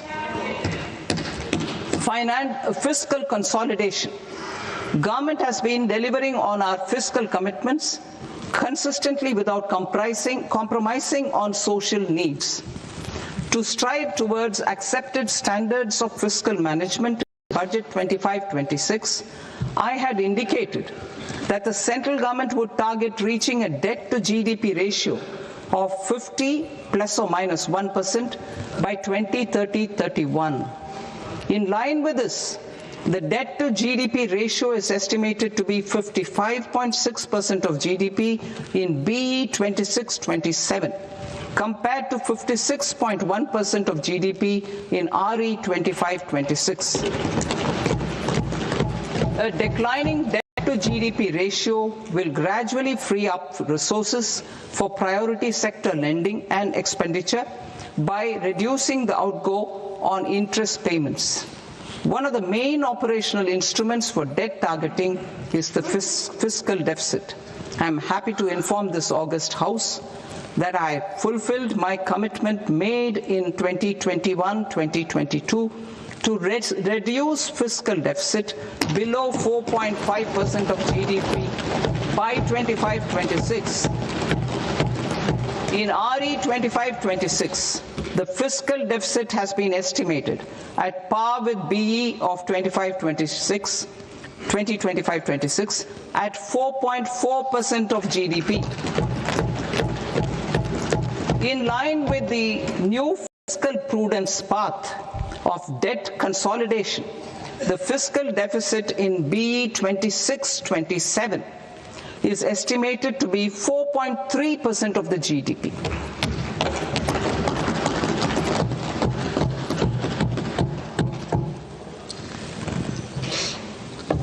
The revised estimates of the non-debt receipts are 34 lakh crore rupees, of which the centre's net tax receipts are 26.7 lakh crore.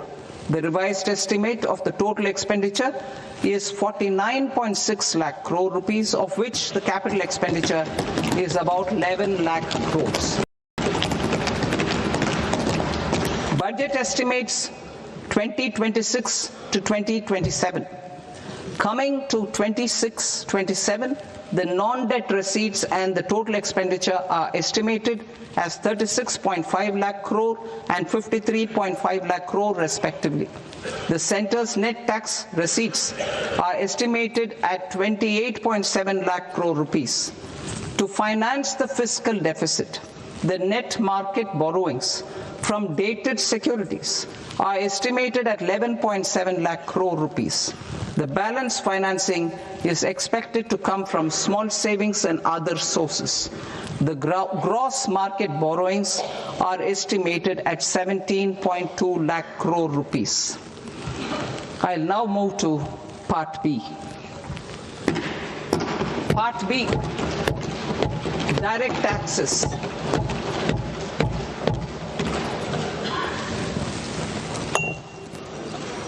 Honorable Speaker, sir, I now present my proposals on direct taxes. New Income Tax Act. In July 2024, I announced a comprehensive review of the Income Tax Act 1961. This was completed in a record time, and the Income Tax Act 2025 will come into effect from 1st April 2026. The simplified income tax rules and forms will be notified shortly, giving adequate time to taxpayers to acquaint themselves with its requirements. The forms have been redesigned such that ordinary citizens can comply without difficulty. Ease of living. I propose that any interest awarded by the Motor Accident Claims Tribunal to a natural person will be exempt from income tax, and any TDS on this account will be done away with.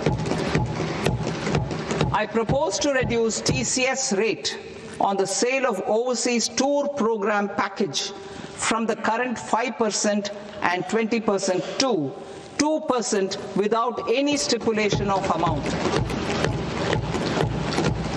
I propose to reduce TCS rate for pursuing education and for medical purposes under the Liberalized Remittance Scheme, popularly known as LRS, from 5% to 2%. Supply of manpower services is proposed to be specifically brought within the ambit of payment to contractors for the purpose of TDS to avoid ambiguity. Thus, TDS on these services will be at the rate of either 1% or 2% only.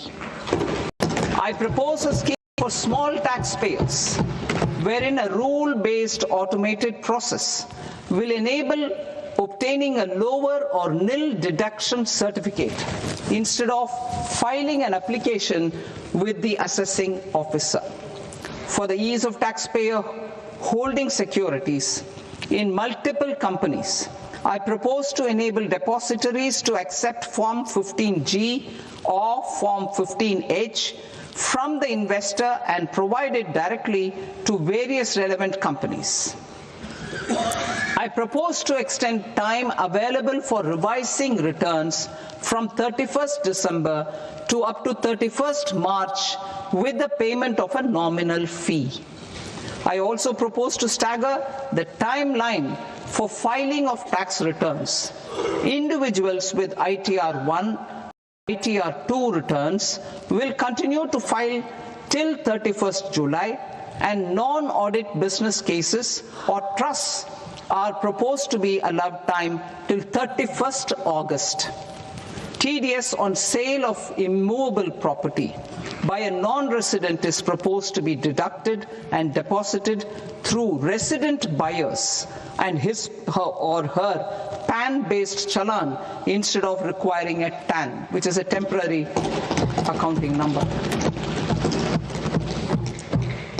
To address practical issues of small taxpayers like students, young professionals, tech employees, relocated NRIs, and such others, I propose to introduce a one-time 6-month foreign asset disclosure scheme for these taxpayers to disclose income or assets below a certain size.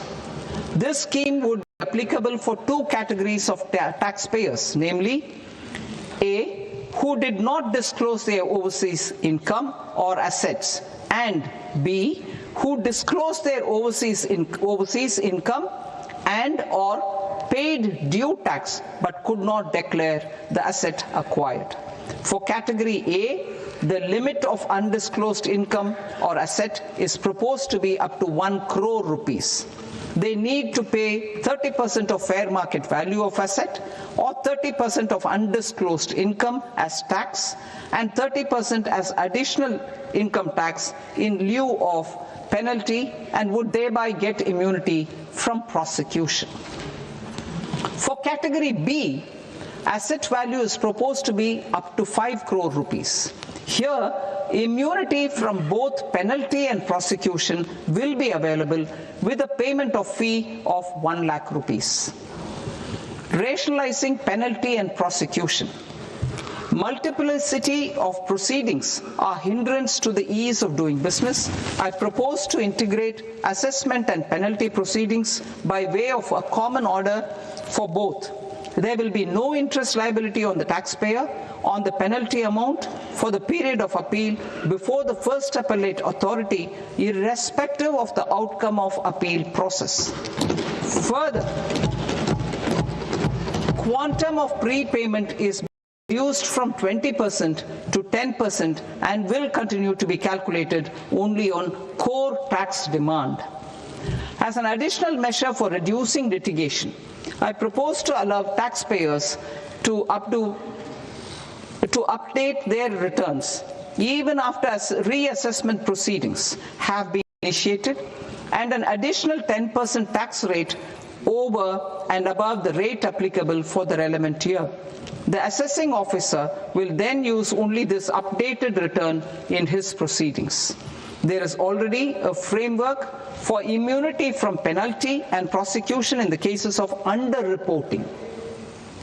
I propose to apply this framework for immunity to misreporting too. However, in such a case, the taxpayer will need to pay 100% of the tax amount as an additional income tax over and above the tax and interest due. Penalties for certain technical defaults, such as failure to get accounts audited, non-furnishing of transfer pricing audit report, and default in furnishing statement for financial transactions, are proposed to be converted into fee.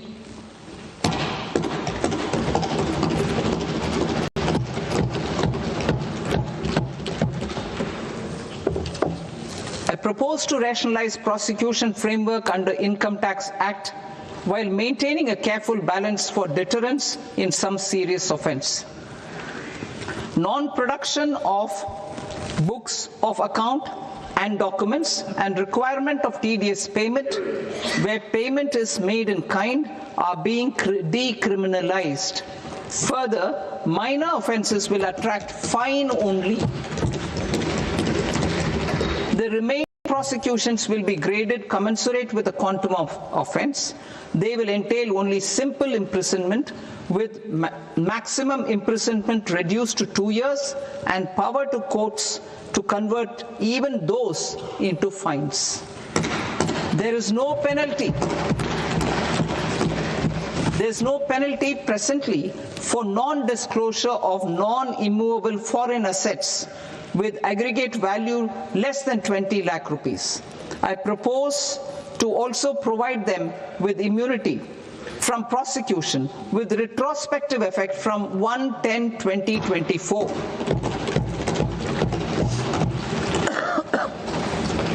Cooperatives.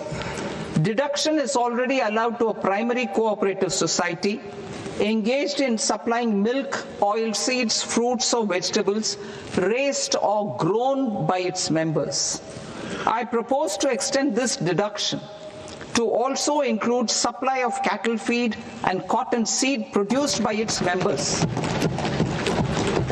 I propose to allow inter-cooperative society dividend income as deduction under the new tax regime to the extent it is further distributed to its members. I further propose to allow exemption for a period of 3 years to dividend income received by a notified national cooperative federation on their investments made in companies up to 31/1/2026. This exemption would be allowed only for dividends further distributed to its member cooperatives. Supporting IT sector as India's growth engine. India is a global leader in software development services, IT-enabled services, knowledge process outsourcing services, and contract R&D services relating to software development. These businesses and their segments are quite interconnected with each other. All these services are proposed to be clubbed under a single category of information technology services with a common safe harbor margin of 15.5% applicable to all. The threshold for availing safe harbor for IT services is being enhanced substantially from 300 crore rupees to 2,000 crore rupees. Safe harbor for IT services shall be approved by an automated rule-driven process without any need for tax officer to examine and accept the application. Once applied by an IT services company, the same safe harbor can be continued for a period of 5 years at a stretch at its choice. For IT services companies who want to conclude advanced pricing agreement, APA, I propose to fast-track unilateral APA process for IT services and endeavor to conclude it within a period of 2 years. The period of 2 years can be extended by a further period of 6 months on taxpayers' request. I propose to extend the facility of modified returns available to the entity entering APA to its associated entities also. Attracting global business and investment. Recognizing the need to enable critical infrastructure and boost investment in data centers, I propose to provide tax holiday till 2047 to any foreign company that provides cloud services to customers globally by using data center services from India. It will, however, need to provide services to Indian customers through an Indian reseller entity. I also propose to provide a safe harbor of 15% on cost in case the company providing data center services from India is a related entity. To harness the efficiency of just-in-time logistics for electronic manufacturing, I propose to provide safe harbor to non-residents for component warehousing in a bonded warehouse at a profit margin of 2% of the invoice value. The resultant tax of about 0.7% will be much lower than in competing jurisdictions. To provide fillip to toll manufacturing in India, I propose to provide exemption from income tax for 5 years to any non-resident who provides capital goods, equipment, or tooling to any toll manufacturer in a bonded zone. To encourage vast pool of global talent to work in India for a longer period of time, I propose to provide exemption to global, non-India sourced income of a non-resident expert for a stay period of 5 years under notified schemes. I propose to provide exemption from minimum alternate tax, the MAT, to all non-residents who pay tax on presumptive basis. Tax administration. I propose to constitute a joint committee of Ministry of Corporate Affairs and Central Board of Direct Taxes for incorporating the requirements of income computation and disclosure standards, the ICDS, in the Indian Accounting Standards, Ind AS itself. Separate accounting requirement based on ICDS will be done away with from the tax year 27-28. To support Prime Minister Modi's vision of homegrown accounting and advisory firms to become global leaders, I propose to rationalize the definition of accountant for the purposes of safe harbor rules. Other tax proposals. Change in taxation of buyback was brought in to address the improper use of buyback route by promoters. In the interest of minority shareholders, I propose to tax buyback for all types of shareholders as capital gains. However, to disincentivize misuse of tax arbitrage, promoters will pay an additional buyback tax. This will make effective tax 22% for corporate promoters. For non-corporate promoters, the effective tax will be 30%. TCS rate for sellers of specific goods, namely alcoholic liquor, scrap, and minerals, will be rationalized to 2%, and that on tendu leaves will be reduced from 5% to 2%. I propose to raise the STT on futures to 0.05% from the present 0.02%. STT on options premium and exercise of options are both proposed to be raised to 0.15% from the present rate of 0.1% and 0.125% respectively. We reformed the taxation landscape for corporates in 2019 by providing them a simplified regime with lower tax rate so that they could productively focus on business rather than on claim of deductions and exemptions. To encourage companies to shift to the new regime, set off of brought forward MAT credit, minimum alternate tax credit, is proposed to be allowed to companies only in the new regime. Set off using available MAT credit is proposed to be allowed to an extent of 1/4 of the tax liability in the new regime.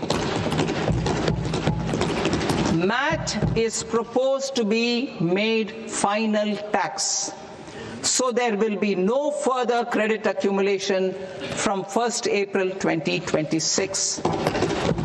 In line with this change, the rate of final tax is being reduced to 14% from the current MAT rate of 15%.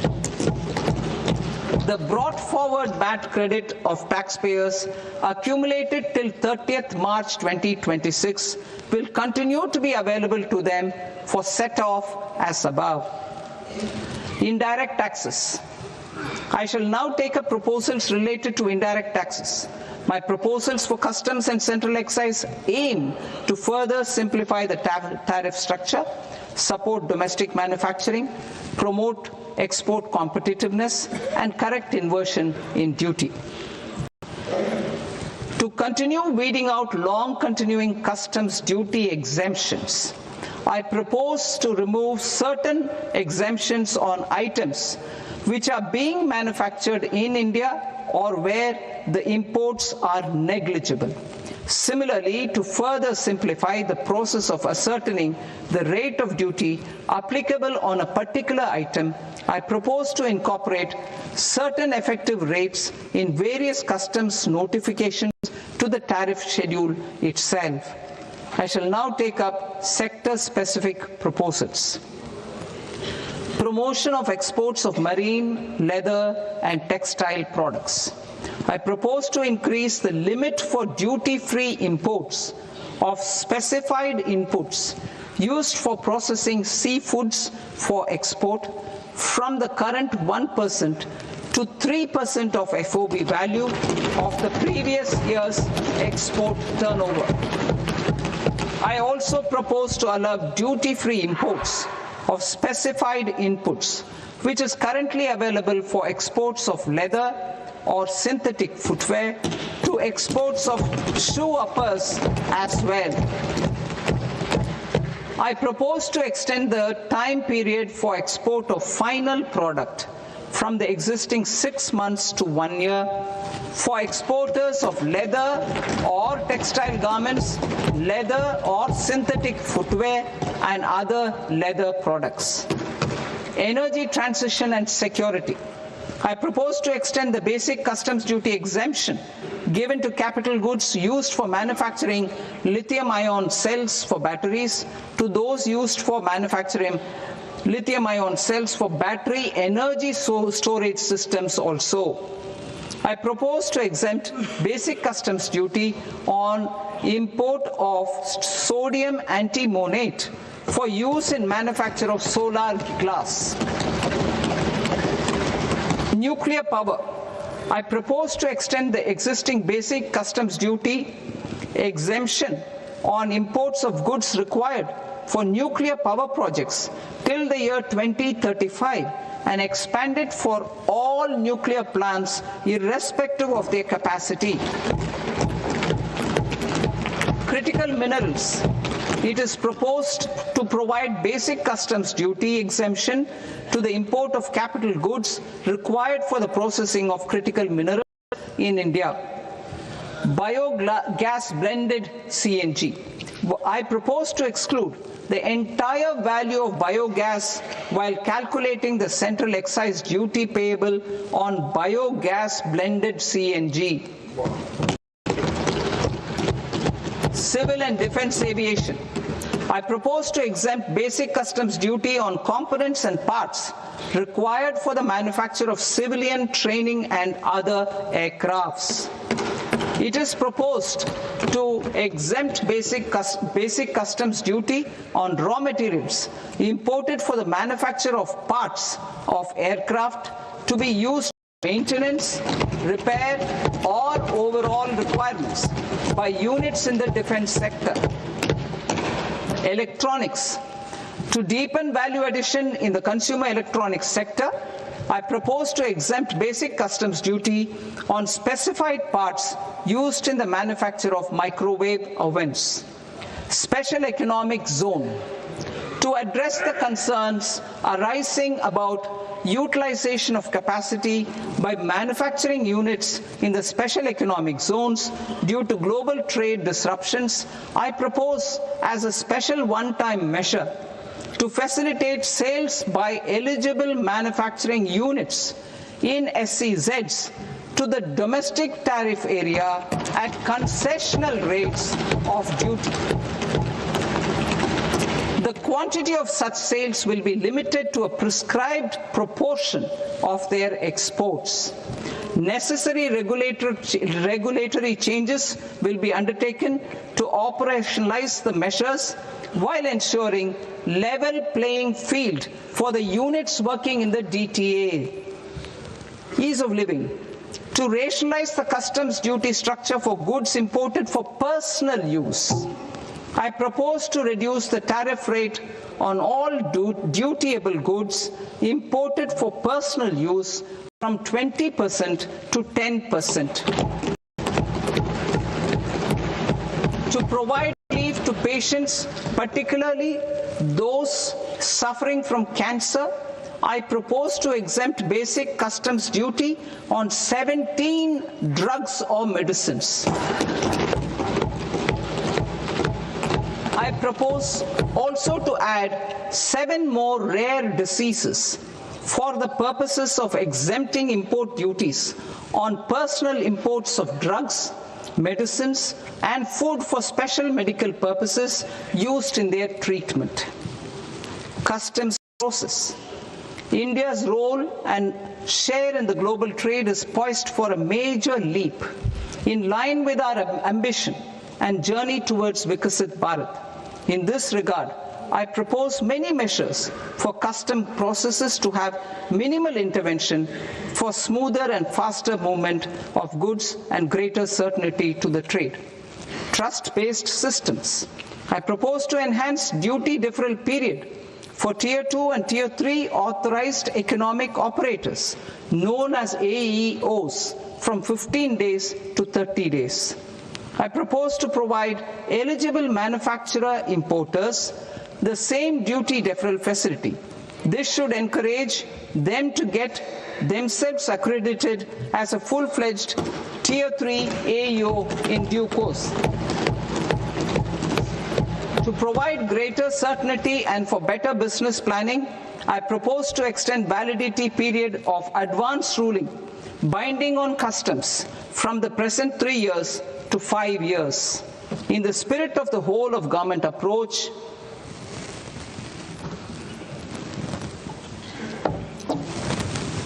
government agencies will be encouraged to leverage AEO accreditation for preferential treatment in clearing their cargo.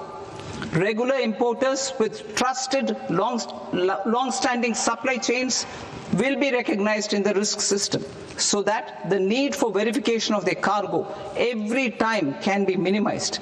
Export cargo using electronic sealing.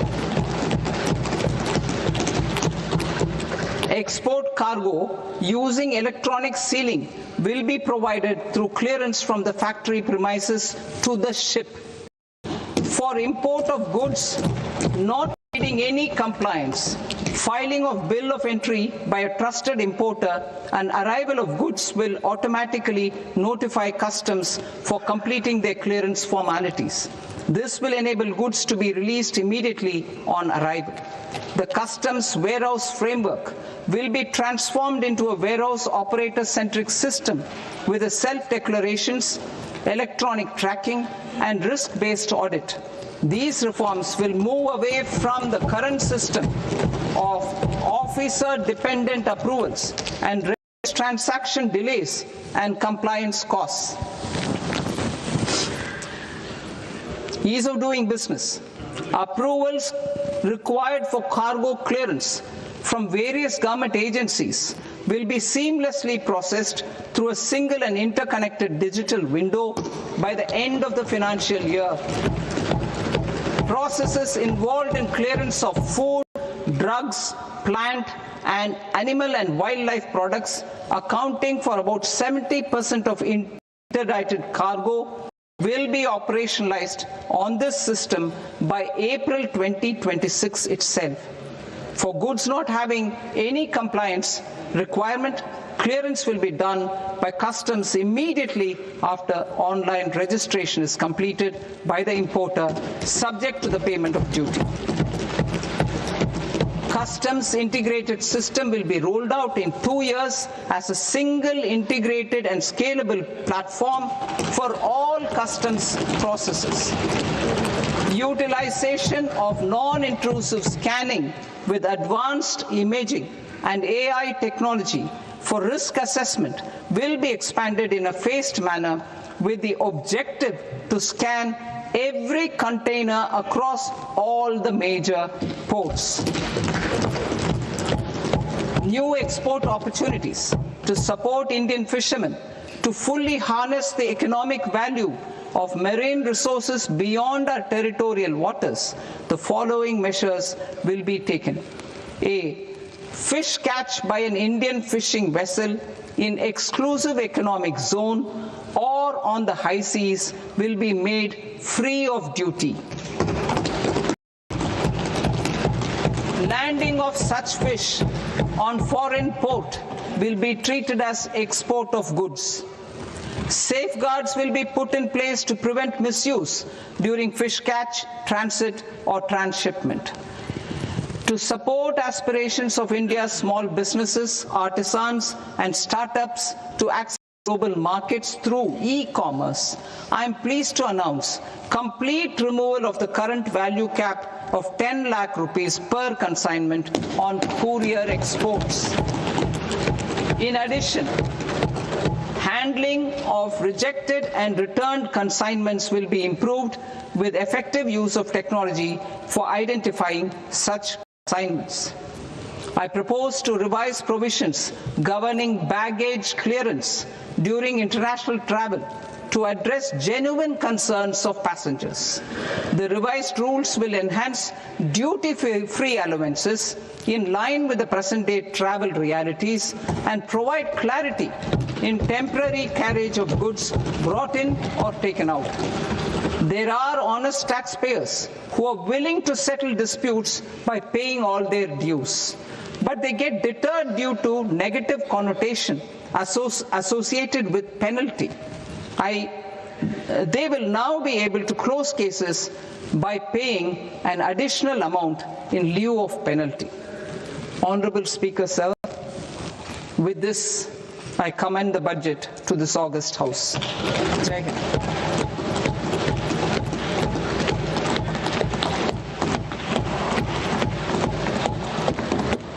One and a half hours. Item number 3 माननीय वित्त मंत्री जी।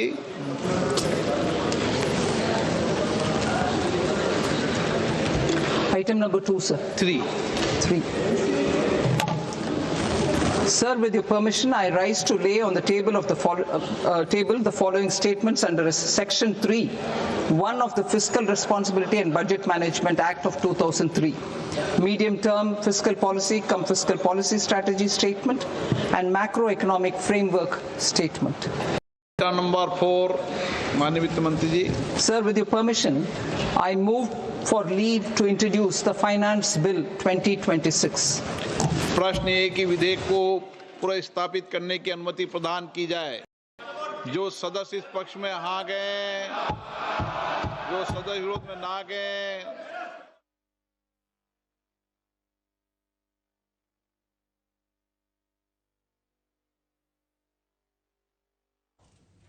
কি পেলাম? শেষ হয়ে গেল 2026-এর general budget. দিনের শেষে হাতে কি থাকলো? আমরা পাবলিক খেটে খাওয়া মানুষ, দিন আনি দিন খাই টাইপ। আমাদের একটাই প্রশ্ন, বিরাট বড় বড় স্বপ্ন আর প্রপোজালে আমাদের কি হবে?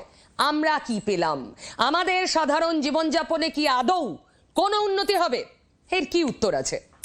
আমরা বাংলা কি পেল? কারণ বাংলা এবার ভোট।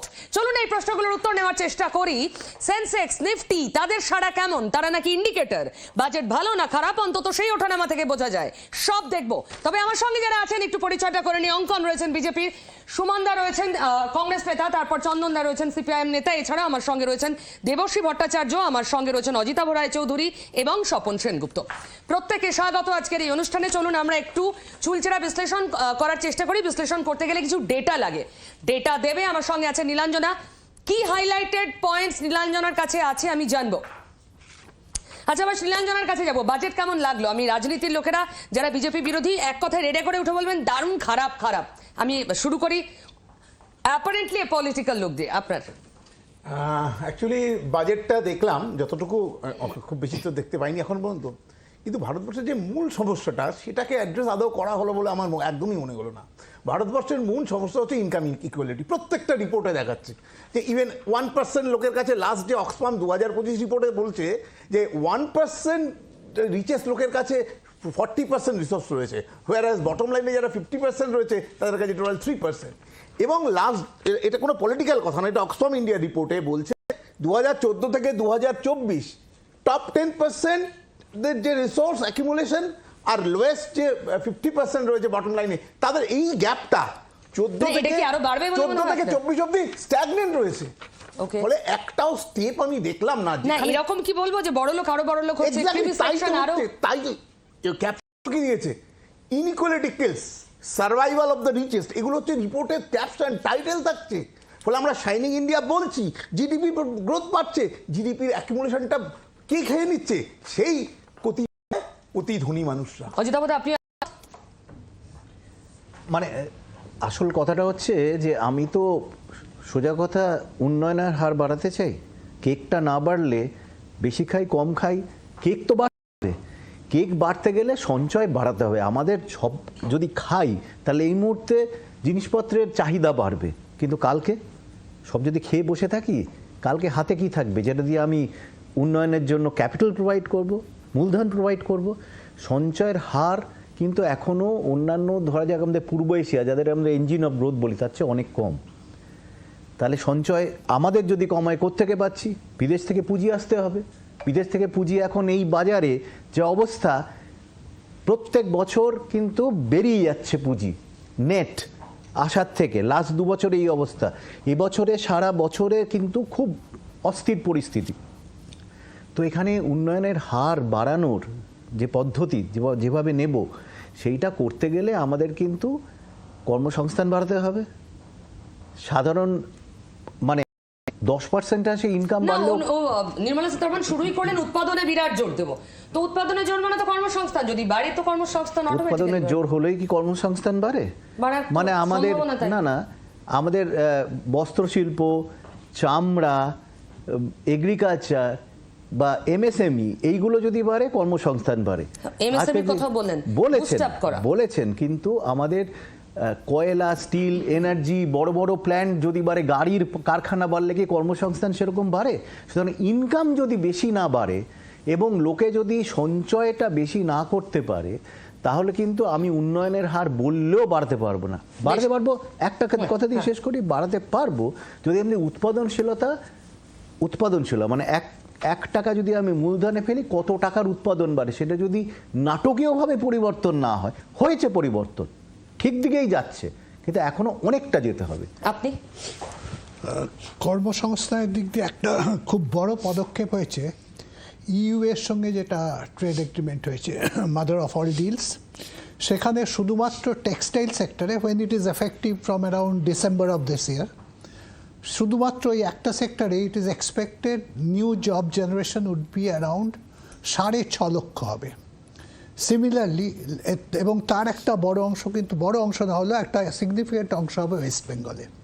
সিমিলারলি লেদার সেক্টরে আমরা আশা করছি, যা এক্সপার্টরা অনুমান করছেন, 1.5 লক্ষ বা তার বেশি জব ক্রিয়েশন হবে। তারও একটা সাবস্টেন্সিয়াল অংশ কিন্তু ওয়েস্ট বেঙ্গলে হবে। আর একটা মজার কথা হচ্ছে, কর্মসংস্থান ঠিক আছে, স্ট্যাটিস্টিক্যালি আমরা বলছি যে তরুণ সমাজে 17% আনএমপ্লয়েড, কিন্তু ওভারঅল আমরা যদি দেখি, আজকে বলে নয়, এই বছরে নয়, গত কয়েক দশক ধরে আনএমপ্লয়মেন্ট রেটটা কিন্তু ঘোরাফেরা করছে 6.5 আর 7-এর মাঝামাঝি। এটা একটা জিনিস দেখায় আমাদের তরুণরা, যুবকরা যথাযোগ্য কিছু পাচ্ছেন না কর্মসংস্থান, কম মাইনে পাচ্ছেন, কিন্তু একেবারে কিছু পাচ্ছেন না তা নয়, কেননা একই জায়গায় লেভেলে থেকে যাচ্ছে। আরও একটা বলার কথা হচ্ছে যে আমাদের যেটা EPFO কুইক ডেটা যেটা দেখাচ্ছে, EPFOতে নিউ ফর্মালাইজেশন, এখন কিন্তু নিউ ফর্মালাইজেশন শুধু রিপ্লেসমেন্ট নয়, নেট ফর্মালাইজেশন এবছরের শুরুতে প্রতি মাসে ছিল 13 লক্ষ, সেটা বাড়তে বাড়তে গত 3 মাসে হয়ে গেছে 20 লক্ষ, 22 লক্ষ, 21 লক্ষ। দ্যাট শোজ আমাদের ফর্মাল জবসও কিন্তু বেশ ভালোভাবেই বাড়ছে। পজিটিভ ইঙ্গিত দেখতে পাচ্ছেন বাজেটের মধ্যে? অবশ্যই অনেক কিছু। আমি আবার আসবো, কিন্তু তার আগে আমার সঙ্গে নীলাঞ্জনা রয়েছে, নীলাঞ্জনার কাছে চলে যাব। কুইক আপডেট নীলাঞ্জনা, আমরা বাংলার বাসিন্দা, ভোট বাংলায় আর 2.5-3 মাসের মধ্যে কি পেলাম? একদমই প্রিয়, ভোট মুখে বাংলা, যেহেতু সামনে বিধানসভা নির্বাচন, খুব স্বাভাবিকভাবে এই প্রত্যাশা ছিল যে বাংলার জন্য আলাদা করে কি কিছু বাড়তি বরাদ্দ হবে, বাড়তি ঘোষণা হবে, যেমনটা আমরা বিহারের ক্ষেত্রে দেখেছিলাম। একদম 60,000 কোটি টাকার প্রকল্পের ঘোষণা হলো, যাতে প্রত্যক্ষ পরোক্ষভাবে বিহার লাভবান হলো। বিমানবন্দর সম্প্রসারণ, নতুন বিমানবন্দর, মাখানা চাষে বিশেষ কমিটি, সব। কিন্তু বাংলার ভাড়ারে কি আসলো সেদিকে যদি আমরা একবার নজর রাখি, যে বাংলা কি পেলো, ভোটমুখী বাংলা কি পেলো, সেদিকে আমাদের নজর রাখলে দেখা যাচ্ছে যে দুর্গাপুরে ইস্ট কোস্ট শিল্প করিডোর, এটা বাংলার ভাড়ারে এসেছে। এই শিল্প করিডোর, দুর্গাপুরে ইস্ট কোস্ট শিল্প করিডোর। আর কি এসেছে? ডানকুনি সুরাত পণ্য করিডোর। পণ্য পরিবহনের ক্ষেত্রে বাড়তি গুরুত্ব দেওয়া হচ্ছে, সেখানে ডানকুনি সুরাত পণ্য করিডোর বাংলার ভাড়ারে আসছে। আর যেটা আসছে দেশ জুড়ে 7টি হাই স্পিড রেল করিডোর, তার মধ্যেও বাংলা থাকছে, বাংলার শিলিগুড়ি থাকছে। Delhi, Varanasi, Siliguri high speed rail corridor থাকছে কিন্তু বাংলার ক্ষেত্রে, অর্থাৎ দুর্গাপুর ইস্ট কোস্ট শিল্প করিডোর, এই ডানকুনি সুরাত পণ্য করিডোর এবং দিল্লি, বারাণসী, শিলিগুড়ি যে হাই স্পিড 7টি হাই স্পিড রেল করিডোর দেশ জুড়ে, তার মধ্যে বাংলার শিলিগুড়ি থাকছে, বাংলার ভাড়ারে থাকছে। এটাই এবারের বাজেট।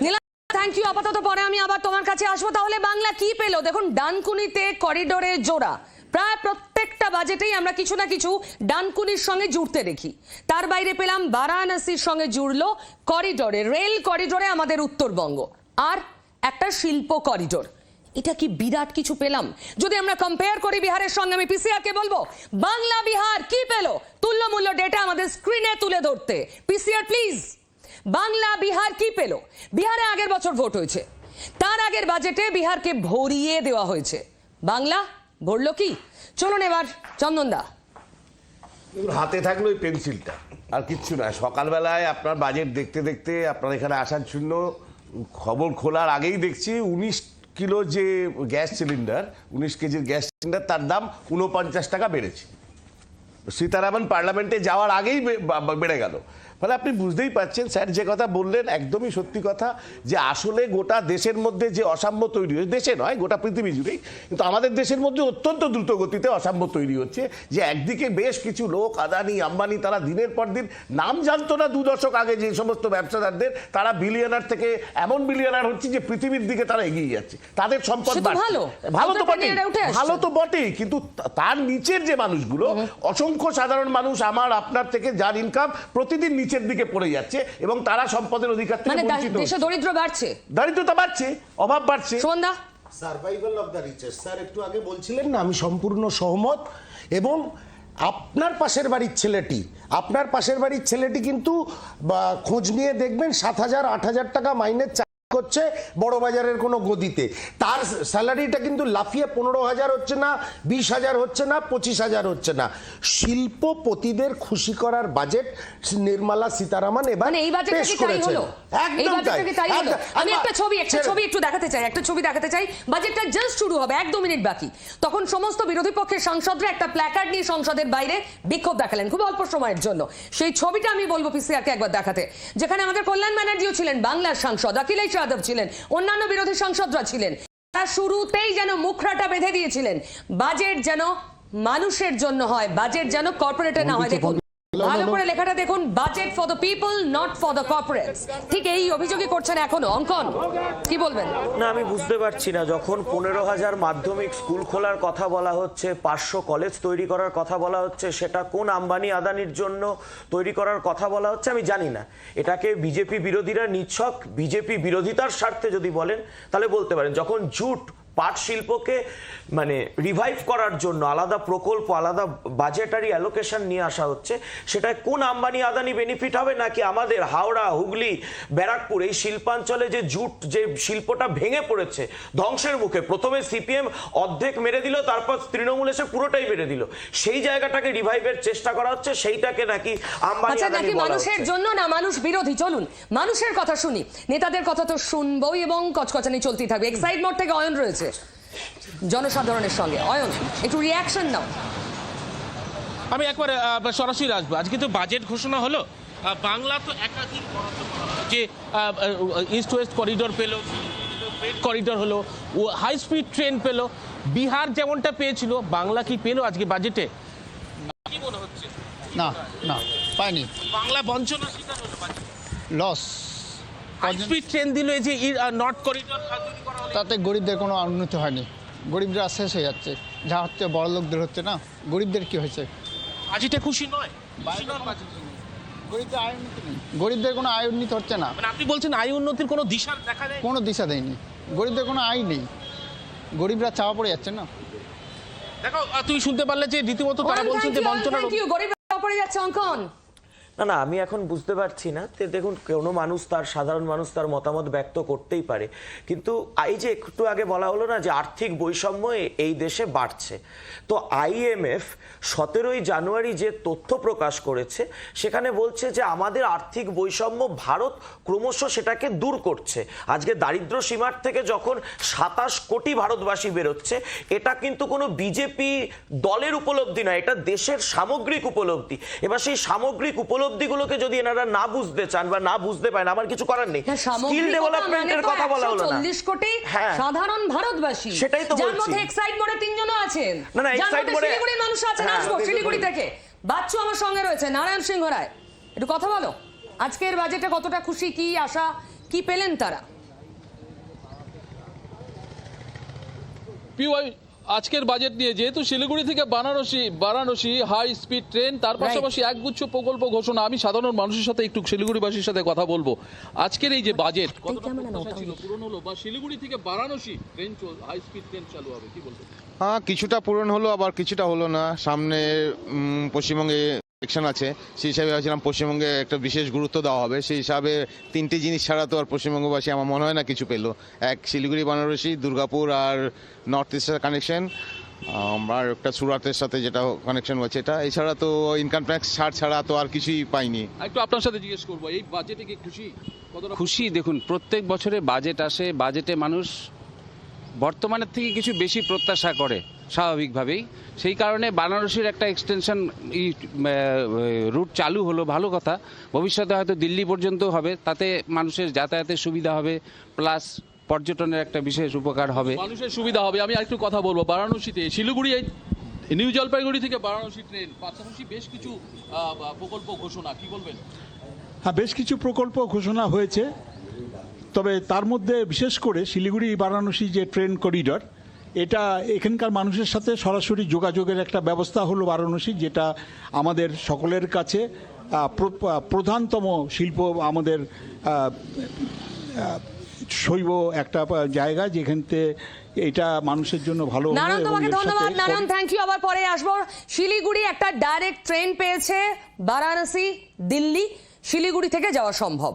স্বাভাবিকভাবেই বাংলার বাকি অংশের মানুষের থেকে শিলিগুড়ির মানুষের মানসিকতা একটু ডিফারেন্ট হবে। আর মনে রাখতে হবে, শিলিগুড়ি কিন্তু উত্তরবঙ্গ, যে উত্তরবঙ্গ নাকি বছর বছর বাংলার বাজেটে বঞ্চিত হয়ে থাকে, সেই উত্তরবঙ্গকে অ্যাড্রেস করলো সেন্টারের বাজেট, মানে উত্তরবঙ্গে নজর দিল। সবকিছুই কি খুব অঙ্ক কষে? আচ্ছা, সেন্সেক্স নিফটিও কি অঙ্ক কষছে? না হলে এত বড় ধস কেন নিফটিতে? সৈকত আমার সঙ্গে রয়েছে, সেন্সেক্স নিফটির হাল হকিকত নিয়ে বলো সৈকত। একেবারে যে বিষয়টি সবচেয়ে গুরুত্বপূর্ণ হয়ে উঠছে, যে ভারতীয় শেয়ার বাজার কিন্তু এবারের এই বাজেটে কোনো ভরসা রাখতে পারেনি।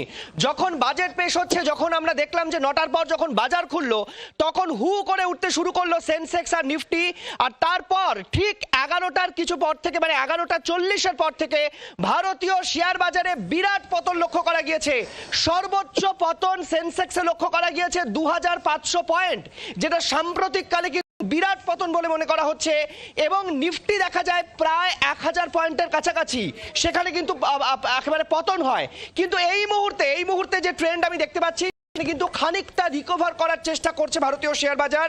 সবচেয়ে গুরুত্বপূর্ণ যে শেয়ারগুলিতে এবার পতন লক্ষ্য করা গিয়েছে, তার মধ্যে যেমন গাড়ি শিল্প রয়েছে, সিমেন্ট শিল্প রয়েছে, তার সঙ্গে কিন্তু রয়েছে, আমরা দেখতে পাচ্ছি ব্যাংকিং সেক্টরেও কিন্তু ঠিক দেখা যাচ্ছে যে স্টকগুলো রয়েছিল, সেই স্টকগুলোতে পতন, কিন্তু উত্থান লক্ষ্য করা যাচ্ছে। ভারতের যে বিভিন্ন রকম যে বৈদেশিক বিনিয়োগ যে সমস্ত জায়গাগুলোতে রয়েছে, সেই জায়গাগুলোতে লক্ষ্য করা যাচ্ছে। ওষুধ শিল্পে, বিভিন্ন ফার্মাসিউটিক্যালসে লক্ষ্য করা যাচ্ছে, শিল্পে লক্ষ্য করা যাচ্ছে, সেখানে কিন্তু উত্থান হচ্ছে। কিন্তু এই মুহূর্তে নিফটি দেখা যাচ্ছে প্রায় 250 থেকে 300 পয়েন্ট ফলে রয়েছে। ঠিক এই ফলটাই কিন্তু ছিল যখন শুরু হয় বাজেট, প্রায় 200 পয়েন্ট উত্থান হয়েছিল। এখন এই মুহূর্তে দেখা যাচ্ছে নিফটি 50, তারা কিন্তু এই মুহূর্তে 300 পয়েন্ট নিচে রয়েছে। সেন্সেক্স খুব গুরুত্বপূর্ণ, দালাল স্ট্রিটের অন্যতম সবচেয়ে গুরুত্বপূর্ণ হচ্ছে সেন্সেক্সও কিন্তু এই মুহূর্তে 900 পয়েন্টের কাছাকাছি রয়েছে। ফলে কোথাও একটা উত্থানের চেষ্টা করা হচ্ছে, কিন্তু যে ভরসা ভারতীয় ইমিডিয়েট রিঅ্যাকশন ধস, তারপর আস্তে আস্তে রিকভারের চেষ্টা। সৈকত, তোমাকে অনেক ধন্যবাদ, বারবার আপডেট করতে থেকো তুমি আমাদের। তবে এর মধ্যেই সৌগত রায়, তৃণমূলের এই প্রথম কেউ মুখ খুললেন এইবারের বাজেটের পর, শুনুন কি বলছেন। Colourless, odourless and tasteless budget. নতুন কিছু নেই, কিছু লেকচার আছে কি হবে না হবে, কিন্তু ওরা যেগুলো অ্যানাউন্স করেছে সবই all in the future. Indirect বা ডিরেক্ট ট্যাক্সে কোনো মডিফিকেশন করেনি। এই বাজেট কোনো উৎসাহ সৃষ্টি করবে না। অঙ্ক না সাধারণ মানুষ, না জনতা, না নেতা, না শেয়ার বাজার, কেউই তো মুখ খুলছে না। আপনি কার থেকে কল্পনা করছেন? সৌগত রায় বলবে যে খুব ভালো বাজেট, পাবলিক কোন পাবলিক? দেখুন, পাবলিকের ব্যাপার সেন্সেক্স, না সেন্সেক্স তো গতবার যখন এত বিপুল আয়কর ছাড় দেওয়া হয়েছিল তখনও তো সেন্সেক্স নিফটি পড়ে গেছিল। বিষয়টা সেটা ফালতু ব্যাপার। আপনাকে আমি কেউ ভরসা, ভারতবর্ষের মানুষ আমাদের উপর ভরসা রাখছে, এটাই সমস্যা। ভারতবর্ষের মানুষকে তোমরা ডোবাচ্ছো। বলিনি, তাহলে কি বলবো আপনার সময়গুলো? তাহলে বলুন, তাহলে আপনার কথার মধ্যে অনুপ্রবেশ করবো। এবার না এবার বিষয় হলো যে আপনাদের সব ব্যাপারে আপনি তো যদি এখন ভালো বলেন তাহলে তো আমার ক্ষতি। অঙ্কনের যুক্তিটা শুনি না, সবাই ওর এগেইনস্টে বলছে। অঙ্কনের যুক্তি না আমি তো এনাদের থেকে কি প্রত্যাশা করব? চন্দনদা যদি আজকে সেমিকন্ডাক্টর হাব যে কথাটা বলা হয়েছে, হ্যাঁ, এখন আপনারা শিল্প তাড়িয়ে আপনারা তো বলবেন বড় শিল্প তাড়িয়ে আপনারা কি বলবেন? মেক ইন ইন্ডিয়া কি হলো? মেক ইন ইন্ডিয়া কি হলো? ভালো রিপোর্টে ভালো কি চলছে না? না 10,000 গাড়ি তৈরি করবে, আসছি বলুন না, মানে কার প্রশ্নের উত্তর দেব? আপনার প্রশ্ন বলো। আপনি তাহলে অ্যাঙ্কার নাকি? আমি তো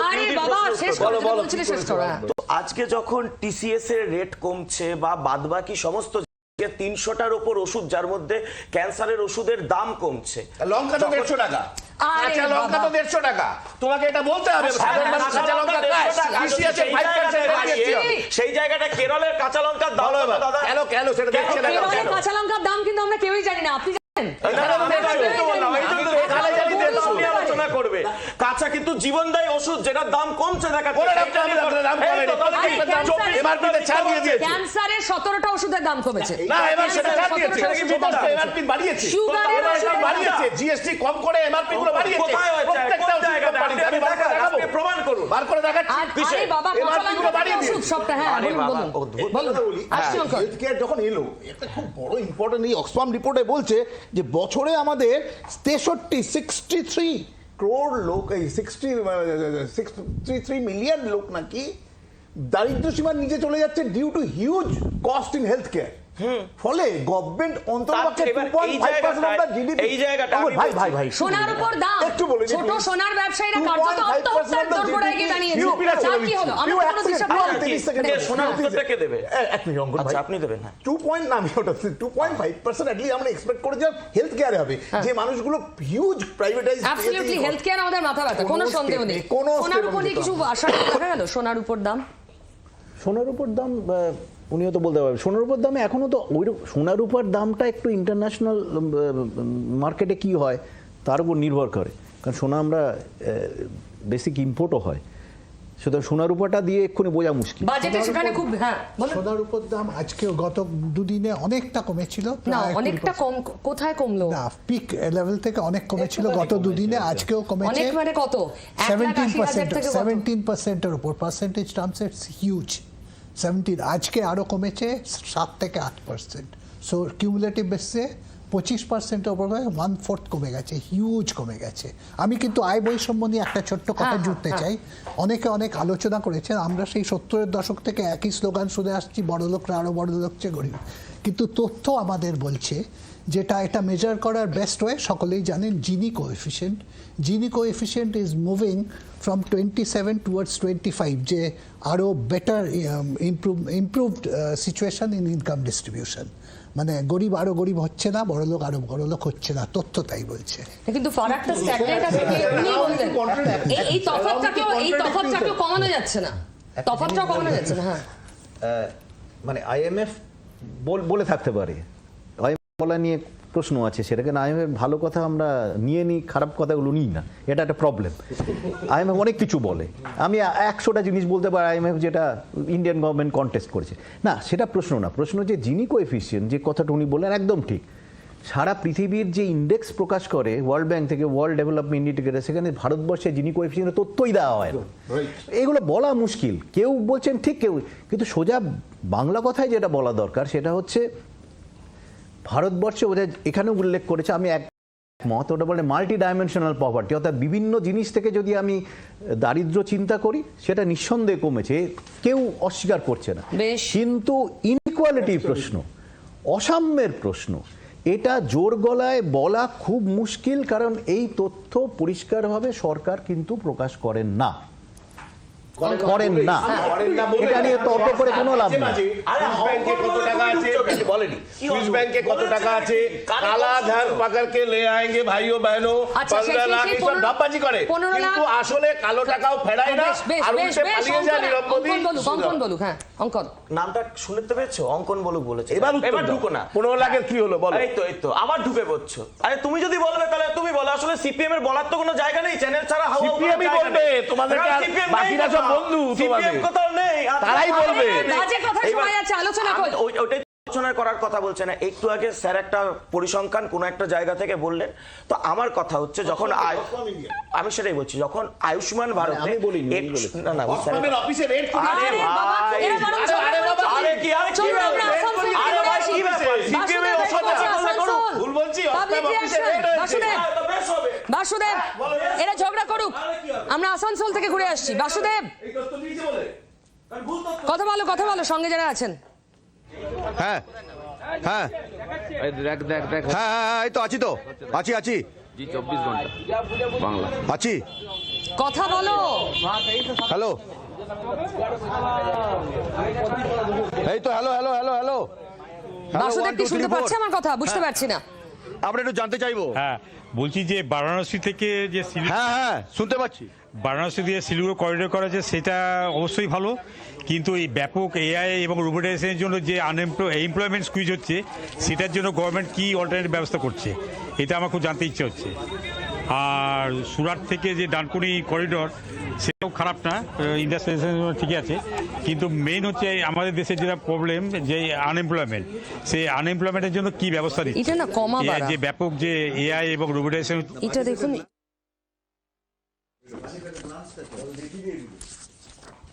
রেল করিডোরে হচ্ছে বেনারস থেকে নিয়ে আসানসোলে দুর্গাপুর পর্যন্ত এবং শিলিগুড়ি থেকে, কি বলবেন? দেখুন, আসানসোল দুর্গাপুর শিল্পাঞ্চল বর্তমানে মোটামুটি মিউজিয়ামের শহর হয়ে গেছে। একদিকে বাস স্ট্যান্ডার্ড বন্ধ, ওইদিকে রুগ্ন শিল্প, আমাদের রূপনাথপুর কেবিস বন্ধ, গ্লাস ফ্যাক্টরি বন্ধ, সাইকেল কর্পোরেশন বন্ধ। আমরা বহুদিন ধরে শুনে আসছি শিল্প করিডোর, কিন্তু বাস্তবে তো কি হবে সেটা কিন্তু নিয়ে মানুষ এখন খুব চিন্তায় আছে। দুর্গাপুর শিল্প করিডোর, বাসুদেব আশা দেখছেন যারা আছেন তোমার সঙ্গে। বাজেট আমাদের এমপ্লয়মেন্ট এইবার কিন্তু ঘোষণা হয়েছে দুর্গাপুর শিল্প করিডোর হবে, তাহলে আপনি কি বলতে চাইছেন? যদি হয় তাহলে কি বাইরে থেকে লোকজন এসে এখানে এমপ্লয়মেন্ট পাবে, না লোকাল ইঞ্জিনিয়ার, লোকাল যারা বেকার যুবক, লোকাল যারা উদ্যোগী তারা কিছু কাজ পাবে, লোকাল যারা স্টার্ট আপ, যারা নতুন ব্যবসা করতে চায় তারা কি সুযোগ পাবে? সবসময় দেখা যায় যে ক্রেডেন্সিয়াল নিয়ে আসুন। আমরা যারা ব্যবসায়ী, এত টাকার ক্রেডেন্সিয়াল থাকলে তবে এই কাজটা পাওয়া যাবে। তাদের যারা নতুন কাজ করছে তাদের সম্বন্ধে সরকার কি উদ্যোগ নিচ্ছে? এটা খুব ভ্যালিড প্রশ্ন, আমি উত্তর নেওয়ার চেষ্টা করবো। বাসুদেব আপাতত ধন্যবাদ তোমাকে। কলকাতার লোকজন তারা খুব আশান্বিত হলেন এবারের বাজেটে। বেলেঘাটা থেকে রক্তিমা ওয়েট করছে, একটু রক্তিমার সঙ্গে যারা আছেন তাদের কথা শুনি। রক্তিমা,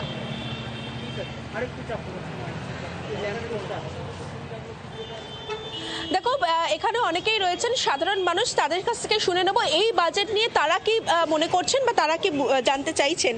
বাংলার জন্য কিন্তু বড় ঘোষণা করা হলো বাজেটে, সেই জায়গা থেকে জানিয়ে রাখি ডানকুনিতে তৈরি হবে পণ্য পরিবহনের বিশেষ করিডোর। কিভাবে দেখছেন এই বাজেটকে? এই বাজেটকে একজন ভারতবর্ষী না, একজন বাঙালি হিসেবে দেখছি এই যে বড় বড় বাজেট, এই যে আবার প্রকল্পের ঘোষণা, এই ঘোষণা শুনতে শুনতে না আমরা একটা হতাশায় বিরাজ করছি। শুধু আমি নয়, আপনি যদি এইরকম আমার মতন আরও অনেককে জিজ্ঞাসা করেন তাহলে দেখবেন প্রত্যেকের মনে একটা হতাশা, কারণ মনেই বাজেট সম্পর্কে কোনো কৌতূহল নেই। কেন? তার একটা সাধারণ উত্তর, এই যে করোনার সময় করোনার ওষুধ যেখানে তৈরি হচ্ছিল বেঙ্গল কেমিক্যাল, সেই বেঙ্গল কেমিক্যাল কার? একজন বাঙালি ব্যবসায়ীর প্রতিষ্ঠান, কিন্তু সেই বেঙ্গল কেমিক্যালকে চাপিয়ে দেওয়া হলো। বেঙ্গল কেমিক্যালের অস্তিত্ব যে এত বড় একটা বেঙ্গল কেমিক্যাল, সুতরাং যেখানে বেঙ্গল কেমিক্যালকে ধূলিসাৎ করেছে সেখানে কি প্রকল্প হবে? আমরা তো সিঙ্গুরে ন্যানো কারখানা হয়েছিল, কিন্তু সেখানে ন্যানো বন্ধ করে দেওয়া হলো। আজকে ন্যানো গিয়ে দেখালো কি গুজরাটে। সুতরাং কোথায় শিল্প? শুধু শিলান্যাসই হয়ে যাচ্ছে। বাঙালির মানুষ একটা বেঁচে থাকার জন্য দরকার কি? শিক্ষা, স্বাস্থ্য, আশ্রয়। শিক্ষা ব্যবস্থা ধূলিসাৎ। শিক্ষাতে আমাদের এই বেলেঘাটা অঞ্চলে সব প্রাইমারি স্কুল বন্ধ। আর যেখানে বর্ষিয়া কেন্দ্রীয় সরকার শিক্ষার ব্যবস্থার কথাই যখন উঠলো, একটু জানতে চাই শিক্ষার ব্যবস্থার ক্ষেত্রে সারা দেশে 5টি বিশ্ববিদ্যালয় টাউনশিপ তৈরি করার কথা ঘোষণা করা হয়েছে। देखिए 5 विश्वविद्यालय बड़ा बात नहीं है। बात है जो छोटा प्राथमिक स्कूल जो था, अभी बंगाल में 8,000, पूरा भारत में अगर पूरा देखिएगा तो 1 लाख के ऊपर स्कूल बंद है। तो आप इस पर क्या कीजिएगा? और दिन पर दिन हर श्रमिक हो, शिक्षा हो, स्वास्थ्य हो, इस पर जिस तरह से महामारी चल रही है, महंगाई की महामारी चल रही है, ये जुमला देने से तो नहीं होगा। जो है उसको निश्चित कीजिए कि आप स्कूल खोलिएगा कि नहीं खोलिएगा। शिक्षा में जो आएगा कि नहीं आएगा, ये जुमलाबाजी बड़ी बड़ी बात करने से तो नहीं होगा। आज जो सब धर्म के जो स्कूल, ধন্যবাদ। তবে একটা কথা রক্তিমা আমাদের সামনে স্পষ্ট করলো, মানুষকে কিন্তু যা ইচ্ছা বোঝানো যাবে না। রীতিমতো ডেটা নিয়ে ক্যামেরার সামনে এসে কথা বলছেন, কোথায় কত স্কুল বন্ধ সেই ডেটা পাবলিক দিচ্ছেন। আর কিন্তু বোকা বানানোর যুগটা নেই। কিন্তু শিল্পের প্রশ্ন যখন উঠছে, আমি একটা কথা বলি, দুর্গাপুরে শিল্পাঞ্চল শিল্প করিডোর হবে ঘোষণা হলো। মোদি ঘুরে গেলেন সিঙ্গুর, শাহ ঘুরে গেলেন ব্যারাকপুর, আর নীতিন নবীন ঘুরে গেলেন দুর্গাপুর। মানে শিল্পের চোখ এইটাকে ক্লিয়ার করলো না। আপনারা যতই শিল্প নেই বলুন, দুজনের কাছেই আমার উত্তর। প্রধানমন্ত্রী এর আগে দুর্গাপুরে এসেছিলেন একটা সভাতে, অঙ্কন নিশ্চয়ই আমার সাথে একমত হবে, সেখানে বলেছিলেন তোমরা যাও, মোহাম্মদ সেলিম যায়নি। মোহাম্মদ সেলিম হুমায়ুনের সাথে বৈঠকে রয়েছে। আরে তো প্রধানমন্ত্রী বললেন ভাইও ভাইরো, আপনি শুনুন, শিল্পের পটভূমিতে দাঁড়িয়ে সেখানে বললেন ঘুষপেটিয়ার কথা বলেছিলেন। এবার আপনি দেখুন এমএনসি কারখানা বন্ধ, বার স্ট্যান্ডার্ড বন্ধ, সারের কারখানাগুলো বন্ধ। এগুলো 14 বছরে কোন প্রধানমন্ত্রী, কোন বিজেপি এগুলো সব কেন্দ্রীয় সরকারের কারখানা, এগুলো সব কেন্দ্রীয় সরকারের কারখানা। ওই দুর্গাপুরে আমার কথাটা হচ্ছে যে দুর্গাপুরে ইউনিয়ন বাজির ব্যাপারটাই তো, কারখানা বন্ধ। দুর্গাপুরে কারখানাগুলো খোলেনি।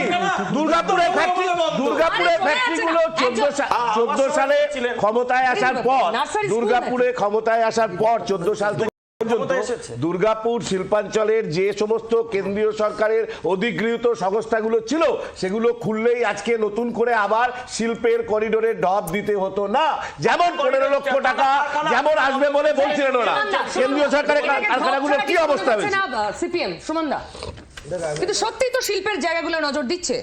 দেখো, আমি কোনো ডিবেটে যেতে চাই না। সাধারণ মানুষ হিসাবে আমি এখানে অনেক তথ্য স্যারেদের কাছে আছেন, ফিসকাল ডেফিসিট, জিডিপি, হ্যান, আমি এই টার্মসগুলো ইউজ করবো না। আমি সাধারণ মানুষ হিসাবে একটা জিনিস কি দেখলাম, নরেন্দ্র মোদী সরকার ক্ষমতায় আসার পর থেকে স্কিল ইন্ডিয়া প্রকল্প failed, make in India failed, ইন্ডাস্ট্রিয়ালাইজেশনটা একটা সমষ্টির মধ্যে আবদ্ধ হয়ে গেল।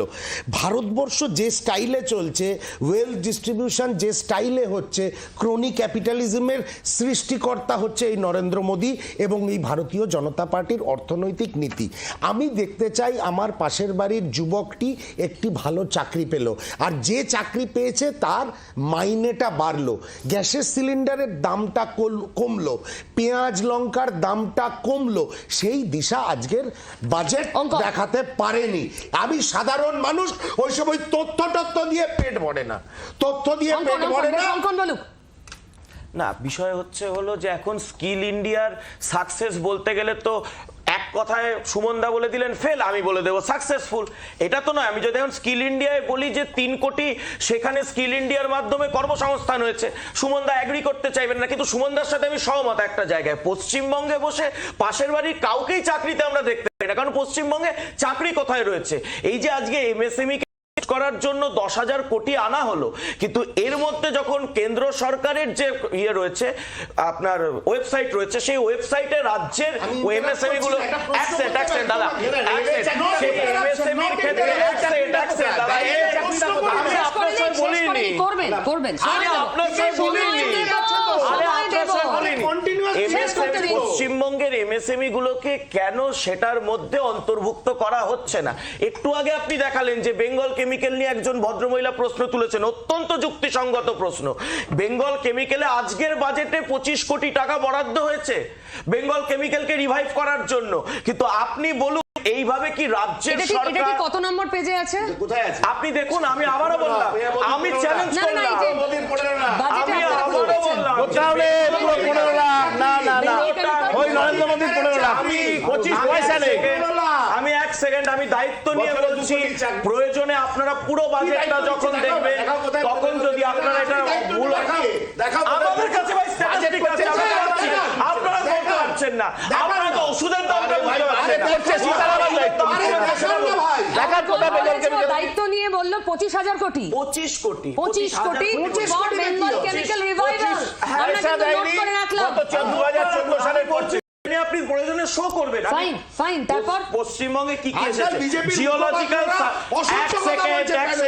জিওলজিক্যাল সার্ভে অফ ইন্ডিয়া পেয়েছে 1018 কোটি টাকা, কলকাতা মেট্রো পেয়েছে 529 কোটি টাকা, আপনার হচ্ছে আইএসআই পেয়েছে 332 কোটি টাকা, কলকাতা বন্দর, যে আমরা এই যে বন্দর কেন্দ্রিক রিভাইভ করার কথা বলছি, সেটা পেয়েছে 150 কোটি টাকা, ন্যাশনাল ইনস্টিটিউট অফ হোমিওপ্যাথি যেটা কলকাতায় রয়েছে পেয়েছে 92 কোটি টাকা, Satyajit Ray film and television institute পেয়েছে 90 কোটি টাকা। আমি বললাম এগুলোকে আপনারা ভেরিফাই করবেন। এইবার এখানে সমস্যা হচ্ছে এটা কোনটা কারখানা, এটা কোনটা কারখানা, শিল্পের মধ্যে এটা সুদীপ ব্যানার্জি কি বলছেন শুনেনি, শুনবো। নামটা উচ্চারণ হলো না, এটা ভালো বক্তৃতার মধ্যে অনেক রাজ্যের নাম উচ্চারণ হলো, কোথাও একটা কিছু উচ্চারিত হবে এরকম ভাবা গিয়েছে। ভোট আসছে, তোদের ভোটের জন্যই বিজেপি নিজের ভোটের জন্য কিছু বাড়তি আর্থিক সহযোগিতা করতে পারত, যেটা বিহারের ক্ষেত্রে অন্ধ্রপ্রদেশের ক্ষেত্রে করেছে, সেটাও বাংলার জন্য করতে পারবে না। বিহারের জন্য যা করেছিল বাংলার জন্য করতে পারলো না, তৃণমূল পরিষ্কার একটা উত্তর দিয়ে দিল। আচ্ছা অখিলেশ যাদব, সেটার জন্য এক্ষুনি ভোট নেই, শুনুন। बीजेपी से कोई उम्मीद मत करिए, कुछ लोगों को लाभ पहुंचाने के लिए बीजेपी काम करती है। बजट पहले से तय होता है किसको लाभ पहुंचाना है। शत्रुघ्न सिन्हा, শুনুন তৃণমূলের সাংসদের বক্তব্য। बजट जो है ये देश का बजट नहीं है, विकसित भारत का बजट नहीं है, ये लपेटू बजट है, ये फेंकू बजट है, सिर्फ घोषणाबाजी हुई है। लेकिन आपने जो समाज के महत्वपूर्ण है, चाहे महिलाएं हो, हमारे किसान वर्ग हो, युवा पीढ़ी हो, या उनके रोजगार का मामला हो, या कैसे रोजगार और पैदा करेंगे, इन सारी बातों पे आपने जरा भी रोशनी डालने की कोशिश नहीं।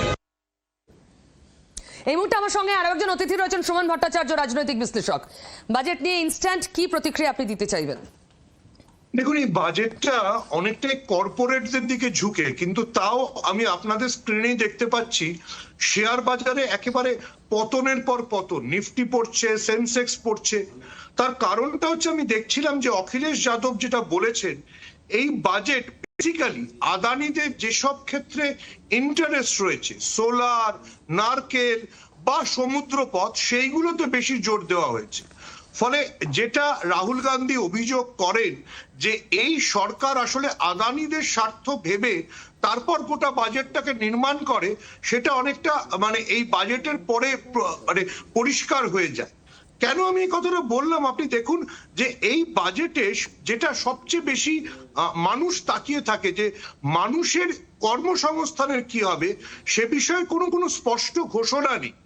যা যা কথা বলা হয়েছে, ধরুন নতুন বিশ্ববিদ্যালয়, যে বিশ্ববিদ্যালয়গুলো তৈরি আছে সেগুলোতেই অধ্যাপক পদ শূন্য, আমি কেন্দ্রীয় বিশ্ববিদ্যালয়ের কথা বলছি, নতুন হাসপাতাল শহর, এই প্রত্যেকটা কথাই গত 11 বা 12 বছরের সরকারের যা পারফরমেন্স, নির্মলা সীতারামনের যা পারফরমেন্স, সেটার সঙ্গে ট্যালি করে না। ফলে আরো নতুন ঘোষণা, বরং আমি যেটাতে সবচেয়ে উদ্বিগ্ন, মানে যেটা এখন আমি দেখলাম কেউ বলছেন না, এই যে আয়করটা পুরোটা স্বয়ংক্রিয় ব্যবস্থায় চলে যাবে, সেটাও আবার লজিক্যাল ডিসক্রিপেন্সিতে না ঢুকে পড়ে। আমরা একটা লজিক্যাল ডিসক্রিপেন্সির জন্য দেখতে পাচ্ছি নির্বাচন কমিশন নিয়ে আমাদের কি ভোগান্তি হচ্ছে। এবার যদি সেই ভোগান্তি আয়কর নিয়ে শুরু হয়, মনে রাখবেন তাহলে সাধারণ মানুষের ভোগান্তি মানে বাড়বে ছাড়া কমবে না। আমার মনে হয়নি যে, আমার কেন মানে শেয়ার বাজারের প্রতিক্রিয়া থেকেও পরিষ্কার যে এই বাজেট কাউকে কোনো আশা দেখাচ্ছে এক্সেপ্ট আদানিস। শতরূপ কি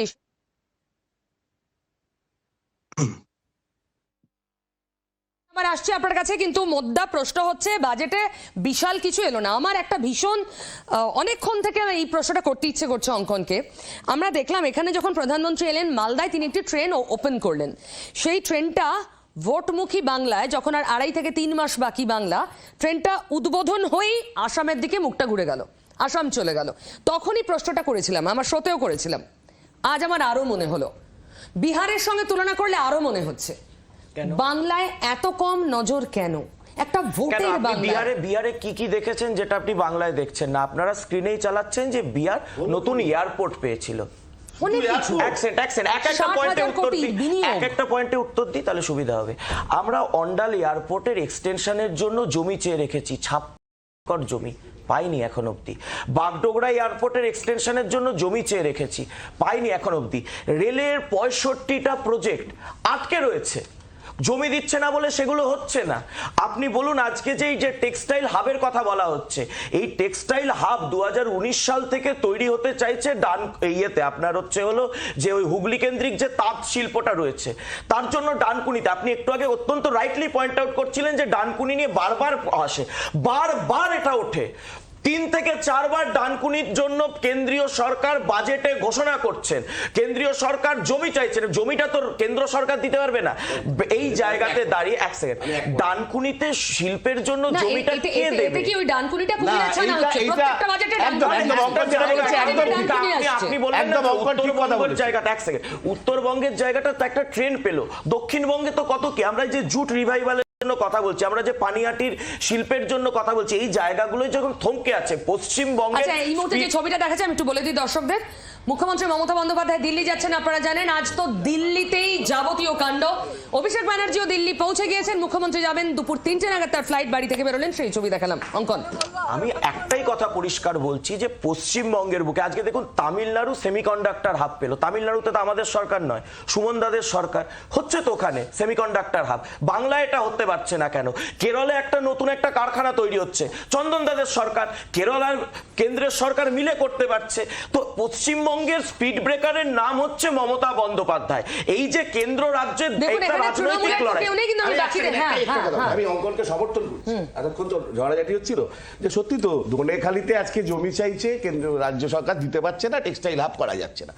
তো এই কথাটা রাজনাথ সিংকে বোঝাতে পারলো না অঙ্কনরা, যে যখন সিঙ্গুরে একটা টাটার ফ্যাক্টরি হচ্ছিল, এই দেখো ভাই, আরে ভাই এই কথাটা বোঝাতে পারলে না যে যখন এটা টাটা মোটরের ফ্যাক্টরি বিদ্যুতের খরচা 2006 সালে করতে যাচ্ছে, তখন বিজেপিও তো সঙ্গে ছিল। দাঁড়াও, তখন তো বিজেপি সঙ্গে ছিল, অনশন মঞ্চে এসে কানে কানে বলেছিল ফ্যাক্টরি হতে দেবেন না, ফ্যাক্টরি হতে দেবেন না। এখন দাঁড়াও, এরপর প্রধানমন্ত্রী এলেন সিঙ্গুরে, হ্যাঁ এলেন তো, এত কিছু বলে গেলেন ঘুষপেটি ঘুষপেটি। কোথায় টাটার জায়গায় অন্য হোক, আদানির হোক, আদানির একটা ফ্যাক্টরি কেন টাটা করতে পারলেন না সিঙ্গুরের জমিতে? সিঙ্গুরে না হোক আশেপাশের জমিতে আদানি আম্বানির সাথে সকাল বিকেল লাঞ্চ ডিনার করছেন, আর বাংলার জন্য একটা বাংলার সম্পর্কে আছে। খুব ক্যালকুলেটিভ, বাংলার জন্য যতটুকু ভীষণ পয়েন্টেড, ভীষণভাবে পয়েন্টেড। দেখুন উত্তরবঙ্গ, উত্তরে বিজেপির বেস, আমরা এখন যতটুকু আছে উত্তরে ম্যাক্সিমাম আছে, উত্তরবঙ্গে একটা কন্ট্রিবিউশন। চলে আসুন দুর্গাপুরে কিছু ওই শিল্পাঞ্চল অবাংলা ভাষী একটা ভোট ব্যাংক আছে, দুর্গাপুর আসানসোল জোনটায়। দুর্গাপুরে নজর। আর একটা কি ডানকুনিটা প্রত্যেকবারই কুমিরের ছানার মতো আসে বাজেটে, এবারও তাই, একদম পয়েন্টেড, একটাও এদিক ওদিক বেশি খরচ নয়। আপনার কি মনে হয়? বাজেট নিয়ে মোটামুটি বিরোধীরা কি বলতে পারেন, এটা আমরা আন্দাজ একটা পেয়ে গেলাম গত বেশ কিছু সময়। বাজেটের সমর্থনে যারা বলেন বা শিল্পপতিরা, হর্ষ গোয়েঙ্কা একটা খুব মজাদার টুইট করেছেন। উনি মোটামুটি যেটা বলেছেন, ওরা একই কথা বলবে প্রতি বছর, balanced budget, pragmatic budget, growth oriented budget, non populist budget, forward looking budget, standard. তা কোনো পক্ষেই যারা পড়ি না, যারা আমাদের মতন তৃতীয় পক্ষ আছেন, আমরা বাজেটকে কী হিসেবে দেখি? একটা হচ্ছে from the aspect of external stability, definitely India is doing well, defence production, defence sector export এদিক দিয়ে ভালো করছেন। ইন্টারনাল স্ট্যাবিলিটিতে আমরা ওয়েলফেয়ার মেজার কতটুকুন কি করতে পারবো, যেটুকুন দেখে মনে হয় নিশ্চিত না, অনেক ডিটেলস পাওয়া যায়নি, যেহেতু আমাদের এলবো রুম নেই আরও বেশি এখানে ফোকাস করার, আমরা এডুকেশন সেক্টরে দেই মাত্র 4%, 2% হেলথ সেক্টর, সুতরাং better targeting is only thing. এখানে আমার একটা ডিসঅ্যাপয়েন্টমেন্ট হচ্ছে আয়ুষ্মান ভারত স্কিমটা যেভাবে operate, it's great scheme, great scheme. এই আয়ুষ্মান ভারত হ্যাজ স্টপ, কেউ একজন আমাদের সম্মানীয় প্যানেলিস্ট বলছিলেন হেলথের কারণে প্রতি বছর বহু লোক বিলো পভার্টি লাইন চলে যান, এই প্রবণতাটাকে বহুলাংশে আটকেছে আয়ুষ্মান ভারত। কিন্তু আয়ুষ্মান ভারতের ইমপ্লিমেন্টেশনে আমার মনে হয় একটা যেটা ইন্স্যুরেন্স মডেল, যেটা কর্পোরেট সেক্টরে চালু হয়, তখন ভাবে চলে গেলে একই খরচে বোধহয় বেটার রেজাল্ট পেতে। ভালো স্মার্টফোন থাকলে পাওয়া যায় না, বাড়িতে ভালো রেফ্রিজারেটর থাকলে পাওয়া এই যায় জন্য না, এই মডেল স্কুটার থাকলে পাওয়া যায় না, এটাই তো তৃণমূল বলে। মডেলটার ফাইন টিউনিং একটু করলে আরো ভালো রেজাল্ট পাওয়া যাবে। মানে মডেলের ফাইন টিউনিং দরকার। আর মানে স্বাস্থ্য সাথীর সঙ্গে কম্পিট করতে গেলে স্বাস্থ্য সাথী ফর অল, হ্যাঁ স্বাস্থ্য সাথী ফর অল, স্বাস্থ্য সাথীতে এখন ছানি অপারেশনও হচ্ছে না, স্বাস্থ্য সাথীতে গল ব্লাডারের স্টোনের অপারেশন হচ্ছে না। এবার সহজ কথা আমি বলছি, এই যে এইটা প্রচার করে দেয়, এই যে স্কুটার থাকলে হবে না, মোবাইল থাকলে হবে না, এটা কাউন্টার কি করে করেন আপনারা? তো করেন না এটার কাউন্টার। উনি বলছেন আরে এক্সপার্টই বলছেন নোটিফিকেশন চাই। সবকিছুর যদি দরকার আছে, সবকিছুর যদি আধুনিকীকরণ হয়, সবকিছুর যদি সংশোধন হয়, সেটাকে ভারতীয় জনতা পার্টি স্বাগত জানায়। কিন্তু 61 কোটি ভারতবাসী যখন পাচ্ছে সবার, তার মানে 61 কোটি ভারতবাসীর মোবাইল নেই, 61 কোটি ভারতবাসী যারা আয়ুষ্মান ভারতের সুবিধা পাচ্ছেন তাদের স্কুটার নেই, তারা নেই তাই পাচ্ছেন। কি করে এটা হয় না? এটা তৃণমূলের অপপ্রচার, এটা তৃণমূলের ন্যারেটিভ। চিরাগ পাসওয়ান বিহারের নেতা, এই কদিন আগে বিহারে ভোট হলো, আজ বাজেটের পর কি বলছেন শুনবো। जब हम एक विकसित भारत बनाने का जब हम जिक्र करते हैं तो ऐसे में यहाँ से अब हमें हर उस सोच को बल देकर आगे बढ़ना होगा जो इवेंचुअली 2047 में भारत को एक विकसित देश बनाने का काम करेगा। अब अगर आप इस सोच के साथ इस बजट को अगर आप देखिएगा तो आपको एहसास होगा कि किस तरीके से इंफ्रास्ट्रक्चर पे बल दिया गया है, गांव शहर की दूरी को कम करने का इसमें प्रयास किया गया है, आत्मनिर्भरता पे बल दिया गया है। এই বাজেটের রিয়াকশন খুব ওপিনিয়নেটেড, মানে একদম পক্ষটা নিরপেক্ষ বলে শব্দটাই ডিকশনারিতে গাওয়া হয়ে গেছে। হ্যাঁ, বাস্তবটা তো মানতে হবে। আমাদের এখানে কল্যাণীতে এইমস আছে, এইমসে ওই যে আয়ুষ্মান ভারতের কথা হচ্ছে সেটাও আছে। আচ্ছা, এইমস হসপিটালে একজন মারা গেছিলেন, একটি মেয়ে ধর্ষিতা হয়ে, দুর্ভাগ্যজনকভাবে তার পোস্টমর্টম হওয়ার কথা ছিল।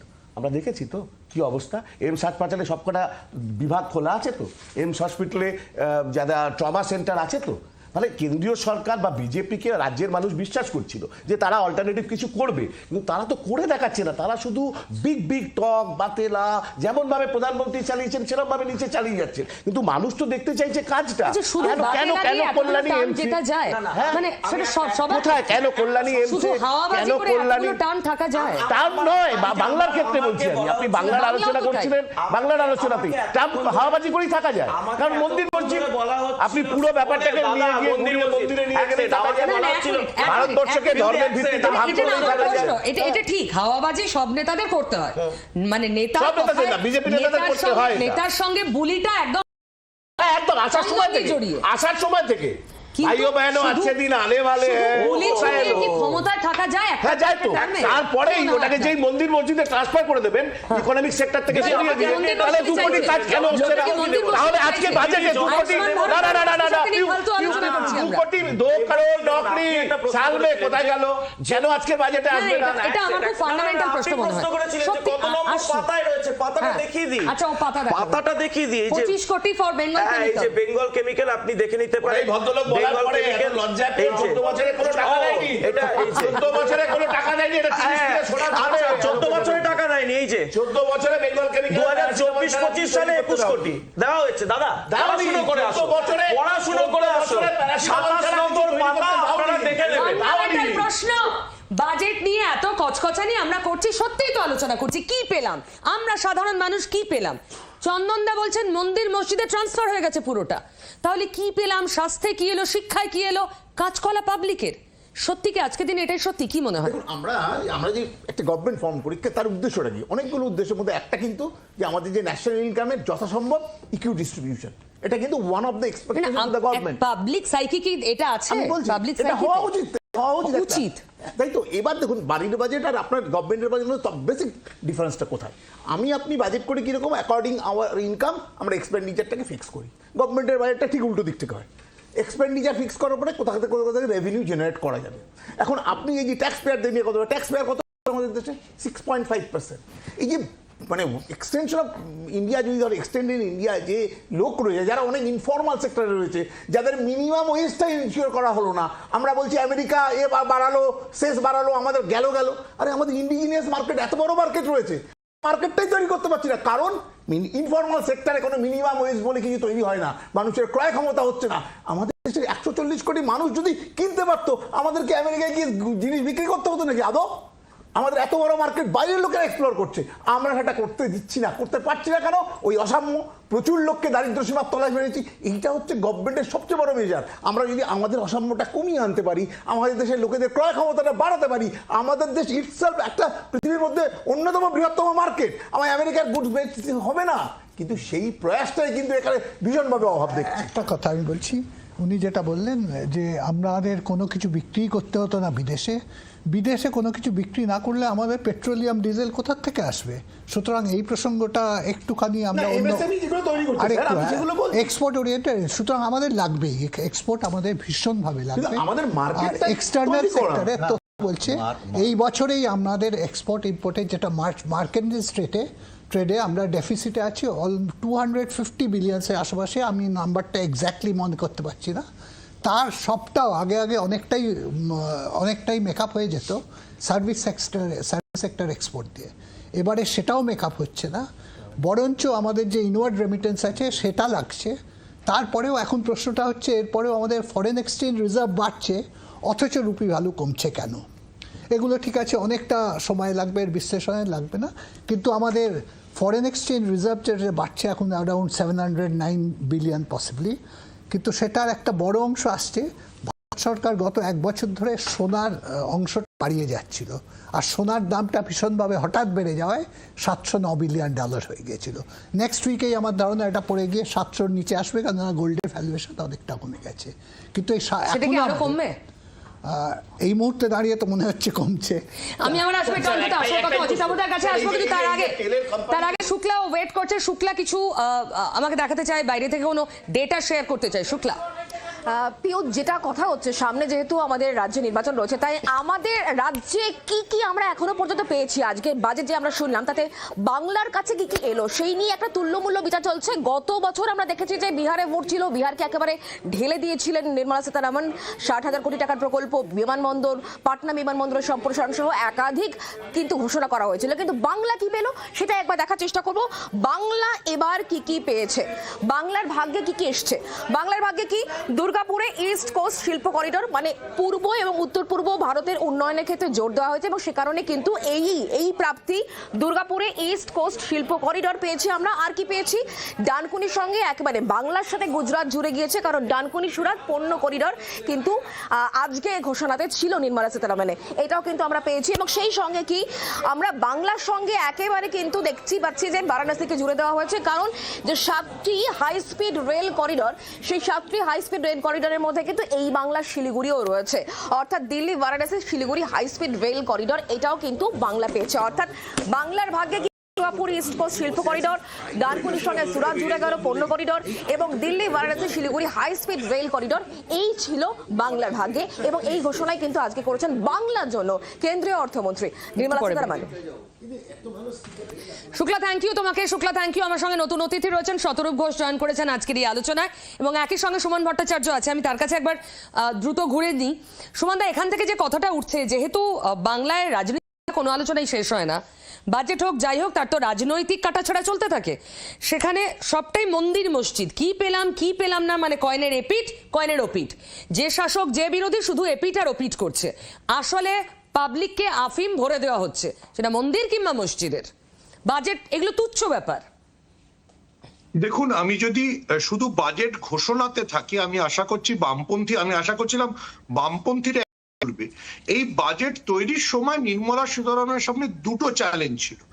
একটা হচ্ছে এআই যেভাবে চাকরি খেয়ে নিচ্ছে সেটাকে কিভাবে কাউন্টার করা হবে, তার জন্য নির্মলা সীতারামন একটা কমিটি তৈরি করেছেন। আমরা সবাই জানি যে আইটি সেক্টরে কিভাবে চাকরি যাচ্ছে, বিভিন্ন সেক্টরে চাকরি যাচ্ছে। দ্বিতীয়টা ছিল যে ডোনাল্ড ট্রাম্পের হুমকি বা শুল্কের মুখে দাঁড়িয়ে কি করা হবে, যেটা একজন বললেন যে ডলারের দাম বেড়েই চলেছে। তো দেখুন, সে বিষয়ে কোনো স্পষ্ট ঘোষণা নেই। বলা হচ্ছে যে ডলারের জন্য একটা উচ্চ পর্যায়ের ভাবনা বিষয়ক কমিটি হবে। আমরা জানি না যে এই যে যিনি বলছিলেন যে আমাদের এক্সপোর্টে জোর দিতেই হবে বা আমাদের ইম্পোর্টটাকে ঠিক রাখতে হবে, এই এক্সপোর্ট ইম্পোর্টটাকে ব্যালেন্স করার জন্য ডলারটাকে কি করে নিয়ন্ত্রণ করা হবে সে ব্যাপারে এই বাজেটে কোনো কথা নেই। আপনি যদি এই দুটোকে একসঙ্গে জোড়েন তাহলে যেটা বামপন্থীদের বা যে সময় আপনিও যে কথাটা বললেন যে মন্দির মসজিদের বাইরে কত লোকের চাকরি হলো, কত লোকের খাওয়া দাওয়ার ভালো হলো, আপনার জিনিসপত্রের দাম কি কমছে, সেই সমস্ত প্রশ্নে এই বাজেট থেকে আপনি কিছু পাচ্ছেন না। আবারও বলছি যে আপনি বাজেটকে দুভাবে দেখতে পারেন, একটা যেটা আপনি বললেন মন্দির মসজিদ দিয়ে, আরেকটা যদি মানুষের স্বার্থ দিয়ে দেখতে চান তাহলে যেটা একজন বললেন যে সোশ্যাল ইনইকুয়ালিটিকে কমানোর জন্য একটা বাজেট কতটা মনোযোগী। আপনি নির্মলা সীতারামনের বাজেটে যত কর্পোরেট, এবং আমি নির্দিষ্ট করে বলছি সোলার থেকে সমস্ত জিনিসে আদানিদের ইন্টারেস্ট আছে, সেই সমস্ত ক্ষেত্রে আপনি যতটা ছাড় দিচ্ছেন, আপনি কি যেগুলো সাধারণ মানুষের জন্য দরকার সেখানে আপনার ছাড় আছে?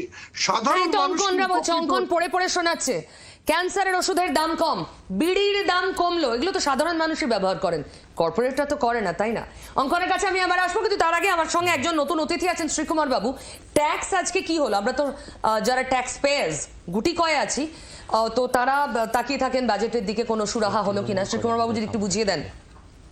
না, এইবারের বাজেটে সেরকম প্রত্যাশা ছিল না, কারণ নতুন ইনকাম ট্যাক্স অ্যাক্ট আইনটা পাস হয়ে গেছে, যেটা ইনকাম ট্যাক্স অ্যাক্ট 2025, যেটা আমাদের 1961 সালের অ্যাক্টকে রিপ্লেস করেছে, এবং যেটা 1 এপ্রিল 2026 থেকে চালু হবে। এখন প্রশ্ন হচ্ছে, যেহেতু নতুন অ্যাক্ট এসে গেছে, এবং basically this act is a replica of 1961 act, titbit cosmetic changes হয়েছে, মেজর কিছু চেঞ্জ হয়নি।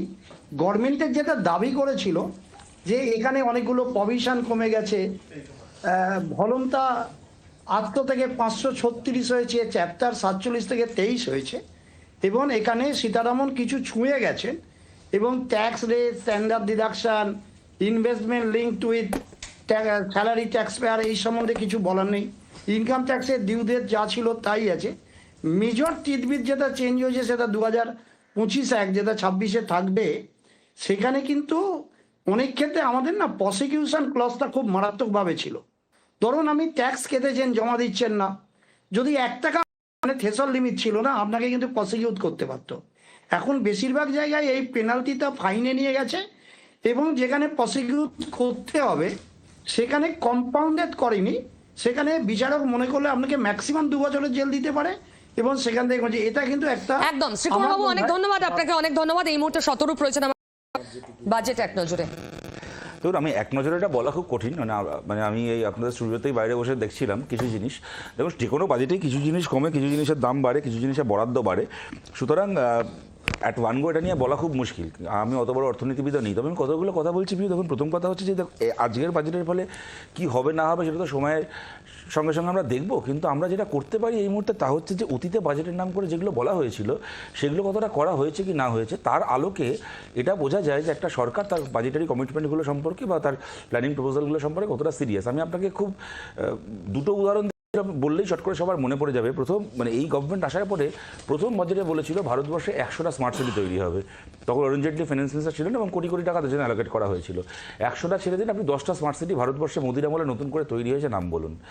কেউ বলতে পারবেন না এখন কী হয়েছে, এবং তারপর থেকে বাজেটেই আলোচনাটাই আর আসে না। 2-1টা বাজেটে শোনা গেছিল স্মার্ট সিটি, এখন আর ওটাকে নিয়ে আর কথাই হয় না, এখন অন্যান্য বিষয় নিয়ে কথা হয়, এই করিডোর হবে, সেই করিডোর হবে। এক দ্বিতীয় কথা আপনার মনে থাকবে 2018 সালে জিও ইউনিভার্সিটি বলে একটি ইউনিভার্সিটিকে সেন্টার অফ এক্সেলেন্স বলে, যেটা কিনা রিলায়েন্সের আম্বানির মালিকানাধীন ইউনিভার্সিটি, সেটাকে সেন্টার অফ এক্সেলেন্স বলে 1000 কোটি টাকা বাজেটারি অ্যালোকেশন করা হয়। জিও ইউনিভার্সিটিটা এক্সিস্ট করে না, সেদিনও পৃথিবীতে এক্সিস্ট করতো না, আজও সেই অর্থে করে না। তখন বলা হয়েছিল যে এরকম একটা নাকি ইউনিভার্সিটি তৈরি হবে, আম্বানি জানিয়েছে, মানে যে ইউনিভার্সিটি তৈরিই হলো না, একটা গোটা ফাঁকা মাঠে যেখানে ছাগল ঘাস খায় সেই ফাঁকা মাঠে নাকি একদিন একটা ইউনিভার্সিটি গড়ে উঠবে এবং সেটা নাকি একেবারে সেন্টার অফ এক্সেলেন্স হয়ে যাবে, এইটা জেনে তার জন্য 1000 কোটি টাকা অ্যালোকেট করে দেওয়া হয়েছিল। আমি আপনাকে দুটো উদাহরণ দিলাম। 3 নম্বর আপনাকে বলি, দেখুন আমাদের গোটা দেশটা যে সিস্টেমের মধ্যে দিয়ে চলছে, একটা দেশ কতটা মানে ক্রমশ কতটা বড় লোকদের এবং কত কম গরিব মানুষ বা সাধারণ মানুষের হয়ে যাচ্ছে তার একটা উদাহরণ। একটা দেশের তো, আমি যদিও এটা সরাসরিভাবে কেউ বলতে পারে বাজেটের সাথে সম্পর্কিত নয়, কিন্তু পলিটিক্যাল স্ট্রাকচারটাও তো দেশের একটা মানে একটা রিফ্লেকশন যে দেশে গরিব মানুষের অংশগ্রহণ কতটা থাকছে, বড় লোকের অংশগ্রহণ কতটা থাকছে। যে নির্মলা সীতারামন আজকে দাঁড়িয়ে পার্লামেন্টে বাজেট পেশ করলেন, আপনার মনে থাকবে ইনি গুরুত্বপূর্ণ ক্যাবিনেট মন্ত্রী মোদীর জমানায় বরাবরই থেকেছেন। তিনি 2024-এর লোকসভা ভোটে প্রার্থী হলেন না। এবং প্রার্থী না হওয়া কেন উনি হচ্ছেন না প্রার্থী, উনি একেবারে মানে টুইট করে জানালেন, নিজে জানালেন যে ল্যাক অফ মানি, লোকসভা ভোটে লড়তে যা টাকা লাগে আমার ব্যক্তিগতভাবে সেই টাকা নেই বলে আমি লড়তে পারছি না। আমি দেখুন, আমরা তো কংগ্রেসের সাথে আমাদের হাজারটা বিরোধ রয়েছে, যেভাবে দেশ চলেছে না চলেছে আমাদের অনেক সমালোচনা আছে। তার সত্ত্বেও এটা তো ঘটনা যে স্বাধীনতার পর থেকে এমন এক পথে দেশ চলেছিল যে একটি গরিব চালার ঘরের একজন মানুষ তিনি দেশের প্রধানমন্ত্রী হয়েছিলেন। এইটা তো আমাদের ডেমোক্রেসির একটা সাকসেস স্টোরি। অথচ তার হাতেই এমন একটা দেশ তারপরে তৈরি হলো যে দেশের ফাইন্যান্স মিনিস্টার বলছেন যে আমার কাছে টাকা নেই বলে আমি লোকসভা ভোটে অংশগ্রহণ করতে পারছি না।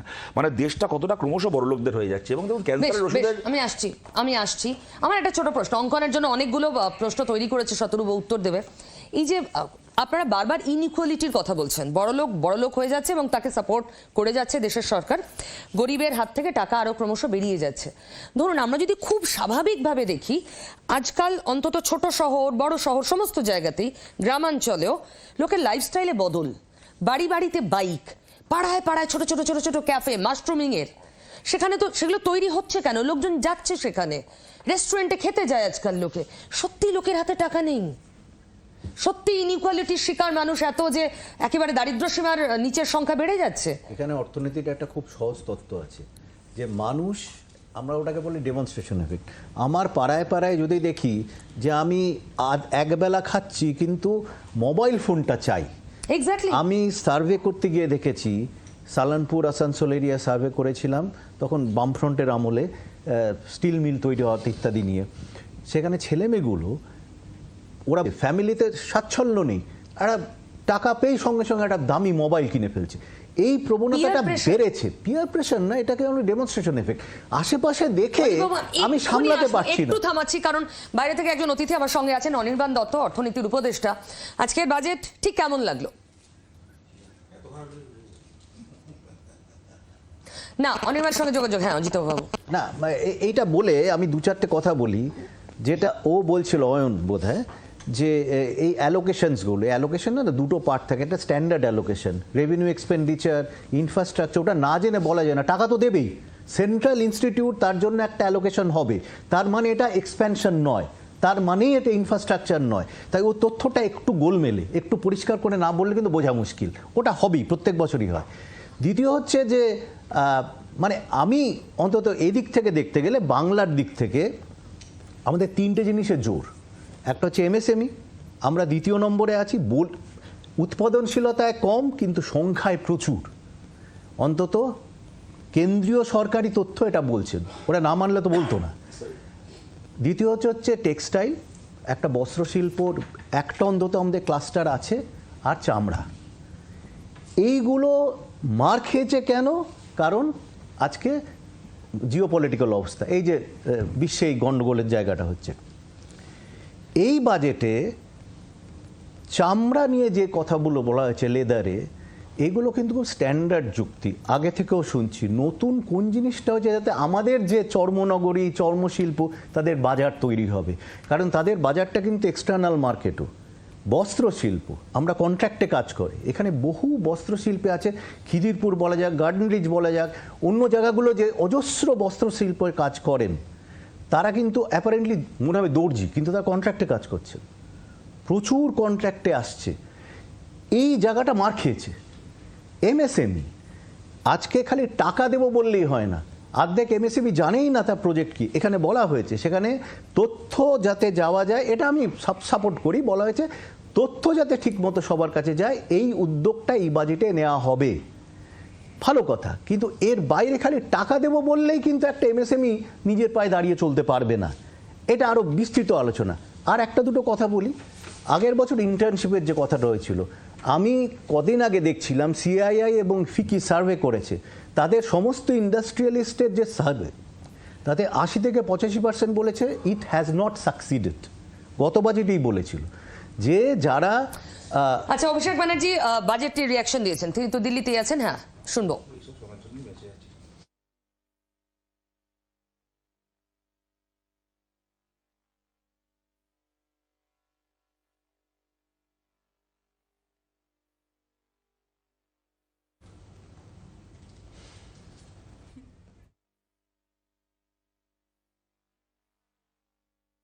তার আগে শেষ করুন অজিতবাবু। তার মানে ইন্টার্নশিপটা একটা ভালো প্রচেষ্টা ছিল, কারণ আমাদের একটা প্রধান সমস্যা আমি যদি দেখি যে দেশগুলো সাফল্য অর্জন করেছেন, মানে আমরা সত্যি কথা বলতে গেলে লাস্ট 30-40 বছর দেখলে আমরা যে পরিমাণ আমাদের কাছে এক্সপেক্টেড পার ক্যাপিটা ইনকাম, মাথাপিছু আয়, তার ডিস্ট্রিবিউশন অসাম্যর প্রশ্নটা না ধরলেও মাথাপিছু আয় 30 বছরে যা বেড়েছে, ভারতবর্ষে এমন কিছু একটা এক্সাম্পল কিন্তু এখনও স্থাপন করতে পারিনি যে যুগান্তকারী দৃষ্টান্তকারী ভারত করেছে। ভারতের উন্নতি অনেক জায়গা হয়েছে, আমি সেগুলো অস্বীকার করছি না, কিন্তু এই জায়গাটা তো তার প্রধান কারণ কি? দক্ষতার অভাব। প্রধান কারণ কি? কিন্তু এটা আমাদের দেশ অস্বাভাবিক, স্কিলড লেবার এখান থেকে গোটা বিশ্বে এখানেই তো ইন্টার্নশিপের প্রশ্নটা। এটা যদি আমেরিকায় দেখা যায়, আমেরিকা বা ইউরোপে যেখানে দক্ষতা, ইভেন আমাদের সাউথ ইস্ট এশিয়া যেখানে দক্ষতা কিন্তু সাধারণ, আমাদের তো একটা ইয়াং পপুলেশন, 65% কিন্তু ইয়াং, সেইখানে তাদের দক্ষতাটা না দিলে খালি ডিগ্রি করে তো হবে না। সেখানে আপনি শতরূপ যা বলছেন বটম লাইনে বলা হচ্ছে অনেক কিছু, এক্সিকিউশনে তার নিট রেজাল্টে আমরা খুব একটা কিছু দেখতে পাচ্ছি না। যে কথাগুলো বলেছে সেই জায়গাটা আমি অন্য ডাইমেনশন দিয়ে বলতে, আমি শেষ করি জাস্ট অন্য একটা ডাইমেনশন দিয়ে বলবার চেষ্টা করছি। আর একটা কথা জাস্ট শেষ করব, এই ক্যান্সারের ড্রাগে না এর আগের বছরও 15টা না 10টা ড্রাগকে মুক্ত করা হয়েছিল। এটা আশ্চর্যের কিছু না, এটা ভালো জিনিস, এটা আমি সবসময় সাপোর্ট করি। কিন্তু আজকে মানুষের কাছে সবচেয়ে অসুবিধাটা কি জানো তো? Out of pocket expenditure. অর্থাৎ আমাদের সাধারণ মানুষ তো যে খরচাটা করছে, ওষুধ কিনতে হচ্ছে, সাধারণ ওষুধ, তাতে বছরে কত খরচা হয় ইন্স্যুরেন্স দেয়? সেটা কি সরকারি আমি স্বাস্থ্য পেতে পারি? মান্থলি মেডিকেল এক্সপেন্স এই আউট অফ পকেট এক্সপেন্ডিচার মুকলা হচ্ছে করা, এবং বিভিন্ন দেশ, আজকে যদি ইংল্যান্ডে দেখি বা উন্নত দেশ, তাদের দেখে তো আমরা অনেকটা শিখবার চেষ্টা করি। আউট অফ পকেটের ব্যবস্থা আছে, ইন্স্যুরেন্সে তাদের ব্যবস্থা আছে।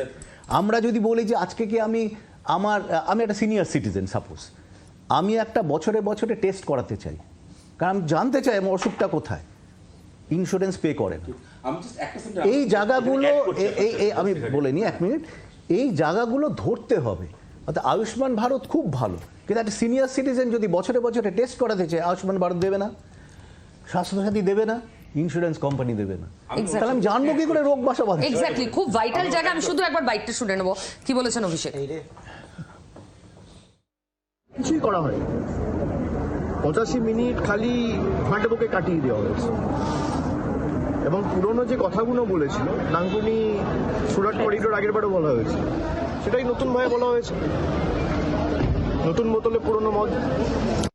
বারবার করে বঞ্চনা করার কথা বলেন আপনারা, এবং এবারেও দেখা গেল বাংলা বঞ্চনার শিকার। কিছু নেই বাংলার জন্য, বেসিক্যালি কিছু নেই 85 মিনিটের বাজেট স্পিচে। আপনি দেখবেন একটা নিমান্স ইনস্টিটিউট করার কথা বলা হয়েছে, সেটা একটা এক্সট্রা, যেমন ব্যাঙ্গালোরে নিমান্স রয়েছে, আরও এক্সট্রা 2টো নিমান্সের কথা বলা হয়েছে। একটা করা হচ্ছে আসামে, একটা করা হচ্ছে ঝাড়খণ্ডে। বাংলার একদিকে ঝাড়খণ্ড, একদিকে আসাম, ইস্টে আপনার হচ্ছে আসাম, আর ওয়েস্ট ঝাড়খণ্ড। মানে বাংলার মানুষের অসুবিধা হলে হয় ঝাড়খণ্ড যাও, নইলে আসাম যাও, বাংলায় করবো না। বাংলার মানুষকে অত্যাচারিত করে রাখে। বাংলার 10 কোটি মানুষকে যদি কেউ বাংলাদেশি বলে বা বাংলাদেশি মনে করে, সেটা এই দেশের প্রধানমন্ত্রী, এই দেশের স্বরাষ্ট্রমন্ত্রী, এই দেশের অর্থমন্ত্রী মনে করে। তারা বাংলার জন্য কোনো রকম কোনো বরাদ্দ বা কোনো রকম কোনো প্রতিকার বা আর্থিক প্যাকেজ বা সমাধান কিছুই আনেনি এবারে। বাংলার কৃষক হোক, শ্রমিক হোক, তপশিলি হোক, জনজাতি প্রতিনিধি যারা রয়েছে, মানে কারোর জন্য, মৎস্যজীবী হোক, কারোর জন্য কিচ্ছু নেই এবারে। যুব সমাজের জন্য আলাদা কোনো পৃথক কর্মসংস্থানের দিশা বা রোডম্যাপ কিছুই করা হয়নি। 85 মিনিট খালি হাঁট বকে কেওয়া হয়েছে। এবং পুরনো যে কথাগুলো বলেছিল, ডানকুনি সুরাট করিডোর আগের বারও বলা হয়েছে, সেটাই নতুনভাবে বলা হয়েছে। নতুন বোতলে পুরনো মদ। বারবার করে বঞ্চনা।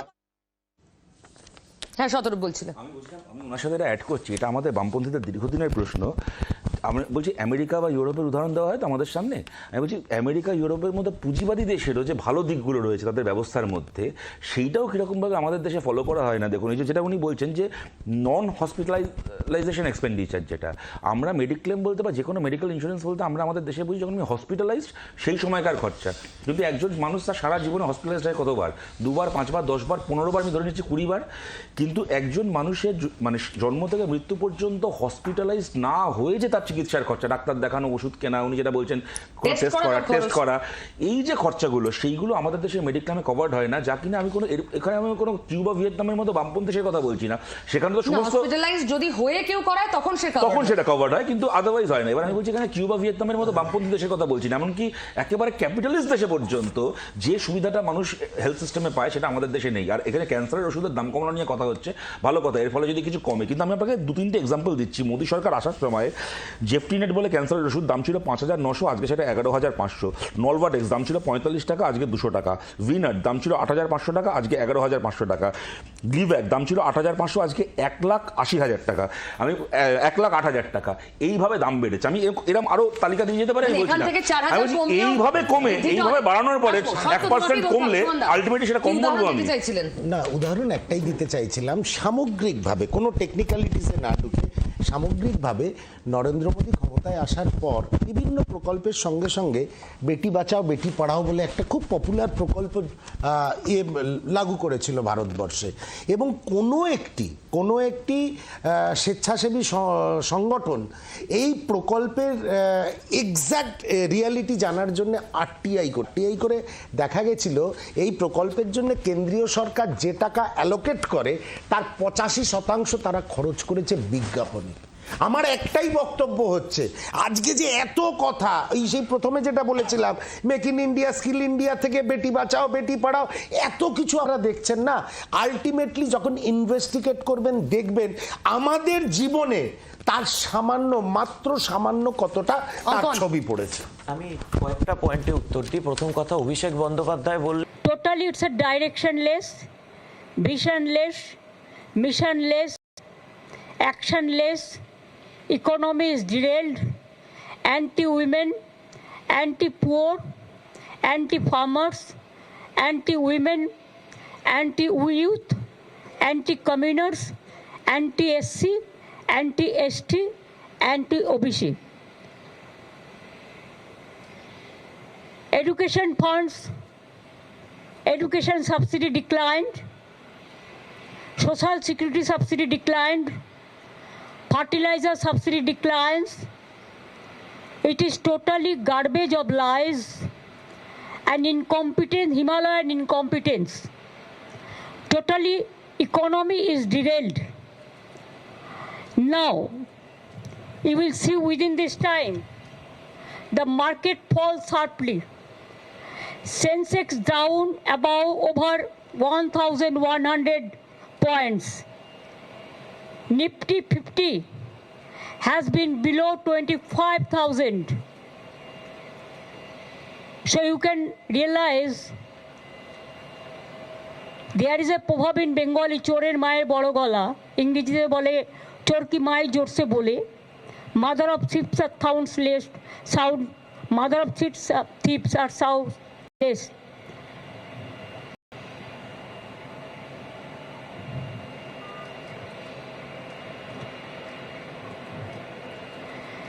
Now, for Bengal, what they have given? Nothing. Talking big. কিছু দেয়নি। যে ফ্রেট করিডোরের কথা বলেছে ডানকুনি থেকে, ওটা আমার রেলওয়ে বাজেটে 2009-এ I placed the budget. There you will see I have mentioned about Dankuni and Amritsar.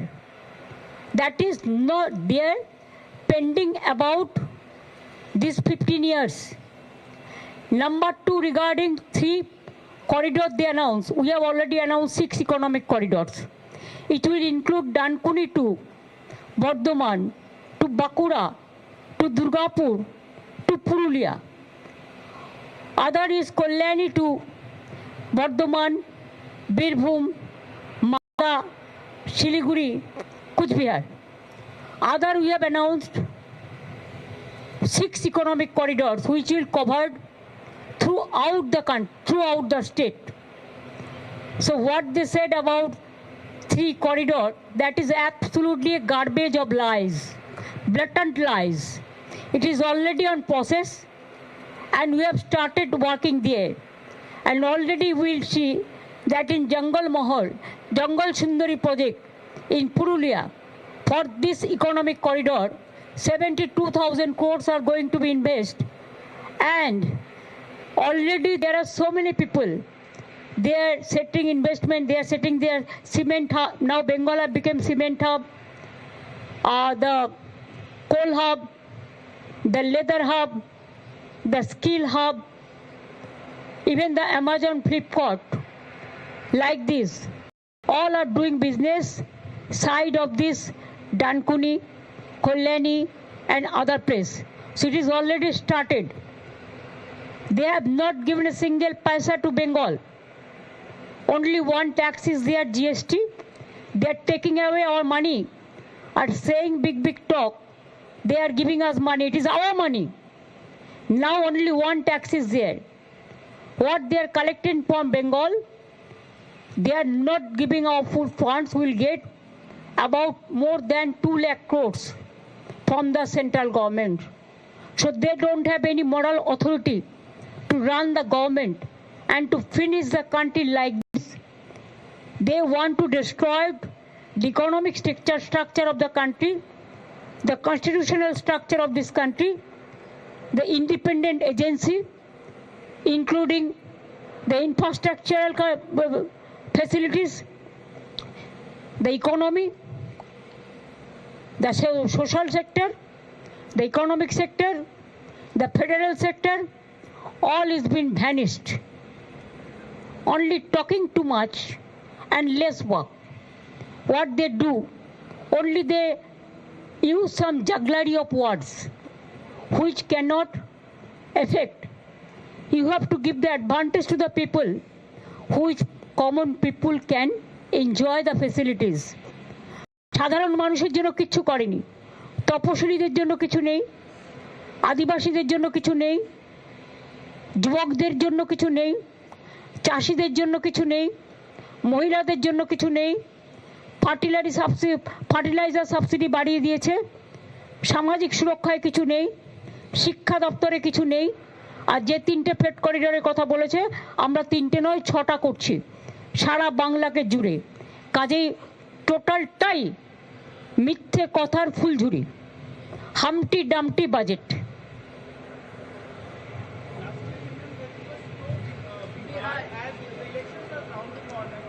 They know they will lose Bengal. They will lose in Bengal. That's why they are using SIR. If they have the guts, I will appeal them to contest us politically, democratically, instead of using the election commission and agencies against the election. Haryana is lost because of this. Maharashtra is also lost because of this. Even other parts of the country also, they are using the same method. I will tell them, if you have the guts, fight the battle politically. We are ready to fight in inch to inch. But Bengal will win, Tamil Nadu will win, Kerala will win, and Assam they will lose. Thank you so much. Yes, tomorrow 4 o'clock they have given us the time. We asked the official time. I cannot tell you later, before that. When we will meet, then after that we can meet the press.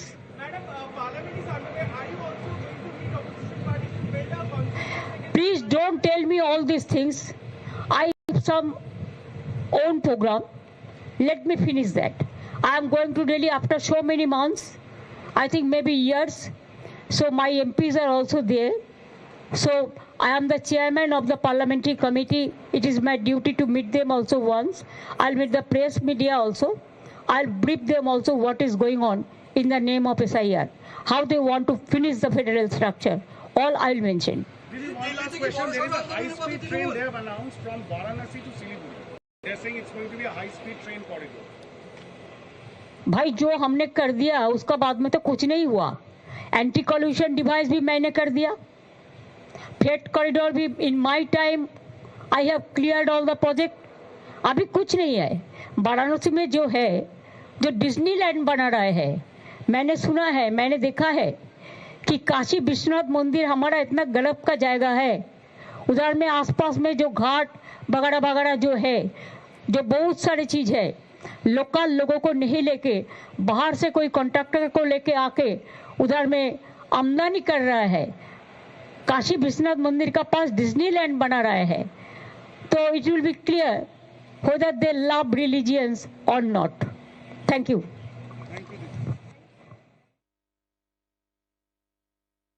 কড়া সমালোচনা করলেন এবারের বাজেটের এবং একই সঙ্গে কিছু প্রেডিকশনও করলেন আসামে হারবে বিজেপি।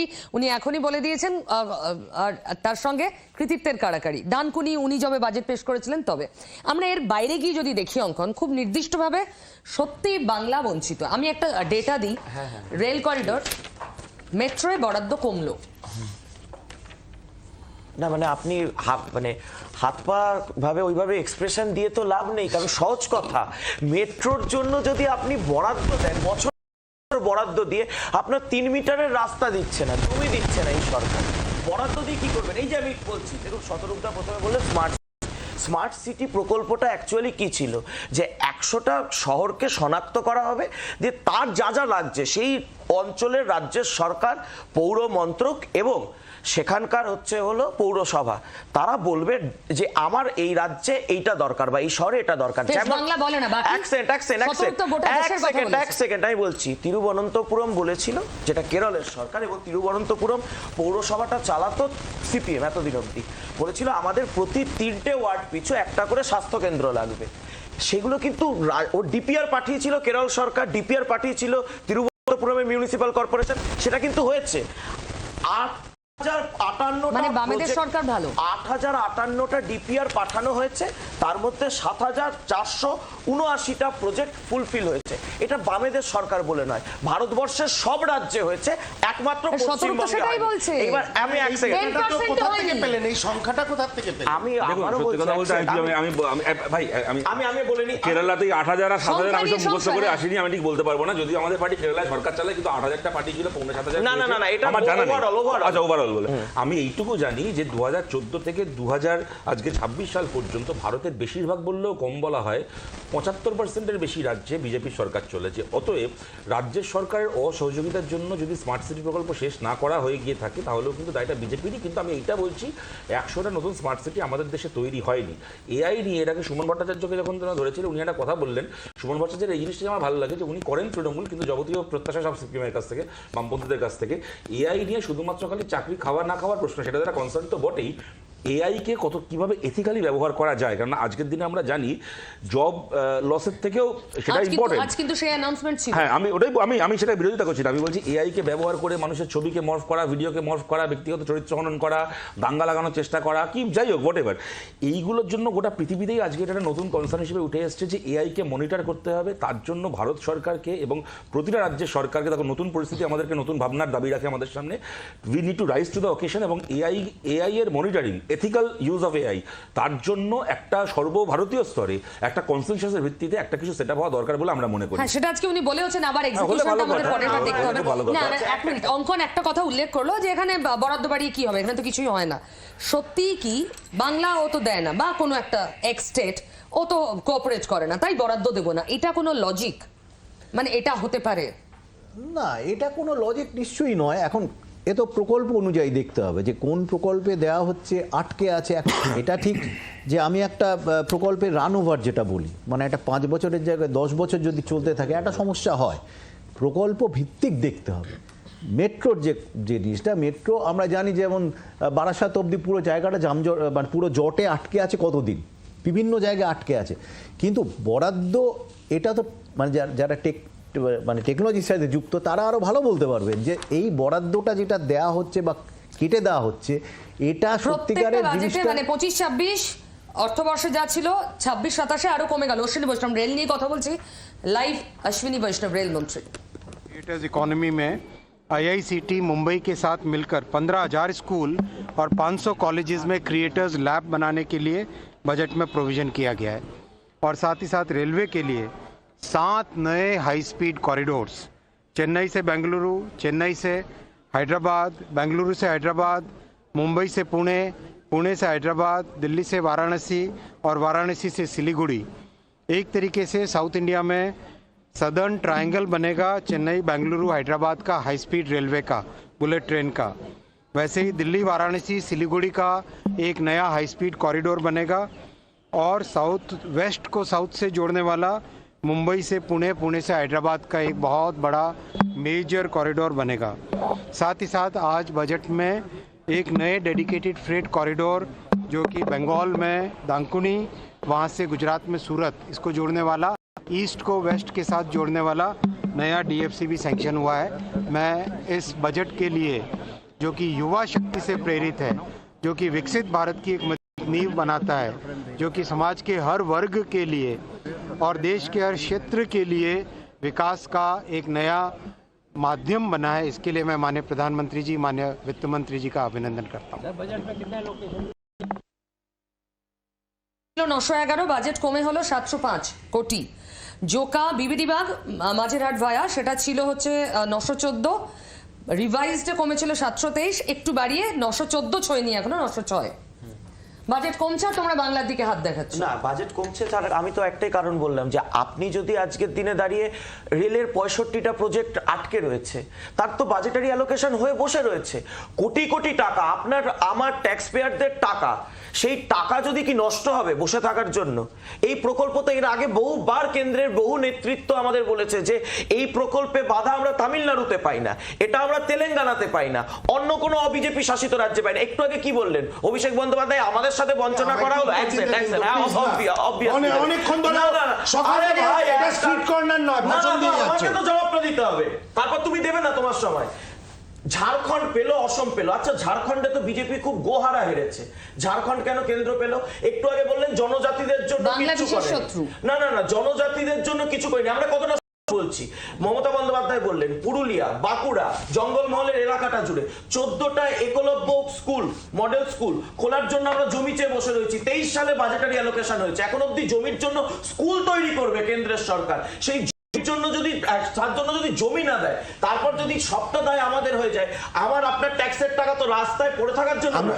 আমি একটা কথা পরিষ্কারভাবে বিজেপির প্রতিনিধির কাছে জিজ্ঞেস করতে চাই, কি হবে, কেন পশ্চিমবঙ্গ সরকার জমি দিচ্ছে না, সেই কারণে ওনারা কাজ করতে পারছেন না, এই অবধি না হয় মানা গেল, সেগুলো ইনভেস্টিগেট করে দেখা যাবে।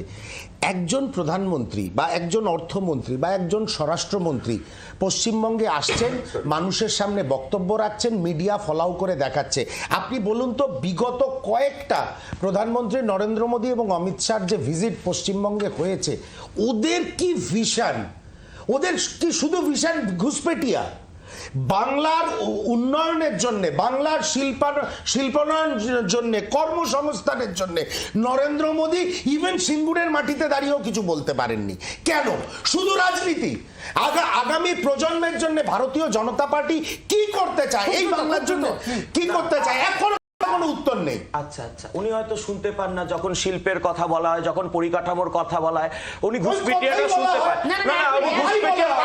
না সত্যি প্রধানমন্ত্রী কিছু বলেননি, উনি বারবার উনি যখন কলকাতার র্যালিতে এসেছিলেন 2024 সালে, 2024 সালের প্রচারে যখন কলকাতাতে এসে উনি বলেছেন শিল্পের কথা, উনি ব্যারাকপুরে, হ্যাঁ তা বলবেন। এবার আমার কথা হচ্ছে, আরে আমার কথাটা ওখানে উনি বলেছেন শিল্পের জন্য এখানে আইন শৃঙ্খলার উন্নয়ন করতে হবে, আইন শৃঙ্খলার উন্নতি। আইন শৃঙ্খলার উন্নতি ছাড়া আপনি কোন শিল্প রাখবেন? যে কারখানা বিজেপি রাজ্যের কথা বলতে গেলেই বলে ভারী শিল্প না হলে সম্ভব। হ্যাঁ, ভারী শিল্পের দিশা আজকের বাজেটে পেলেন। ভারী শিল্পের যুগ ক্রমশ আস্তে আস্তে পাচ্ছে। এখন যেটা হচ্ছে, সবাই ছোট ছোট কোম্পানি থেকে পার্ট কম্পোনেন্ট বানিয়ে অ্যাসেম্বলি করে, এটাই পৃথিবীর মডেল। অর্থাৎ ভারী শিল্প না হলে রাজনীতির কয়েনেজ না, রাজনীতি শিল্প ছাড়া হবে না। আমরা এলে শুধু চিমনি আর চিমনি ধোয়া উঠবে। এটা খালি রাজনীতি বলে লাভ নেই, এটা কিছু কিছু অর্থনীতির লোক এই কথাগুলো বলতে থাকেন, রিয়েলিটিকে না রাখে। আজকে মিডিয়াম স্মল বাড়লে এ তো সাউথ ইস্ট এশিয়া বাড়লো কি করে? এরা তো আমাদের ইঞ্জিন অফ গ্রোথ, এরা মডেল। এমএসএমই ভবিষ্যৎ, এমএসএমই দিয়ে কিন্তু হচ্ছে। চিৎকার করে বলে আমরা এক নম্বর, এটা তো আমি বললাম কথাটা। এই ডায়মন্ড হারবার এফসি, আমি যেটা বলতে সময় আটকে গেলাম, ডায়মন্ড হারবার এফসি 6 মাসে একবার করে হেলথ ক্যাম্প করবে, সেটা এমএসএমই। এই এক্সাম্পলটা আমার মতে এটা খুব বায়াসড এক্সাম্পল হচ্ছে। এমএসএমইর একেবারে কিচ্ছু নেই, পশ্চিমবঙ্গে শূন্য, এটা বললে কেউ মানবে না। তাহলে একটা সাকসেসফুল তো তুলে ধরা যায়, হুগলির বেলটেও তুলে ধরা যায়। সংখ্যাগুলো বলা হয়, সেগুলো রেজিস্টার্ড তো না, এটা তো আপনিও বললেন যে উৎপাদনে কম আমরা। আনরেজিস্টার্ড তো 90% এমএসএমই সারা ভারতবর্ষে। উত্তরপ্রদেশে তো সবচেয়ে বেশি আনরেজিস্টার্ড। না, এক মিনিট একটা কথা বলেন। এই যে মেট্রোর কথা বলা হচ্ছে, মেট্রোর যেটা হচ্ছে এইটা একটু ডিটেলসে একমাত্র ইঞ্জিনিয়াররা কিন্তু বলতে পারেন, কারণ মেট্রো যেটুকু প্রোগ্রেস হয়ে গেছে তাতে তো আর অ্যালোকেশন হবে না। এবার যে অ্যালোকেশনটা করা হচ্ছে কোন সেগমেন্টে হচ্ছে সেইটা কি যথার্থ না যথার্থ নয়, এইটা আমি কিন্তু যারা মেট্রো এবং ইঞ্জিনিয়ারিং এ বোঝেন তাদের কাছে উত্তরটা চাইবো, not from politician. They don't understand this technical. আমি বলছি কি এমএসএমই তে পশ্চিমবাংলা দেশের শীর্ষস্থানে কিন্তু বামফ্রন্ট সরকারের সময় গেছিল, এবং তখন কিন্তু এমএসএমই তে এবং এমএসএমই তে মিডিয়াম বা স্মল স্কেল ইন্ডাস্ট্রিতে দেশের শীর্ষস্থানে বাম সরকারের আমলে খালি গেছিল তাই নয়, যেটা অধিকারও করেছেন থ্রুআউট দ্য পিরিয়ড, এবং এটা সবাই শিল্প মানে আমাদের কৃষি উৎপাদনে এবং মিডিয়াম স্মল স্কেল উৎপাদনশীলতাতে আমরা 8 নম্বরে ছিলাম বামফ্রন্ট আমলে, এটাও বলতে হবে। কিন্তু আমি এইটা বলছি যে সংখ্যা এবং উৎপাদনশীলতার মধ্যে এই যে গ্যাপ আজকের তারিখে আছে, এটা কিন্তু বামফ্রন্টের সময় ছিল না। এটা কিন্তু আমি এখন এই গ্যাপ ছিল না, এই গ্যাপ ছিল না, এই গ্যাপ ছিল না। উনি বলছেন এটা বলে লাভ নেই বদল, আমি তোমাকে উনি ইকোনমিস্ট হতে পারেন, উনি সেন্ট্রাল গভর্নমেন্ট ইকোনমিস্ট হতে পারেন, উনি পাঠিয়েছো। আচ্ছা ভালো হয়েছে। এখানে একটা তর্ক চলতে থাকবে, যুক্তি পাল্টা যুক্তি সাজাতেই থাকবেন অতিথির। একটা ছোট্ট ব্রেক দিই, ছোট্ট ব্রেক, আপনি কোথাও যাবেন না।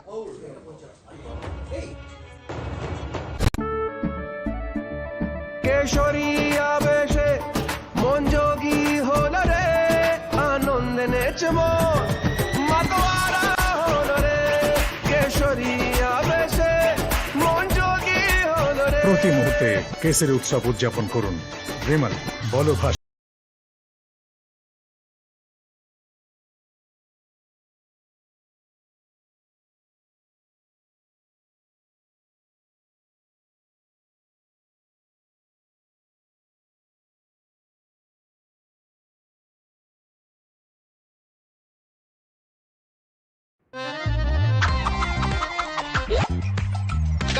आप कट लो। नेक्स्ट कब मिलेगा हमारा चैंपियन?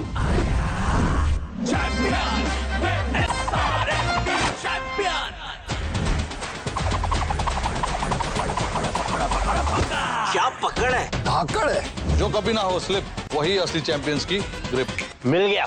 सीमेंट से पकड़ बनाए मजबूत SRMB 550D TMT बार। सेल्फी चाहिए या ऑटोग्राफ? বাজেটের খবর। আজ নভেম্বর বাজেট পেশ করবেন কেন্দ্রীয় অর্থমন্ত্রী নির্মলা সীতারামন। প্রথমবার সংসদে বাজেট পেশ করা হবে আজ। বাজেট 2026 ঘিরে মধ্যবিত্ত থেকে শিল্পপতি, কৃষক থেকে শেয়ার বাজার সব মহলেই চরম প্রত্যাশা। 5 রাজ্যে ভোটের আগে এই বাজেটে বড় চমক থাকতে পারে বলেই।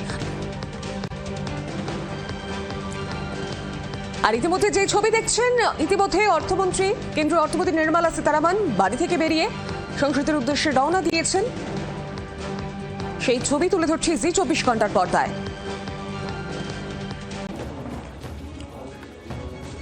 বাজেটে জুড়ল ভোটমুখী বাংলা, কেন্দ্রের নজর Uttarbanga, Delhi, Varanasi, Siliguri high speed rail corridor, বাজেটে ডানকুনি সুরাট পণ্য করিডরের প্রস্তাব, দুর্গাপুরের শিল্প করিডর।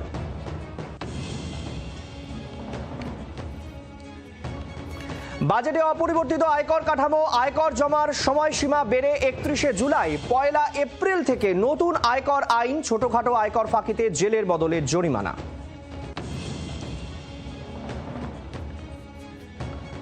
বাজেটে সস্তা বিদেশ যাত্রা, দাম কমলো ক্যান্সারের ওষুধ সহ 17টি জীবনদায়ী ওষুধের, সস্তা হলো জুতো, দামি হচ্ছে মদ, সিগারেট।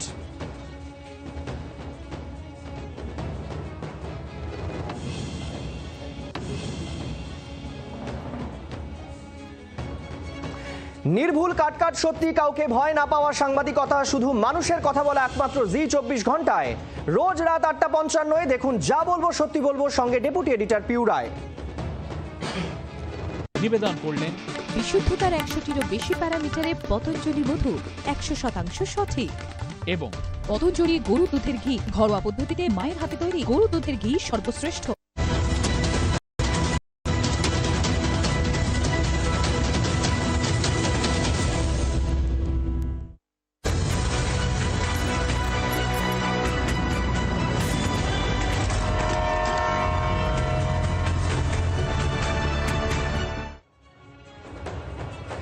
বাজেট 2026 নিয়ে আলোচনা চলছে কাকভোর থেকে।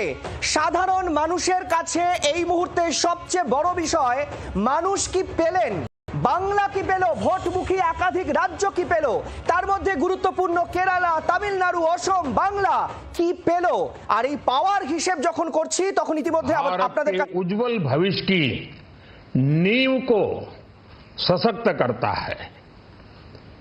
ये बजट 2047 के विकसित भारत की हमारी ऊंची उड़ान का मजबूत आधार है। साथियों, आज भारत जिस रिफॉर्म एक्सप्रेस पर सवार है, इस बजट से उसे नई ऊर्जा, नई गति मिलेगी। जो पाथ ब्रेकिंग रिफॉर्म्स किए गए हैं वो एजुकेशन से भरे हुए भारत के साहसिक टैलेंटेड युवाओं को उड़ने के लिए खुला आसमान देते हैं।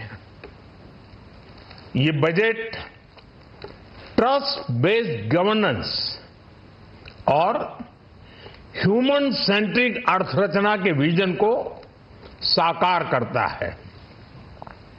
एक ऐसा यूनिक बजट है जिसमें फिस्कल डेफिसिट कम करने, इन्फ्लेशन कंट्रोल करने पर फोकस है और इसके साथ ही बजट में हाई कैपेक्स और हाई ग्रोथ का भी समन्वय है। साथियों, ये बजट भारत की वैश्विक भूमिका को नए सिरे से सशक्त करता है। भारत के 140 करोड़ नागरिक फास्टेस्ट ग्रोइंग इकोनॉमी बनकर ही संतुष्ट नहीं है। हम जल्द से जल्द दुनिया की तीसरी सबसे बड़ी अर्थव्यवस्था बनना चाहते हैं। ये करोड़ों देशवासियों का संकल्प है। दुनिया के एक ट्रस्टेड डेमोक्रेटिक पार्टनर और ट्रस्टेड क्वालिटी सप्लायर के रूप में भारत की भूमिका लगातार बढ़ रही है। हाल में जो बड़ी बड़ी ट्रेड डील्स भारत ने की है, मदर ऑफ ऑल डील्स, उसका मैक्सिमम बेनिफिट भारत के युवाओं को मिले, भारत के लघु और मध्यम उद्योग वालों को मिले। इस दिशा में बजट में बड़े बड़े कदम उठाए गए हैं। साथियों, इस बजट में मेक इन इंडिया और आत्मनिर्भर भारत अभियान को नई रफ्तार के लिए महत्वाकांक्षी रोड मैप प्रस्तुत किया गया है। इस बजट में नई उभरती इंडस्ट्रीज यानी सनराइज सेक्टर्स को जिस मजबूती के साथ समर्थन दिया गया है वह अभूतपूर्व है। Biopharma Shakti mission, semiconductor mission 2.0, electronic component manufacturing scheme, rare earth corridor का निर्माण, क्रिटिकल मिनरल्स पर बल, टेक्सटाइल सेक्टर में नई स्कीम, हाईटेक टूल मैन्युफैक्चरिंग को बढ़ावा, चैंपियन एमएसएमई तैयार करना, ये फ्यूचरिस्टिक है, देश की वर्तमान और भविष्य की आवश्यकताओं का ध्यान रखती है। एमएसएमई को, हमारे लघु और कुटीर उद्योगों को जो समर्थन इस बजट में मिला है, वो उन्हें लोकल से ग्लोबल बनने की नई ताकत देगा। साथियों, बजट में इंफ्रास्ट्रक्चर को मजबूत करने के लिए कई बड़े कदम उठाए गए हैं। डेडिकेटेड फ्रेट कॉरिडोर, देश भर में वाटरवेज का विस्तार, high speed rail corridor, tier 2 और टियर 3 शहरों के विकास पर विशेष ध्यान और शहरों को मजबूत आर्थिक आधार देने के लिए म्युनिसिपल बॉन्ड्स को बढ़ावा। ये सारे कदम विकसित भारत की यात्रा की गति को और तेज करेंगे। साथियों, किसी भी देश की सबसे बड़ी पूंजी उसके नागरिक होते हैं। बीते वर्षों में हमारी सरकार ने देश के नागरिकों के सामर्थ्य को बढ़ाने पर अभूतपूर्व निवेश किया है। हमारा प्रयास स्किल, स्केल और सस्टेनेबिलिटी को निरंतर बल देने का रहा है। जैसा कि आज पार्लियामेंट में निर्मला जी ने कहा है, यह युवा शक्ति बजट है। उसमें युवा की सोच भी है, युवा के सपने भी हैं, युवा का संकल्प भी है और साथ साथ युवा की गति भी है। बजट में जो प्रावधान किए गए हैं, उससे अलग अलग सेक्टर्स में लीडर्स, इनोवेटर्स और क्रिएटर्स तैयार होंगे। मेडिकल हब्स के निर्माण से, एलाइड हेल्थ प्रोफेशनल्स के माध्यम से, ऑरेंज इकोनॉमी यानी ऑडियो विजुअल गेमिंग को बढ़ावा देकर, पर्यटन को प्रोत्साहन देकर और खेलो इंडिया मिशन के माध्यम से युवाओं के लिए नए अवसरों के द्वार खुलेंगे। भारत को दुनिया का डेटा सेंटर हब बनाने के लिए टैक्स में बड़ी छूट की घोषणा भी की गई है। मैं भारत के युवाओं को विशेष तौर पर इस बजट की बहुत बहुत बधाई देता हूं, क्योंकि इससे एम्प्लॉयमेंट जनरेशन को बड़ा बूस्ट मिलेगा। मुझे बहुत खुशी है कि इस बजट में टूरिज्म और विशेषकर नॉर्थ ईस्ट में टूरिज्म को बढ़ावा देने के लिए भी ठोस कदम उठाए गए हैं। भारत के अलग अलग राज्यों को ताकतवर बनाकर संतुलित विकास की नींव भी इस बजट में मजबूत की गई है। साथियों, हमारे देश में 10 करोड़ से ज्यादा महिलाएं सेल्फ हेल्प ग्रुप से जुड़ी हैं और बड़ा सफल अभियान रहा है। महिलाओं द्वारा निर्मित, महिलाओं द्वारा संचालित सेल्फ हेल्प ग्रुप्स का आधुनिक इकोसिस्टम बने, बजट में इसे प्राथमिकता दी गई है। कोशिश यही है कि हर घर लक्ष्मी जी पधारे। हर जिले में छात्राओं के लिए नए हॉस्टल बनाने का अभियान भी शिक्षा को सुलभ बनाएगा। साथियों, भारत की कृषि डेयरी सेक्टर, फिशरीज, इन्हें हमारी सरकार ने हमेशा सर्वोच्च प्राथमिकता दी है। इस बजट में भी नारियल, काजू, कोको और चंदन की पैदावार से जुड़े किसानों के लिए अनेक अहम कदम उठाए गए हैं। भारत विस्तार AI इस टूल से किसानों को उनकी भाषा में जानकारी मिलने से उन्हें बहुत मदद मिलेगी। फिशरीज और पशुपालन में उद्यमिता, उसको बढ़ावा देने से गांव में ही रोजगार और स्वरोजगार के और ज्यादा अवसर बनेंगे। साथियों, ये बजट एम्बिशियस भी है और ये बजट देश की एस्पिरेशन को भी एड्रेस करता है।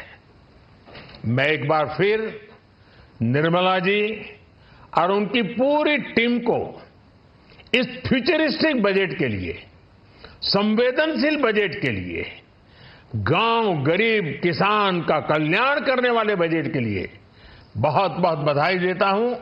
बहुत बहुत धन्यवाद।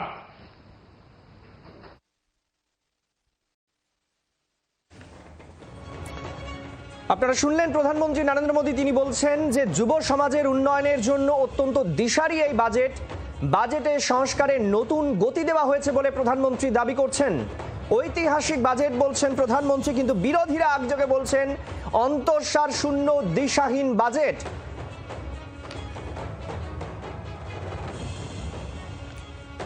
বাজেটে কড়া সমালোচনায় মুখ্যমন্ত্রী মমতা বন্দ্যোপাধ্যায়, এবং তিনি পরিষ্কার বলছেন যে অন্তঃসার শূন্য বাজেট, দিশাহীন বাজেট, মহিলা বিরোধী, গরিব বিরোধী, দলিত বিরোধী বাজেট। ভোট পাবে না জেনেই বাংলাকে বঞ্চনা।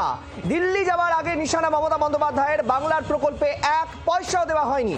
বাজেটে যা বরাদ্দ হয়েছে তা আগে থেকেই তিনি করে গেছেন, এমনটাই দাবি মমতা বন্দ্যোপাধ্যায়ের।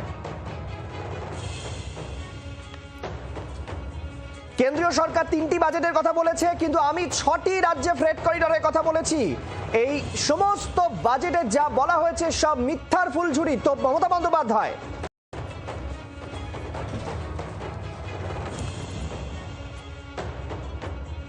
financial budget of 26 and 27, it is totally full of sound and fury.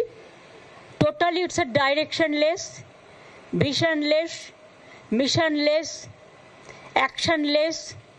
Economy is derailed, anti-women, anti-poor, anti-farmers. Education funds, education subsidy declined, social security subsidy declined, fertilizer subsidy declines. It is totally garbage of lies. We have already announced 6 economic corridors. It will include Dankuni to Bardhaman, to Bakura, to Durgapur, to Purulia. Other is Kalyani to Bardhaman, Birbhum, Malda, Siliguri, Kuchbihar. 6 economic corridors which will cover out the state. So what they said about 3 corridors, that is absolutely a garbage of lies. আপনারা শুনলেন মুখ্যমন্ত্রী, তিনি বলছেন যে freight corridor নিয়ে যা বলা হচ্ছে সবই মিথ্যের ফুলঝুরি। তিনি অলরেডি 6টি ফ্রেট করিডরের কথা ঘোষণা করেছেন, ইকোনমিক করিডরের করেছেন। তাহলে কেন্দ্র নতুন করে কি করবে? তিনি বলছেন আমি রেলের সমস্ত কাজ করে এসেছি, নতুন করে কি কাজ বাকি আছে? মুখ্যমন্ত্রী মমতা বন্দ্যোপাধ্যায় একাধিক প্রশ্ন তুলে দিয়েছেন। জনবিরোধী, বাংলাকে বঞ্চনার বাজেট বলে তোপ দাগছেন। অভিষেক বন্দ্যোপাধ্যায় একই দাবিতে সরব হয়েছেন।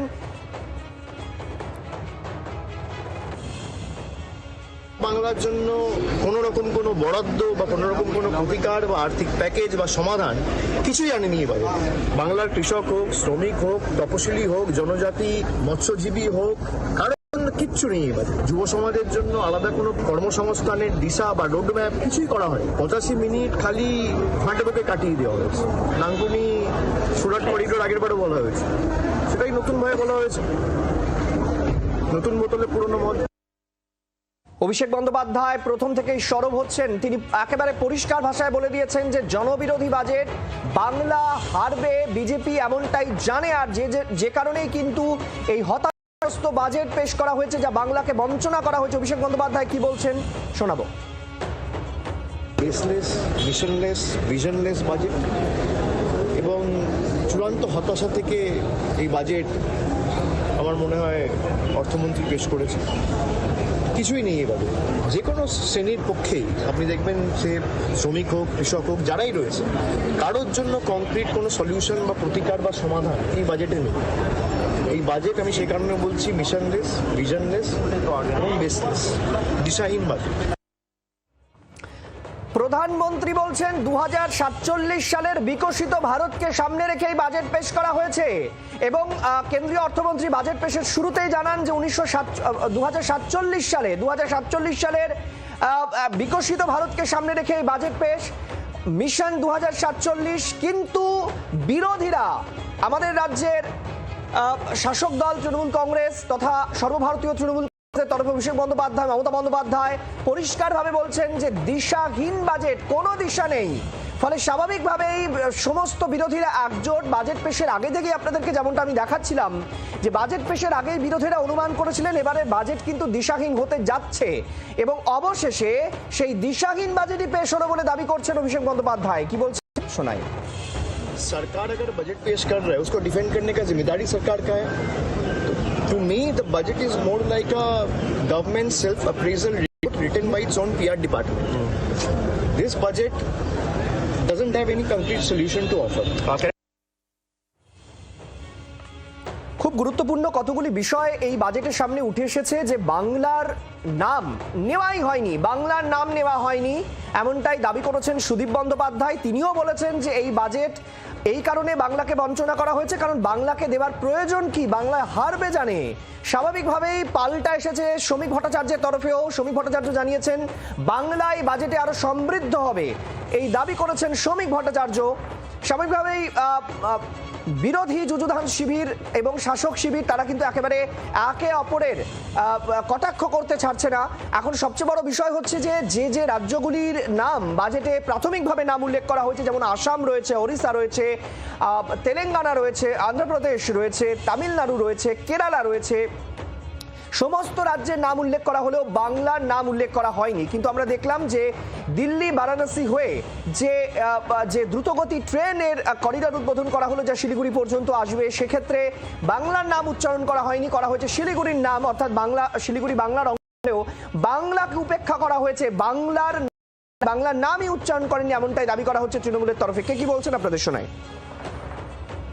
বাংলা তো মুখ্যমন্ত্রী ছিল, আমার বাংলা, মানে শয়নে স্বপনে জাগরণে উনি বুঝেছেন যে বিদায় আসন্ন, 26-এর নির্বাচন তৃণমূলের বিসর্জন, কালের দেওয়ালি, কেউ বদলাতে পারবে না। শুভেন্দু অধিকারী তিনি কি বলছেন, তিনি এই বাজেটকে কিভাবে দেখছেন, শাসক দল তৃণমূল কংগ্রেসের যারা এই বাজেটকে অন্তঃসার বলছেন সে বিষয়ে বা কি বলছেন শুনুন।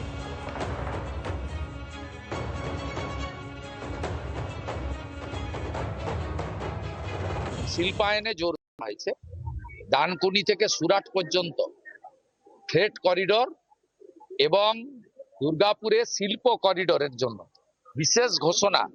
পশ্চিমবঙ্গে গত 15 বছরে যে 6888টা শিল্প চলে গেছে এবং শিল্পে শ্মশান হয়েছে, শিল্প ছাড়া কর্মসংস্থান এবং রাজস্ব বৃদ্ধি হতে পারে না, সেই জায়গায় একটি নতুন দিশা আজকের এখানে দেওয়া হয়েছে।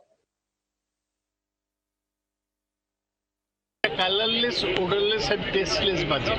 নতুন কিছু নেই, কিছু লেকচার আছে কি হবে না হবে, কিন্তু ওরা যেগুলো অ্যানাউন্স করেছে সবই all in the future. Indirect বা ডিরেক্ট ট্যাক্সে কোনো মডিফিকেশন করেনি। এই বাজেট কোনো উৎসাহ সৃষ্টি করবে। বাংলা নামটা উচ্চারণ হলো না, এটা ভালো।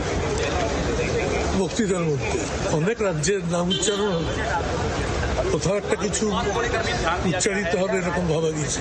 ভোট আসছে, তোদের ভোটের জন্যই বিজেপি নিজের ভোটের জন্য কিছু বাড়তি আর্থিক সহযোগিতা করতে পারত, যেটা বিহারের ক্ষেত্রে দেশের ক্ষেত্রে করেছি, সেটাও বাংলার জন্য করতে পারবো। এবং অর্থমন্ত্রী নির্মলা সীতারামন তিনি পরিষ্কারভাবে জানিয়েছেন যে রাজস্ব ঘাটতির পরিমাণ কমানোর চেষ্টা করা হচ্ছে, দেশ অর্থনীতির দিকে এগোচ্ছে এবং কেন্দ্রীয় সরকার খুব স্পষ্টভাবে বলছে পরিকাঠামো উন্নয়ন খাতে বরাদ্দ বাড়িয়ে দেশের যে একটা স্থিতিশীলতা তাকে বজায় রাখার চেষ্টা করা হচ্ছে, কারণ বৈশ্বিক অর্থনীতি এই মুহূর্তে স্থিতিশীল নয়। অনেকে বলছেন ডোনাল্ড ট্রাম্প যেভাবে ভারতের বিরুদ্ধে শুল্ক যুদ্ধ শুরু করেছিলেন সেখানে ভারতের অর্থনীতি বা এবারের বাজেট অত্যন্ত গুরুত্বপূর্ণ ছিল। বৈশ্বিক অর্থনীতি মানে বিশ্বের অর্থনীতিকে সামনে রেখে সেখানে দাঁড়িয়ে সাধারণ মানুষের প্রত্যাশার পারদও চড়ছিল। আম জনতাই বাজেট পেশের পর কে কি বলছেন শুনুন।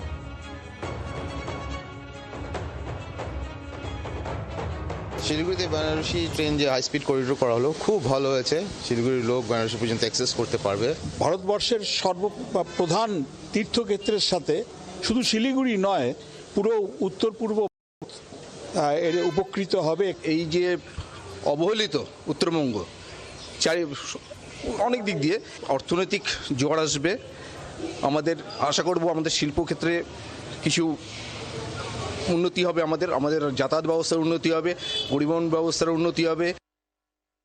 বিহার যা পেয়েছে সেই আন্দাজে তো আমরা তো বাংলায় বিহারের মতন সেরকম এখনো পাইনি।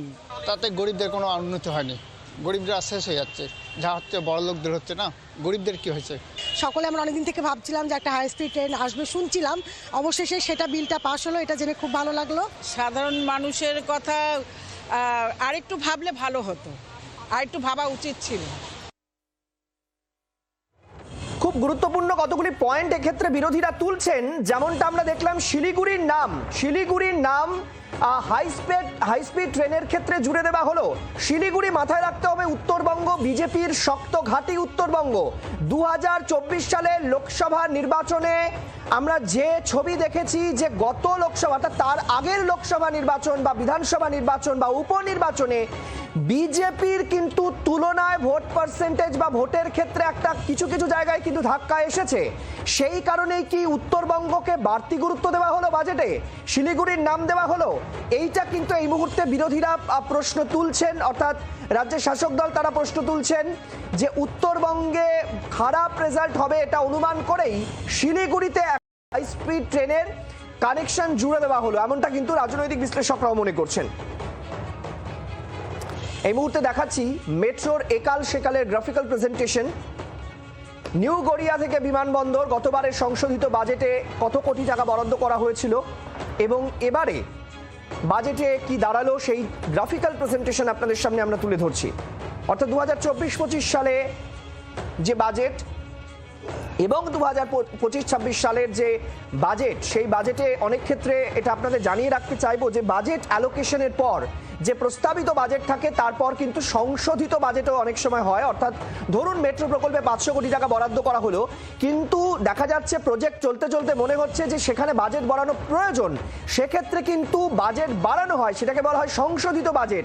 সেই বাজেট সেক্ষেত্রে যেমন 500 কোটি টাকা রাখা হয়েছিল, পরবর্তীকালে সেটা বেড়ে প্রায় 650 কোটি টাকা করা হয়, কিন্তু এবারে সেই বাজেট অর্থাৎ কেএমআরসিএল এর সেই বাজেট কমানো হয়েছে এমনটা অনেকে দাবি করছেন। কেউ বলছেন মেট্রো প্রকল্পকে কোথাও একটা বিমাতৃসুলভ আচরণ করা হয়েছে, কারণ আমরা দেখতে পাচ্ছি যে ইস্ট ওয়েস্ট মেট্রো বিভিন্ন দিকে কিন্তু কলকাতা শহরকে জালের মতো, মাকড়সার জালের মতো যাতে যাতায়াত ব্যবস্থা উন্নত করা যায় তার চেষ্টা করা হচ্ছে, কিন্তু বাজেট কমানো হচ্ছে এমনটা অভিযোগ উঠছে। আর বিভিন্ন রাজনৈতিক মহল তারা কি বলছেন এই বাজেট নিয়ে শুনুন। बजट जो है ये देश का बजट नहीं है, विकसित भारत का बजट नहीं है, ये लपेटू बजट है, ये फैक्टू बजट है, सिर्फ घोषणाबाजी हुई है। लेकिन आपने जो समाज के महत्वपूर्ण है, महिलाएं हो हमारे किसान वर्ग हो, युवा पीढ़ी हो या उनके रोजगार का मामला हो या कैसे रोजगार और पैदा करेंगे, इन सारी बातों पे आपने जरा भी रोशनी डालने की कोशिश की। ये गरीब किसान और गांव में रहने वाले लोगों की समझ से बाहर बजट है। जो एक्सपेक्टेशंस थी आपकी, क्या आपको लगता है कि एक भी पॉइंट उसमें से कहीं पर ये गरीब का पेट कहीं नहीं भर सकते है, ये बजट गरीब का पेट नहीं भर सकता। नौकरी रोजगार दिए नहीं, नौकरी रोजगार कहाँ दिए? अभी भी बड़े पैमाने पे नौजवान बेरोजगार है। सपने दिखाने वाला बजट है। ये बहुत ही प्रगतिशील बजट है, विकसित भारत का रास्ता स्पष्ट करता है, जहां पर इंफ्रास्ट्रक्चर, जहां टेक्नोलॉजी, जहां किसानों के लिए, दिव्यांगों के लिए, आयुर्वेद के लिए और इन्वेस्टमेंट बढ़ाने के लिए बहुत बड़ी बड़ी बातें की गई हैं और ईज ऑफ डूइंग बिजनेस को बहुत और तेज गति से आगे बढ़ाया है। मैं अभिनंदन करता हूं माननीय प्रधानमंत्री जी का, निर्मला जी का। ये विकासशील बजट है और देश की प्रगति को और आगे बढ़ाएगा। 15 साल से जो इंतजार है कि ऑरेंज गेट से मेडिकल साइंसेज हो जाए, उसका कोई अनाउंसमेंट नहीं हुआ। आयुर्वेदा कहा लेकिन जगह नहीं बताया कि कहाँ होंगे। रिएक्शन कैसे करूं जब कोई डिटेल्स नहीं? शायद बजट डॉक्यूमेंट्स में ज़्यादा डिटेल होंगे, लेकिन भाषण में जो कुछ सुन सका काफ़ी नहीं था। काफ़ी इसके बारे में कुछ नहीं सुना कि फॉरेन डायरेक्ट इन्वेस्टमेंट क्यों नहीं आ रहे हमारे देश में, क्या गलती है, हमारी रुपये तो क्यों हर महीने गिर जा रहा है और इसका क्या असर पड़ेगा। আর এবার আপনাদেরকে শোনাবো বণিক সভার পক্ষ থেকে এই বাজেটকে কিভাবে দেখা হচ্ছে। বাজেটকে এক কথায় বলতে গেলে প্র্যাগম্যাটিক, খুব পপুলিস্ট বাজেট নয় হয়তো, কিন্তু প্র্যাগম্যাটিক আমাদের আয়ুষ সেক্টরের থেকে বলতে গেলে। প্রথমত যে 3টে নতুন আয়ুর্বেদিক ইনস্টিটিউট হচ্ছে এবং স্ট্যান্ডার্ডাইজেশনের যে স্টেপসগুলো নেওয়া হচ্ছে সেটাতে একটা এক্সপোর্টে প্রচণ্ড বুস্ট পাওয়া যাবে। এফটিএ ইউএস সাথে যেটা আমাদের সাইন হয়েছিল সেটার পরে আমরা একটুখানি মানে specially the Ayush MSME companies we were little bit apprehensive, কিন্তু আজকে এই বাজেটের পর আমরা দেখতে পাচ্ছি যে না, রাদার আমাদের ক্ষেত্রে এটা অনেক বেশি প্রুডেন্ট মেজার্স হয়েছে। দুটো সেক্টরের যদি এক্সাম্পল আমরা দেখি তাহলে মেজর ফোকাস দিয়েছেন যে কিভাবে এমপ্লয়মেন্ট জেনারেট করা যায়। আর এমপ্লয়মেন্ট জেনারেশন যদি ক্রিয়েট করতে হয় তাহলে রুরাল সেমি আরবান অবশ্যই ওর মধ্যে পড়বে। তো তার মধ্যে প্রথম হলো ম্যানুফ্যাকচারিংয়ের ক্ষেত্রে যেই 40,000 crores অ্যালোকেট করেছে বিভিন্ন ইন্ডাস্ট্রিতে, এটা অনেকটাই হেল্প করবে এমপ্লয়মেন্ট জেনারেট করতে। সেকেন্ড যেটা হয়েছে যে MSME সেক্টরে যে 10,000 crores দিয়েছে সেটাও কিন্তু এমপ্লয়মেন্ট জেনারেট করবে।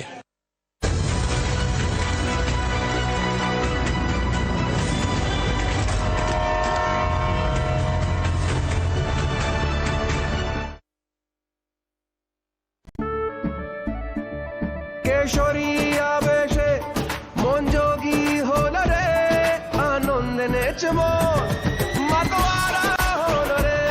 কেশরী আবেশে মন যোগী হল রে। প্রতি মুহূর্তে কেসরি উৎসব উদযাপন করুন। রেমন বলো ভাষা কেসরি।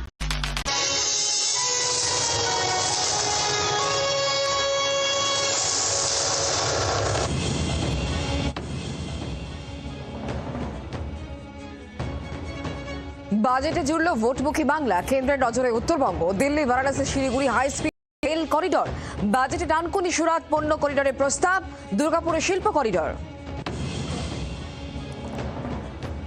ভগবানপুরে আরএসএস এর সাধু সমাবেশে হামলার অভিযোগ, জয় শ্রীরাম স্লোগান ঘিরে তীব্র উত্তেজনা, খুনের হুমকির অভিযোগ, তৃণমূলের বিরুদ্ধে অভিযোগ অস্বীকার শাসক দলের। নির্ভুল কাটকাট সত্যি, কাউকে ভয় না পাওয়ার সাংবাদিকতা, শুধু মানুষের কথা বলা একমাত্র জি 24 ঘন্টায় রোজ রাত 8:55 দেখুন যা বলবো সত্যি বলবো, সঙ্গে ডেপুটি এডিটর পিউ রায়।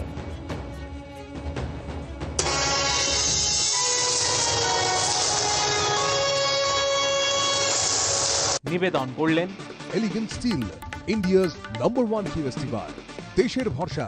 সহ নিবেদনে এসে গেছে রূপ বডি মাসাজ অয়েল।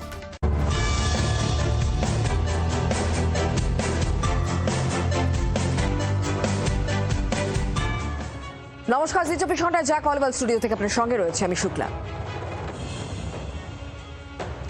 শুরু করছি চটপট 24। বাজেটে 3 কর্তব্যের কথা বলেছেন নির্মলা সীতারামন। প্রথম কর্তব্য প্রান্তিক মানুষের উন্নয়ন, দ্বিতীয় কর্তব্য পরিকাঠামোগত উন্নয়ন এবং সংস্কার, তৃতীয় কর্তব্য সবকা সাথ সবকা বিকাশ। 26 বাজেটে পরিকাঠামো উন্নয়নে নজর অর্থমন্ত্রীর। বায়োফার্মার শক্তি প্রকল্পে বরাদ্দ 10,000 কোটি টাকা, এআই এর ওপর বিশেষ জোর দেওয়া হয়েছে। ক্ষুদ্র শিল্পে 10,000 কোটির বরাদ্দ, সেমিকন্ডাক্টরে 40,000 কোটি টাকা বরাদ্দ করা হয়েছে। 200টি ইন্ডাস্ট্রিয়াল ক্লাস্টারের পাশাপাশি ওড়িশা, কেরল এবং ছত্তিশগড়ে মাইনিং করিডোরের ঘোষণা করেছেন কেন্দ্রীয় অর্থমন্ত্রী নির্মলা সীতারামন। ভোটমুখী বাংলার বঞ্চনার ক্ষতে সামান্য মলম, অর্থমন্ত্রীর বাজেটে জুড়ল Bangla. Delhi Varanasi Siliguri high speed rail করিডোরের ঘোষণা, ডানকুনি থেকে সুরাত পর্যন্ত নতুন রেল করিডোরের ঘোষণা, নর্থ ইস্ট ইন্ডাস্ট্রিয়াল করিডোরের সঙ্গে যুগবে দুর্গাপুর ঘোষণা করেছেন কেন্দ্রীয় অর্থমন্ত্রী। দেশ জুড়ে একাডেমিক জোন গড়ার ঘোষণা করেছেন নির্মলা সীতারামন। দেশের নতুন 3টি আয়ুর্বেদিক ইনস্টিটিউট এবং 5টি ইউনিভার্সিটি টাউনশিপে প্রস্তাব দিয়েছেন কেন্দ্রীয় অর্থমন্ত্রী। বাজেটে দেশে আরও 3টি এইমস ঘোষণা, পূর্ব ভারতে ন্যাশনাল ইনস্টিটিউট অফ ডিজাইন এবং দেশ 5টি মেডিকেল হাবে প্রস্তাব দিয়েছেন নির্মলা সীতারামন।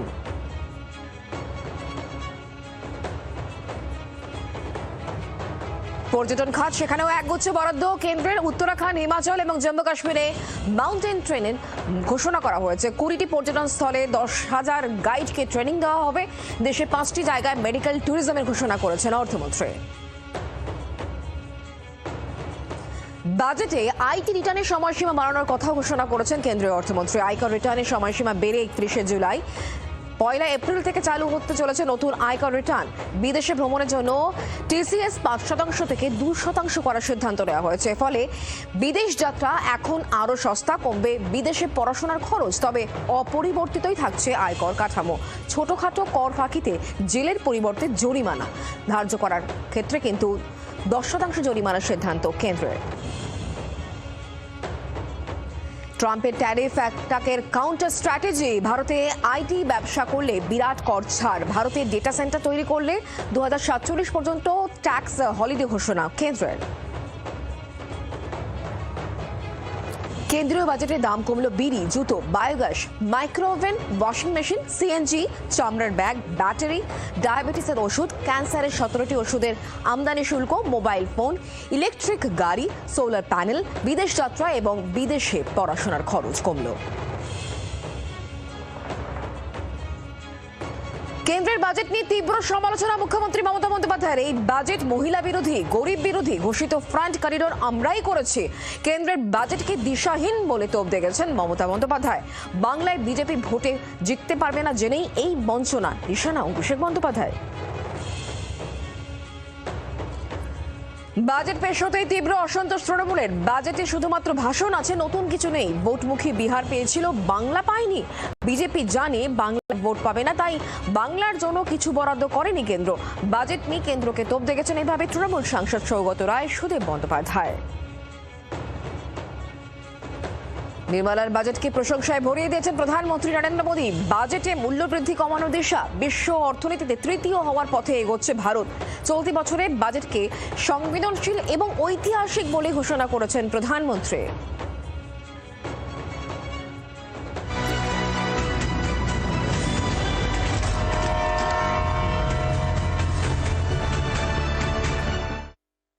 বাজেটে জুড়ল বাংলা, কেন্দ্রের নজরে Uttarbanga. Delhi Varanasi Siliguri high speed rail করিডোরের ঘোষণা অর্থমন্ত্রীর। পাশাপাশি বাজেটে ডানকুনি সুরাত কার্গো পণ্য করিডোরে প্রস্তাব রাখা হয়েছে। দুর্গাপুরে ইস্ট কোস্ট শিল্প করিডোর, পুনে হায়দ্রাবাদ এবং Hyderabad Bengaluru, Hyderabad Chennai, Delhi Varanasi, Varanasi Siliguri high speed rail করিডোরের ঘোষণা করা হয়েছে। মুম্বাই থেকে চেন্নাই, দিল্লি থেকে শিলিগুড়ি 7টি হাই স্পিড রেল করিডোরের কথা ঘোষণা করা হয়েছে আজকের বাজেটে। হাই স্পিড ট্রেনে দিল্লির সঙ্গে জুড়ছে এবার শিলিগুড়ি। নর্থ ইস্ট ইন্ডাস্ট্রিয়াল করিডোরের সঙ্গে যুক্ত হবে দুর্গাপুর, আজ ঘোষণা করেছেন কেন্দ্রীয় অর্থমন্ত্রী Nirmala Sitharaman.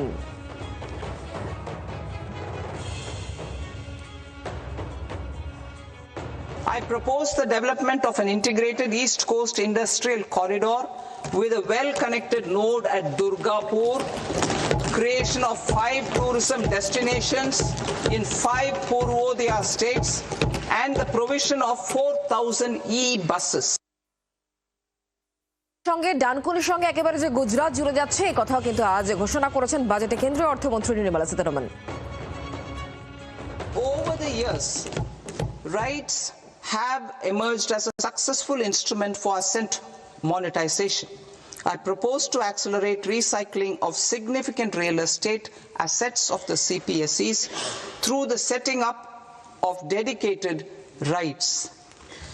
To promote environmentally sustainable movement of cargo, I propose to One, establish new dedicated freight corridors connecting Dankuni in the east to Surat in the west.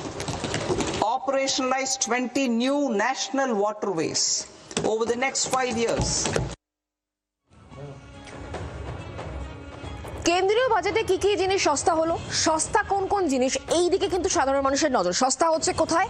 Solar পাওয়ারের যে সামগ্রী, সেই সমস্ত সামগ্রী কিন্তু দাম আস্তে আস্তে কমবে। জুতো, মাইক্রোওয়েভ ওভেন, সস্তা হতে চলেছে ব্যাটারি, কাপড়, চামড়াজাত দ্রব্য। দাম কমতে চলেছে ক্যান্সারের 17টি ওষুধ, ব্লাড সুগারের ওষুধের 17টি ক্যান্সারের ওষুধের আমদানি শুল্কও কিন্তু কমছে।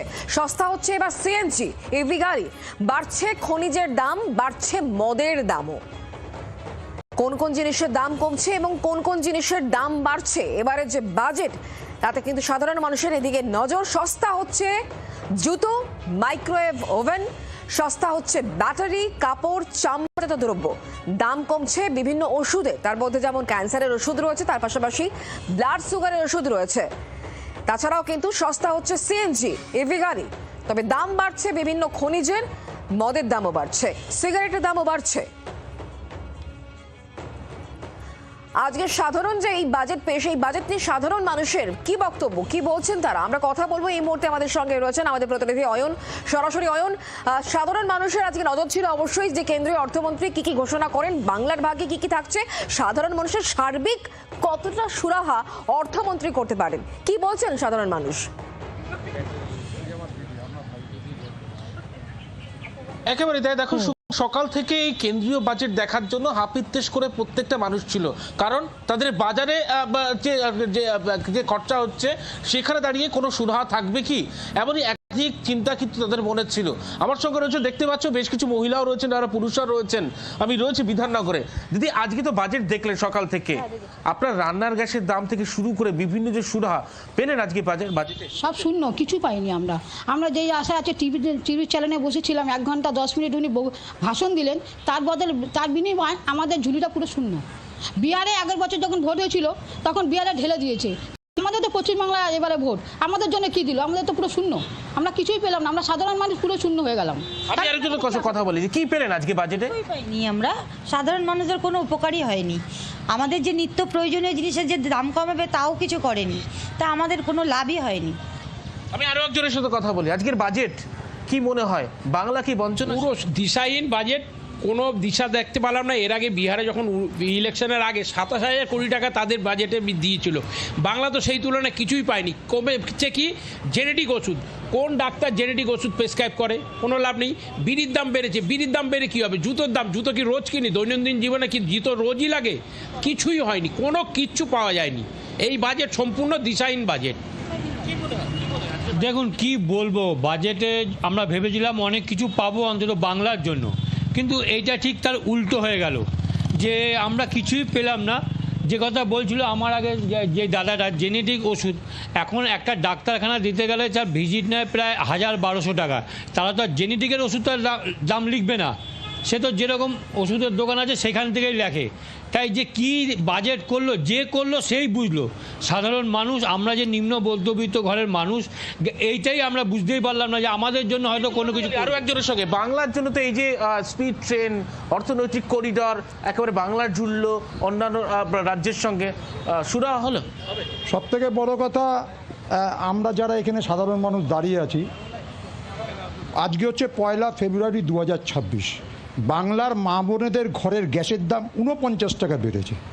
এর জবাব কি বাংলার বিজেপি নেতারা দিতে পারবে? বাংলার জন্য তারা বলছে সোনার বাংলা করবে, ভালো কথা, সোনার বাংলা করবে, তার জন্য তাদেরকে ধন্যবাদ। হাই স্পিড ট্রেন এই সাধারণ মানুষরা কজন উঠবে? বন্দে ভারতের আমাদের মতো পরিবারের মা বোনেরা কি উঠতে পারবে?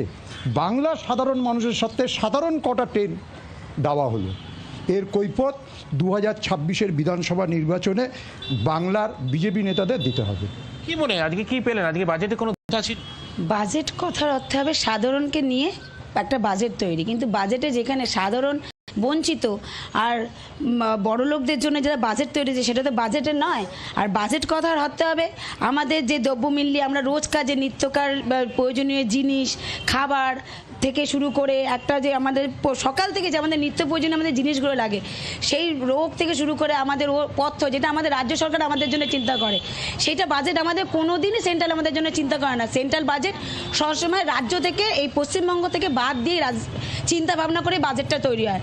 আজকে আমরা যতবারই আমাদের পশ্চিমবঙ্গে আমাদের সাধারণ মানুষ আছে বা যারা আমাদের নিত্য রোজগার খেটে খায়, তাদের জন্য বাজেটটা কোনোদিন সেন্ট্রাল চিন্তা করে না।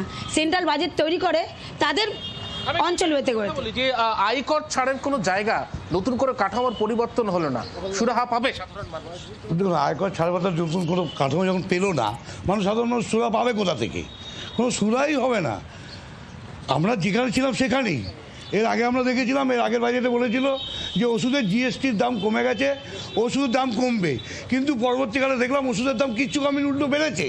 আর আজকে যে দিনটা আমরা বসেছিল সবাই সাধারণ মানুষ, পশ্চিমবঙ্গের মানুষ, যে সামনে আমাদের ইলেকশন, হয়তো পশ্চিমবঙ্গের মানুষের জন্য কেন্দ্র সরকার কিছু তুলে ধরবে, কিন্তু এই 1 ঘন্টা 1.5 ঘন্টা বাজেট দেখে সাধারণ মানুষ হতাশ, আমরা কিচ্ছু পাইনি।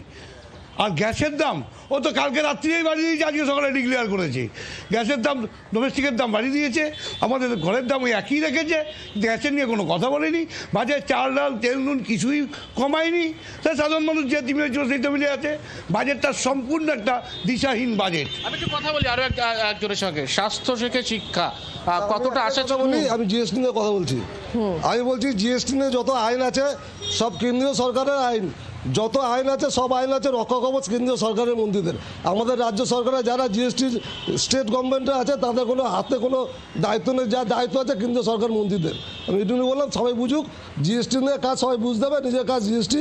মোদী সরকারের জিএসটি নিয়ে আমাদের রাজ্য সরকারের যত টাকা প্রাপ্ত সেই টাকাগুলো ফেরত দিচ্ছেন আমাদের। অনেক ধন্যবাদ অয়ন আমাদের সঙ্গে সরাসরি থাকার জন্য।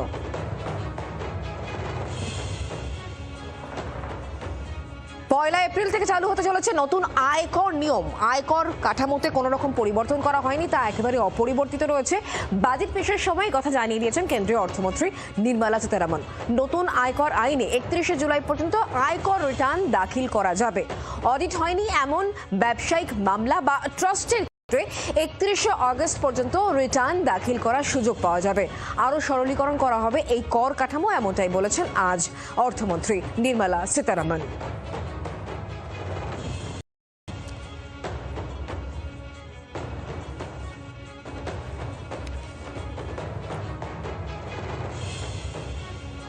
আজ যে বাজেট পেশ হলো তাতে সাধারণ মানুষের আদতে কোনো রকম কি সুরাহা হয়েছে? কারণ বিধাননগরের মানুষজন তারা বলছেন যে দিশাহীন বাজেট। কারণ যে জায়গায় তারা একটা প্রত্যাশায় ছিলেন যে সামনে ভোট রয়েছে, বাংলাকে হয়তো কিছু কিছু জায়গায় দেওয়া হবে, কিন্তু দেওয়া হলো না, হাতে শুধুমাত্রই শূন্য এলো।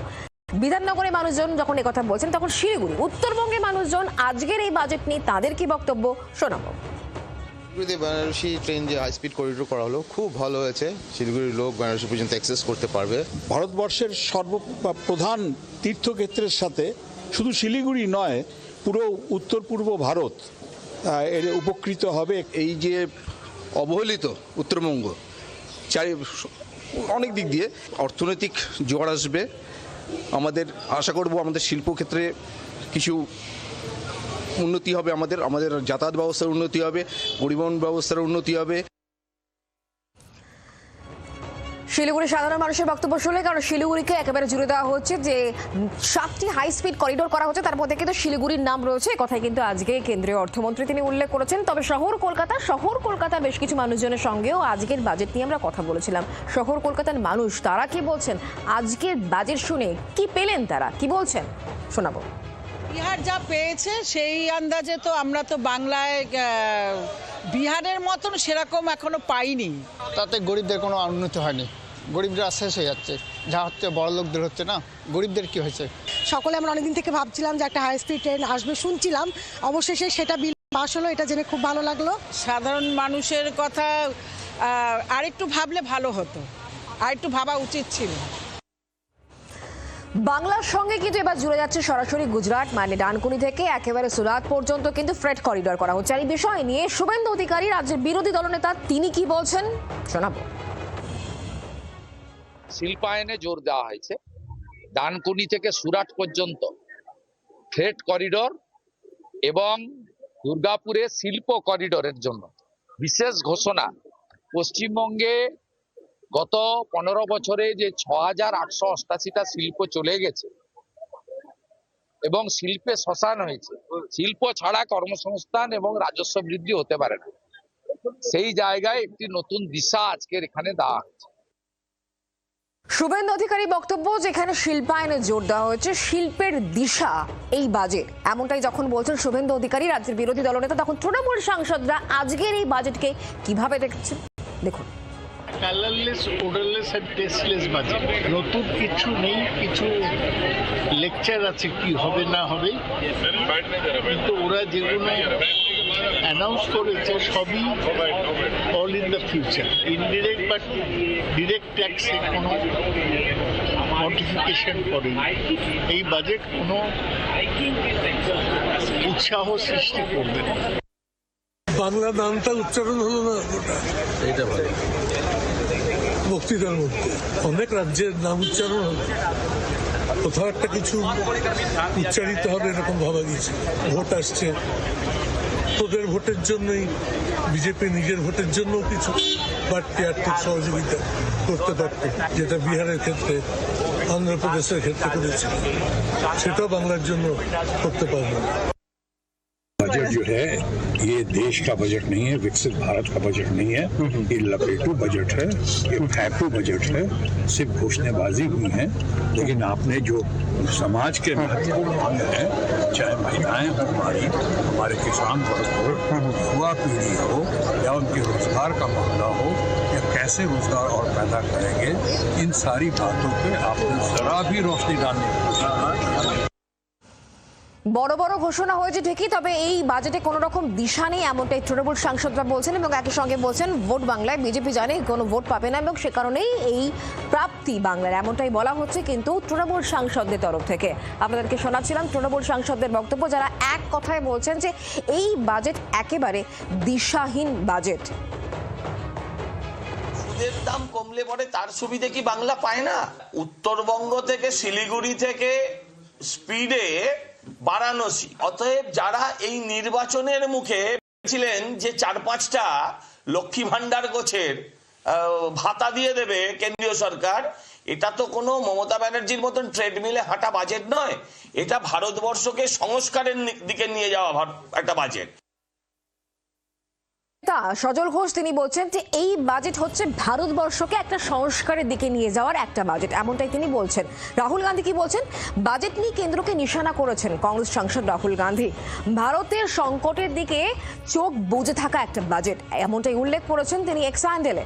যুবক যুবতীরা বেকার, কমছে উৎপাদন, মূলধন তুলে নিচ্ছেন বিনিয়োগকারীরা, সঞ্চয় কমছে সাধারণ মানুষের, দুর্দশার মধ্যে রয়েছেন কৃষকেরা, বিশ্বব্যাপী ধাক্কার আশঙ্কা উপেক্ষা হচ্ছে।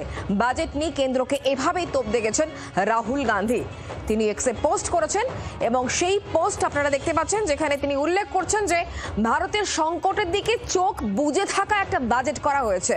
আমরা কথা বলবো, আমাদের সঙ্গে রাজীব রয়েছেন, আমাদের প্রতিনিধি টেলিফোন লাইনে। রাজীব, যখন কেন্দ্রীয় অর্থমন্ত্রী বাজেট পেশ করলেন তারপরে রাহুল গান্ধী তিনি এক্স হ্যান্ডেলে তোপ দেখেছেন এবং তিনি বলছেন এটা একটা আসলে ভারতের যে মূল সমস্যা, মূল যে সংকট, সেই দিকে তাকিয়ে এই বাজেট করা হয়েছে। তোমাকে প্রথমেই জানিয়ে রেখি যে রাহুল গান্ধী এই বাজেট পেশ করার সময় লোকসভায় উপস্থিত ছিলেন এবং তিনি যখন বেরিয়ে আসেন সঙ্গে প্রিয়াঙ্কা গান্ধী ছিলেন, তখন আমরা তার সঙ্গে কথা বলার চেষ্টা করি। তিনি কিন্তু তৎক্ষণাৎ কোনো প্রতিক্রিয়া জানাননি এবং পরবর্তীতে তিনি সোশ্যাল মিডিয়াতে এক্স হ্যান্ডেলে যে পোস্ট করেছেন তাতে তিনি কিন্তু সরকারকে একেবারেই এক হাত নিয়েছেন বলা যেতে পারে। তিনি বলছেন যে একেবারেই যে অন্ধের মতো এই বাজেট পেশ করা হয়েছে, যেখানে দেশের যে প্রকৃত সমস্যা, দেশের যে ক্রাইসিস গুলো রয়েছে সেগুলো সম্পর্কে সরকার চোখ বুঝে রয়েছে এবং সেখানে সেগুলি সমাধানের করার পরিবর্তে অন্ধের মতোই চোখ বন্ধ করেই বাজেট পেশ করে দেওয়া হয়েছে। যখন কর্মহীন মানুষ রয়েছেন, যুবকদের কাছে কাজ নেই, যখন কোনো ম্যানুফ্যাকচারিং ইউনিট নেই, যখন দেখা যাচ্ছে কৃষকদের কথা নেই, যখন কৃষকরা এক বিপর্যয়ের মধ্যে রয়েছে এবং এই যে আন্তর্জাতিক স্তরেও যে সমস্যা রয়েছে, আন্তর্জাতিক স্তরে ভারতের মান সেখানে নিম্নগামী হয়ে যাচ্ছে, সেই জায়গায় কেন্দ্রীয় সরকার সমস্ত বিষয়গুলিতে চোখ বন্ধ করে এই বাজেট পেশ করেছে, এমনটাই কিন্তু বিরোধী দলনেতা লোকসভার রাহুল গান্ধী তিনি সোশ্যাল মিডিয়াতে পোস্ট করেছেন। এবং স্বাভাবিকভাবেই এই সরকারের বিরোধিতা যে করবেন এবং এই সরকারের পেশ করা বাজেটের যে বিরোধিতা করবেন সেটা বলার অপেক্ষা রাখে না। কিন্তু এক্ষেত্রে একটা বিষয় স্পষ্ট যে তিনি যে বিষয়গুলি তুলেছেন, অর্থাৎ কৃষকদের দুরবস্থা, কর্মসংস্থান এবং দেশের যে জ্বলন্ত সমস্যাগুলো সেগুলো সম্পর্কে সরকারকে কিন্তু তিনি বিরুদ্ধে ছাড়েননি। একদমই রাজীব, তুমি আমাদের সঙ্গে থাকো। একদিকে রাহুল গান্ধী তিনি যখন বলছেন জ্বলন্ত সমস্যাকে অ্যাড্রেস করা হয়নি, চোখ বন্ধ করে বাজেট তৈরি করা হয়েছে, এমনটা যখন এক্স হ্যান্ডেলে পোস্ট করছেন রাহুল গান্ধী, তখন দেশের প্রধানমন্ত্রী নরেন্দ্র মোদী কি বলছেন? তিনি বলছেন এই বাজেট আসলে সংস্কারমুখী বাজেট হয়েছে, একটা ঐতিহাসিক বাজেট হয়েছে। বিশ্ব অর্থনীতিতে তৃতীয় শক্তি ভারতবর্ষ হতে চলেছে, বিকশিত ভারত আরো মজবুত হবে, এটাই বলছেন কিন্তু প্রধানমন্ত্রী নরেন্দ্র মোদী। কি বলেছেন দেশের প্রধানমন্ত্রী, শোনাবো। एक ऐसा यूनिक बजट है जिसमें फिस्कल डेफिसिट कम करने, इन्फ्लेशन कंट्रोल करने पर फोकस है और इसके साथ ही बजट में हाई कैपेक्स और हाई ग्रोथ का भी समन्वय है। কথা বলবো রাজীব এই মুহূর্তে আমাদের সঙ্গে রয়েছেন আমাদের প্রতিনিধি টেলিফোন লাইনে। রাজীব, বিরোধীরা যতই সমালোচনা করুন না কেন, এক্ষেত্রে প্রধানমন্ত্রী তিনি তো বলছেন এটা একটা ঐতিহাসিক বাজেট, এমনকি লোকাল টু গ্লোবাল হওয়ার বাজেট। একেবারেই প্রত্যেকবার বাজেট পেশের পর কিন্তু এই লড়াই চলতেই থাকে, এবারও নতুন কিছু নয়। কিন্তু এক্ষেত্রে একটা বিষয় স্পষ্ট যে বিরোধী রাজনৈতিক দলগুলি তারা কিন্তু এই বাজেটের একেবারে প্রকাশ্যেই সমালোচনা করছেন। তার কারণে এই বাজেট থেকে প্রাপ্তি কি হয়েছে এখনো পর্যন্ত কিন্তু সাধারণ মানুষ সেটি বুঝে উঠছেন না। বাজেটে মূল্য বৃদ্ধি কমানোকে দিশা রয়েছে, এমনটাই নরেন্দ্র মোদী বলছেন। তিনি বলছেন যে মূল্য বৃদ্ধি কমানোর ক্ষেত্রে বড় পদক্ষেপ এবং বিশ্বের ক্ষেত্রে যে তৃতীয় অর্থনৈতিক একটি দেশ, সেই বৃহৎ অর্থনৈতিক দেশ হয়ে ওঠার যে প্রচেষ্টা, সেই চেষ্টা থাকছে, কথা তিনি যখন বলছেন তখন কিন্তু স্বাভাবিকভাবেই প্রশ্ন উঠছে যে বিরোধীরা যে বিষয়গুলি তুলছেন, যে জ্বলন্ত ইস্যুগুলি, কর্মসংস্থানের স্পষ্ট বার্তা কোথায়, বিনিয়োগের স্পষ্ট বার্তা কোথায় এবং কৃষকদের দুর্দশা দূর করার জন্য বার্তা কোথায়, এই বিষয়গুলো কিন্তু প্রশ্ন উঠছে। এক্ষেত্রে যে দীর্ঘকালীন যে একটা দিশা দেখানো, দূরদৃষ্টি নিয়ে বাজেট করা, এই বিষয়গুলি সরকার বললেও বিরোধীরা মনে করছেন এবং বিশেষত অর্থনৈতিক বিশেষজ্ঞরাও মনে করছেন যে সরকার এক্ষেত্রে অনেকটাই মুখ বাঁচানোর চেষ্টা করছে। এবার বাজেটে বিশেষ কোনো ঘোষণা, বিশেষ কোনো বড় কোনো উদ্যোগের ঘোষণা সেসব কিন্তু নেই। যদিও তোমাকে জানিয়ে রাখি এই পার্সপেক্টিভে বাংলার নেতারা যে কথা বলছেন, বিশেষত বাংলার বিজেপি নেতারা, যে কিছু ঘোষণা, ছোটখাটো কিছু হতে পারে, রাজনৈতিক মঞ্চ থেকেও হতে পারে, অর্থাৎ বাংলায় ভোট আসছে, নির্বাচন আসছে, সেক্ষেত্রে অবশ্যই আমাদের সেদিকে নজর থাকবে। রাজীব, তুমিও নজর রাখো। অনেক ধন্যবাদ আমাদের সঙ্গে টেলিফোন লাইনে থাকার জন্য। তবে প্রধানমন্ত্রী নরেন্দ্র মোদী কিন্তু ফের মেক ইন ইন্ডিয়ার পক্ষে সওয়াল করেছেন, আরো একবার ঠিক কি বলেছেন এই বিষয়ে তিনি শোনাবো। इंडिया और आत्मनिर्भर भारत अभियान को नई रफ्तार के लिए महत्वाकांक्षी रोड मैप प्रस्तुत किया गया है। इस बजट में नई उभरती इंडस्ट्रीज यानी सनराइज सेक्टर्स को जिस मजबूती के साथ समर्थन दिया गया है वह अभूतपूर्व है। এত কথা যখন বলা হচ্ছে তখন সাধারণ মানুষ, বাংলার সাধারণ মানুষ, তারা এই বাজেটকে কি, দুর্গাপুরের মানুষজনের সঙ্গে আমরা কথা বলেছিলাম, দুর্গাপুরের মানুষ এই বাজেট নিয়ে কি বলছেন শোনাবো। আমরা দুর্গাপুরে বাসী এবং দুর্গাপুরকে কেন্দ্র করে যারা জীবিকা নির্বাহ করে তাদের প্রত্যেকের জন্য আগামী দিনে একটা বিরাট কর্মসংস্থান এবং উন্নয়নের সুযোগ আসবে। নিঃসন্দেহে একটা ভালো খবর। সুতরাং পাওয়ারের অভাব নেই, জায়গার জন্য অভাব হয়তো নেই, তো যে সমস্ত রুগ্ন কারখানাগুলো সেগুলোকে বাঁচিয়ে তুললে মনে হয় শিল্প করিডোর করার অর্থটা যুক্তিবহ। এটা আজকে যে ঘোষণা বাজেটে, সেটা যদি বাস্তব রূপায়ণ হয় তাহলে আমাদের জেলা এবং আমাদের দুর্গাপুর এবং রাজ্যের জন্য একটা বড় সুখবর বলে আমরা মনে করছি এবং তাতে প্রত্যেকেই আমরা উপকৃত হব। দুর্গাপুরের শিল্প করিডোর এবং সে কারণে অনেকেই বলছেন তারা খুশি হয়েছেন দুর্গাপুরকে এভাবে জুড়ে দেওয়ার জন্য। কিন্তু বীরভূমের মানুষ, বোলপুরের মানুষ, তারা কিভাবে দেখছেন আজকের এই বাজেটকে? খুশি তারা? দেখাই। জিএসটি অনেক ক্ষেত্রে দেখা যাচ্ছে যে গভর্নমেন্ট কমিয়েছে, এবারে আরও কিছু কিছু ক্ষেত্রে যদি কমানো হয় তাহলে নিত্য প্রয়োজনীয় দ্রব্য সামগ্রীর দাম কমবে, দেশের ইনফ্লেশন রেটটাও কমবে। মানুষ চাই তাদের হাতে ক্রয় ক্ষমতা বেশি থাকুক, অতএব ট্যাক্স বাড়িয়ে দিলে মানুষের তো কেনার ক্ষমতা কমে যাবে। তাই আশা করবে ট্যাক্স স্ট্রাকচার এমন করবে না যাতে মানুষের ক্রয় ক্ষমতা কমে যায়। গভর্নমেন্ট গতবারের বাজেটে ইনকাম ট্যাক্সটা তো ছাড় দিয়েই ছিল, তো এইবারেও সেই ছাড়টা অন্তত যদি বজায় রাখে তাহলে সেটা আমাদের ডিসপোজেবল ইনকামটা অনেকটাই বাড়াবে।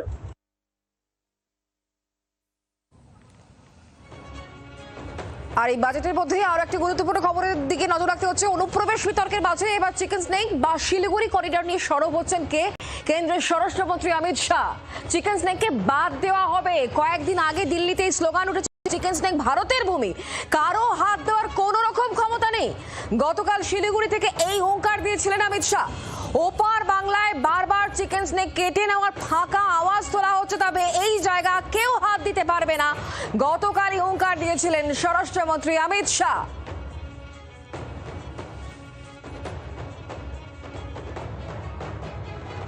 অনুপ্রবেশ এই মুহূর্তে যে প্রথম প্রায়োরিটি ভারত সরকারের কাছে, তা অক্ষরে অক্ষরে বুঝিয়ে দিয়েছেন কেন্দ্রীয় স্বরাষ্ট্রমন্ত্রী অমিত শাহ। শুধু তাই নয়, অনুপ্রবেশ বন্ধ করতে যে কোনো রকম পদক্ষেপ ভারত সরকার নেবে তা একাধিকবার বলেছেন কেন্দ্রীয় স্বরাষ্ট্রমন্ত্রী।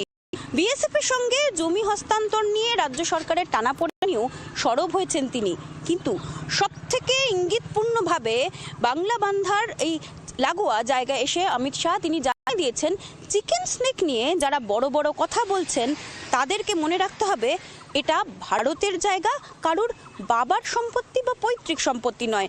এর আগে আমরা দেখেছি ডক্টর ইউনুস থেকে শুরু করে হাসনাত আবদুল্লাহ, বাংলাদেশের একাধিক হঠাৎ করে গজিয়ে ওঠা নেতা বারবার করে চিকেন স্নেক দখলের হুমকি দিয়েছিলেন। আর এই প্রথম কেন্দ্রীয় স্বরাষ্ট্রমন্ত্রী সরাসরি হুঁশিয়ারি দিয়ে বুঝিয়ে দিলেন, চিকেন স্নেক নিয়ে এই অসংযত বারবার করে মন্তব্য, যথার্থপূর্ণ মন্তব্য ভারত সরকার আদতেও ভালোভাবে দেখছেন না, এবং কড়া হুঁশিয়ারির মাধ্যমে বুঝিয়ে দেওয়া হয়েছে বড় সড়ো কি কোনো পদক্ষেপ তারা নিতে চলেছেন। জি 24 ঘন্টার জন্য ক্যামেরায় অরিন্দমের সঙ্গে মৌমিতা চক্রবর্তী, বাংলা বান্ধা। আর এবার সেই কথা রাখার পালা, কারণ কথা দিলে আমরা কথা রাখি। আজ জানিয়ে দেব কারা কারা পুরস্কার জিতে নিয়েছেন। গতকালে কি প্রশ্ন ছিল সেটাও বলে দিই। মুর্শিদাবাদে নতুন পুলিশ সুপার কে হয়েছেন সেই প্রশ্ন ছিল, আর যারা উত্তর দিয়েছেন, যারা পুরস্কার জিতে নিয়েছেন কারা তারা: পিয়ালি মিত্র, কলকাতা; অলোক প্রসাদ চট্টোপাধ্যায়, কসবার, কলকাতার বাসিন্দা, তিনি কিন্তু পুরস্কার জিতে নিয়েছেন। সায়ন মাঝি, পাইকপাড়া, কলকাতার বাসিন্দা, তিনিও কিন্তু পুরস্কার জিতে নিয়েছেন। পিয়ালি মিত্র, রবীন্দ্রনগর, শিলিগুড়ি, তিনি পুরস্কার জিতে নিয়েছেন। শান্তনু বোস, চেতলার বাসিন্দা, শহর কলকাতা, তিনিও পুরস্কার জিতে নিয়েছেন। সুদীপা বেড়া ঘরাই, ময়না, পূর্ব মেদিনীপুর, তিনিও কিন্তু সঠিক উত্তর দিয়ে পুরস্কার জিতে নিয়েছেন।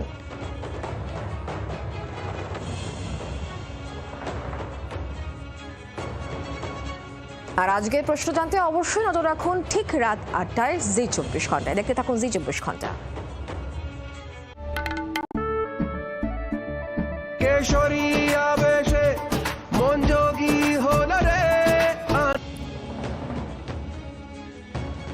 বাজেটে জুড়ল ভোটমুখী বাংলা, কেন্দ্রের নজর Uttarbanga, Delhi, Varanasi, Siliguri high speed rail corridor, বাজেটে ডানকুনি সুরাত পণ্য করিডোরের প্রস্তাব, দুর্গাপুরের শিল্প করিডোর।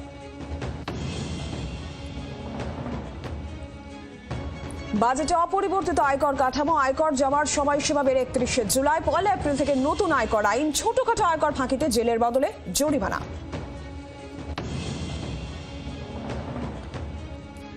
বাজেটের সস্তা বিদেশ যাত্রা, দাম কমলো ক্যান্সারের ওষুধ সহ 17টি জীবনদায়ী ওষুধের, সস্তা হলো জুতো, দামি হচ্ছে মদ, সিগারেট।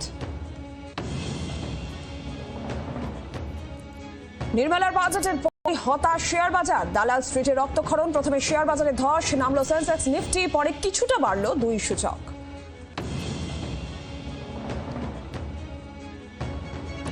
নির্ভুল কাট সত্যি, কাউকে ভয় না পাওয়ার সাংবাদিকতা, শুধু মানুষের কথা বলা একমাত্র জি 24 ঘন্টায়, রোজ রাত 8:55 দেখুন যা বলবো সত্যি বলবো, সঙ্গে ডেপুটি এডিটর পিউ রায়।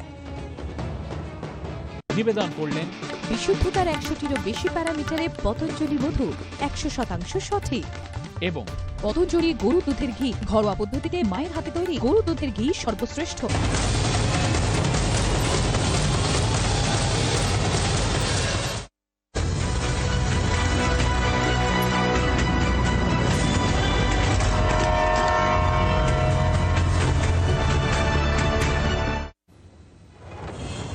নমস্কার, জি 24 ঘন্টা যা করেবল স্টুডিও থেকে নীলাঞ্জনা রয়েছে আপনাদের সঙ্গে। 3:03 খবর অবশ্যই নজর রাখতে হচ্ছে বাজেটের দিকে, কারণ আজকে বাজেটে বাংলার জন্য কি বরাদ্দ থাকবে সেদিকে নজর ছিল। ভোটমুখী বাংলায় কি বরাদ্দ থাকে, কেন্দ্র অর্থমন্ত্রী নির্মলা সীতারামন কি বরাদ্দ রাখেন বাংলার জন্য নজর ছিল, কিন্তু কেন্দ্রের নজরে উত্তরবঙ্গ। বাজেটে বাংলার দিকে যদি নজর রাখা যায়, Delhi, Varanasi, Siliguri high speed rail corridor, industrial corridor এবং আমরা দেখলাম যে পণ্য পরিবহনের জন্য ফ্রেট করিডোরের ঘোষণা। জানাবো আরো বিস্তারিত ভাবে। একেবারে নীলাঞ্জনার পাশাপাশি আমি নিউজ রুম থেকে দর্শকদেরকে জানাবো যে ভোটমুখী বিহারের জন্য যতটা দরাজ হস্ত ছিলেন অর্থমন্ত্রী নির্মলা সীতারামন, ভোটমুখী বাংলার জন্য ততটা কি দরাজ হস্ত হলেন? সেই সঙ্গে আমি শুক্লা রয়েছি আপনাদের সঙ্গে এবং আমি জানাবো অবশ্যই সাধারণ মানুষের নজর থাকে আজকে যে কোন কোন জিনিসের দাম বাড়লো আর কোন কোন জিনিসের দাম কমলো। সামগ্রিকভাবে সাধারণ মানুষ এই বাজেটে কি আদতে খুশি নাকি অখুশি জানাবো অবশ্যই। একদম শুক্লার কথা রেস ধরেই বলা যায় যে সাধারণ মানুষের তো একটা প্রত্যাশা ছিল, সাধারণ মানুষ, মধ্যবিত্ত মানুষ এই বাজেট থেকে তাদের প্রত্যাশা ছিল যে ভোটমুখী বাংলায় নির্মলা সীতারামন যেমনটা বিহারের ক্ষেত্রে একেবারে ঢালাও ঘোষণা হয়েছিল, বাংলার জন্য কি তাই হবে। কিন্তু যে করিডোরের ঘোষণা হলো, high speed rail corridor, industrial corridor, freight corridor, সেতে ইতিমধ্যে আমরা জানি যে মুখ্যমন্ত্রী মমতা বন্দ্যোপাধ্যায় কটাক্ষ করছেন। মুখ্যমন্ত্রী মমতা বন্দ্যোপাধ্যায় বলছেন যে হামটি ডামটি বাজেট।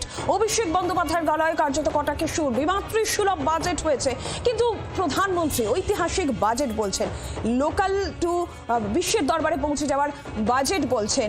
কেন্দ্রের নজরে উত্তরবঙ্গ থাকলেও আমজনতার কি বক্তব্য আমরা সেই জানবো। আমাদের প্রতিনিধিরা রয়েছেন, বাসুদেব একেবারে আসানসোল থেকে রয়েছেন। বাসুদেব, সাধারণ মানুষের একটা প্রত্যাশা তো ছিলই বাজেট পেশের পর, এবার কি বলছে আমজনতা?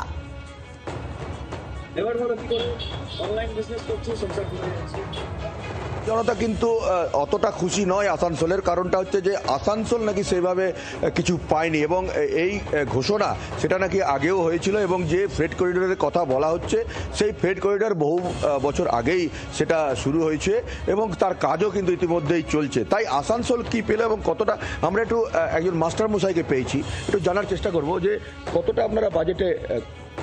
आसनसोल में के लिए तो कुछ दिख नहीं रहा हमको।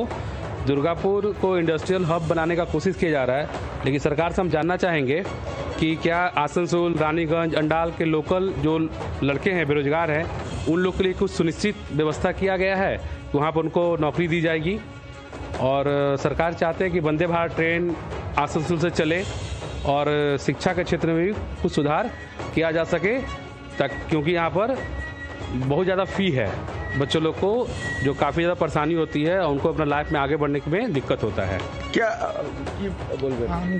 অর্থাৎ দেখতে পাওয়া যাচ্ছে যে এখানে যারা রয়েছে এবং বেশিরভাগ যারা এখানে রয়েছে আসানসোলের বাসী, তাদের কিন্তু বেশিরভাগের বক্তব্য যে শিক্ষা, মানে শিক্ষাতে যখন তারা হায়ার স্টাডি পড়তে যাচ্ছে তখন যেমন সাধারণ যারা রয়েছে অভিভাবক তাদেরকে প্রচুর টাকা দিতে হয় কারণ হায়ার স্টাডিতে, সেটা যেমন কাটানো হোক। পাশাপাশি আসানসোল কিন্তু সেইভাবে পায়নি, কারণ আসানসোল হচ্ছে শিল্প নগরী। সেই শিল্প নগরীতে কেন্দ্রীয় সরকারের যে প্রকল্পগুলো রয়েছে, যেমন হিন্দুস্তান কেবল সেটা বন্ধ আছে, সেটা খোলেনি। পাশাপাশি এখানে বার্ন স্ট্যান্ডার্ড রয়েছে, রেলের ওয়াগন তৈরি হয়, সেটা খোলেনি। আসানসোলবাসী কিন্তু কিছুটা হলেও হতাশ এই বাজেটের পর। প্রধানমন্ত্রীর একটি কোট আপনাদের মনে করাই, गंगा जी बिहार से बहते हुए बेंगल तक आया है, প্রধানমন্ত্রী বলেছিলেন। আর সবচেয়ে বড় বিষয় কি জানেন, বিহার ভোটের পর বাংলার মানুষ ভেবেছিলেন যে বিহারের মতোই একইভাবে বাংলার মানুষরাও, এই ভোটমুখী বাংলার মানুষরা অনেক কিছু পাবেন। কিন্তু প্রধানমন্ত্রী যে প্রতিশ্রুতি দিয়েছিলেন সেই প্রতিশ্রুতি এবারের এই ভোটমুখী বাংলার বাজেটে প্রতিফলিত হয়নি। কেন হয়নি? মুখ্যমন্ত্রী মমতা বন্দ্যোপাধ্যায়, অভিষেক বন্দ্যোপাধ্যায় তারা প্রকাশ্যে খুব স্পষ্টভাবে বলছেন জনবিরোধী বাজেট, দলিত বিরোধী বাজেট, মহিলা বিরোধী বাজেট, গরিব বিরোধী বাজেট। মুখ্যমন্ত্রী মমতা বন্দ্যোপাধ্যায় সরব হয়েছেন, কি বলেছেন শোনাই। Financial budget of 26 and 27, it is totally full of sound and fury. Totally it's a directionless, visionless, missionless, actionless. Economy is derailed, anti-women, anti-poor, anti-farmers. Education funds, education subsidy declined. Social security subsidy declined. Fertilizer subsidy declines. It is totally garbage of lies. We have already announced 6 economic corridors.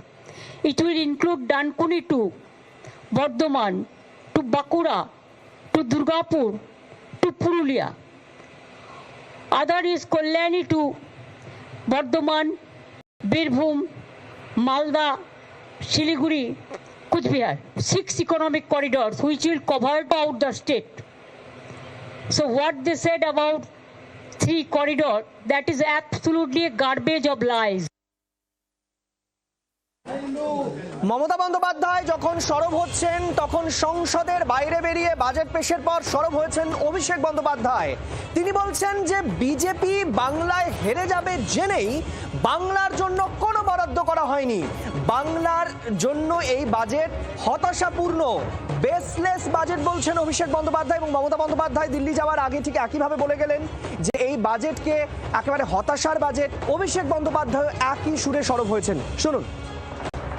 বাংলার জন্য কোনো রকম কোনো বরাদ্দ বা কোনো রকম কোনো প্রতিকার বা আর্থিক প্যাকেজ বা সমাধান কিছুই আনেনি এবারে। বাংলার কৃষক হোক, শ্রমিক হোক, তপশিলি হোক, জনজাতি, মৎস্যজীবী হোক, কারোর জন্য কিচ্ছু নেই এবারে। যুব সমাজের জন্য আলাদা কোনো কর্মসংস্থানের দিশা বা রোডম্যাপ কিছুই করা হয়। 85 মিনিট খালি ফাঁটে বুকে কাটিয়ে দেওয়া হয়েছে। ডানকুনি সুরাট করিডোর আগের বারও বলা হয়েছে, সেটাই নতুনভাবে বলা হয়েছে।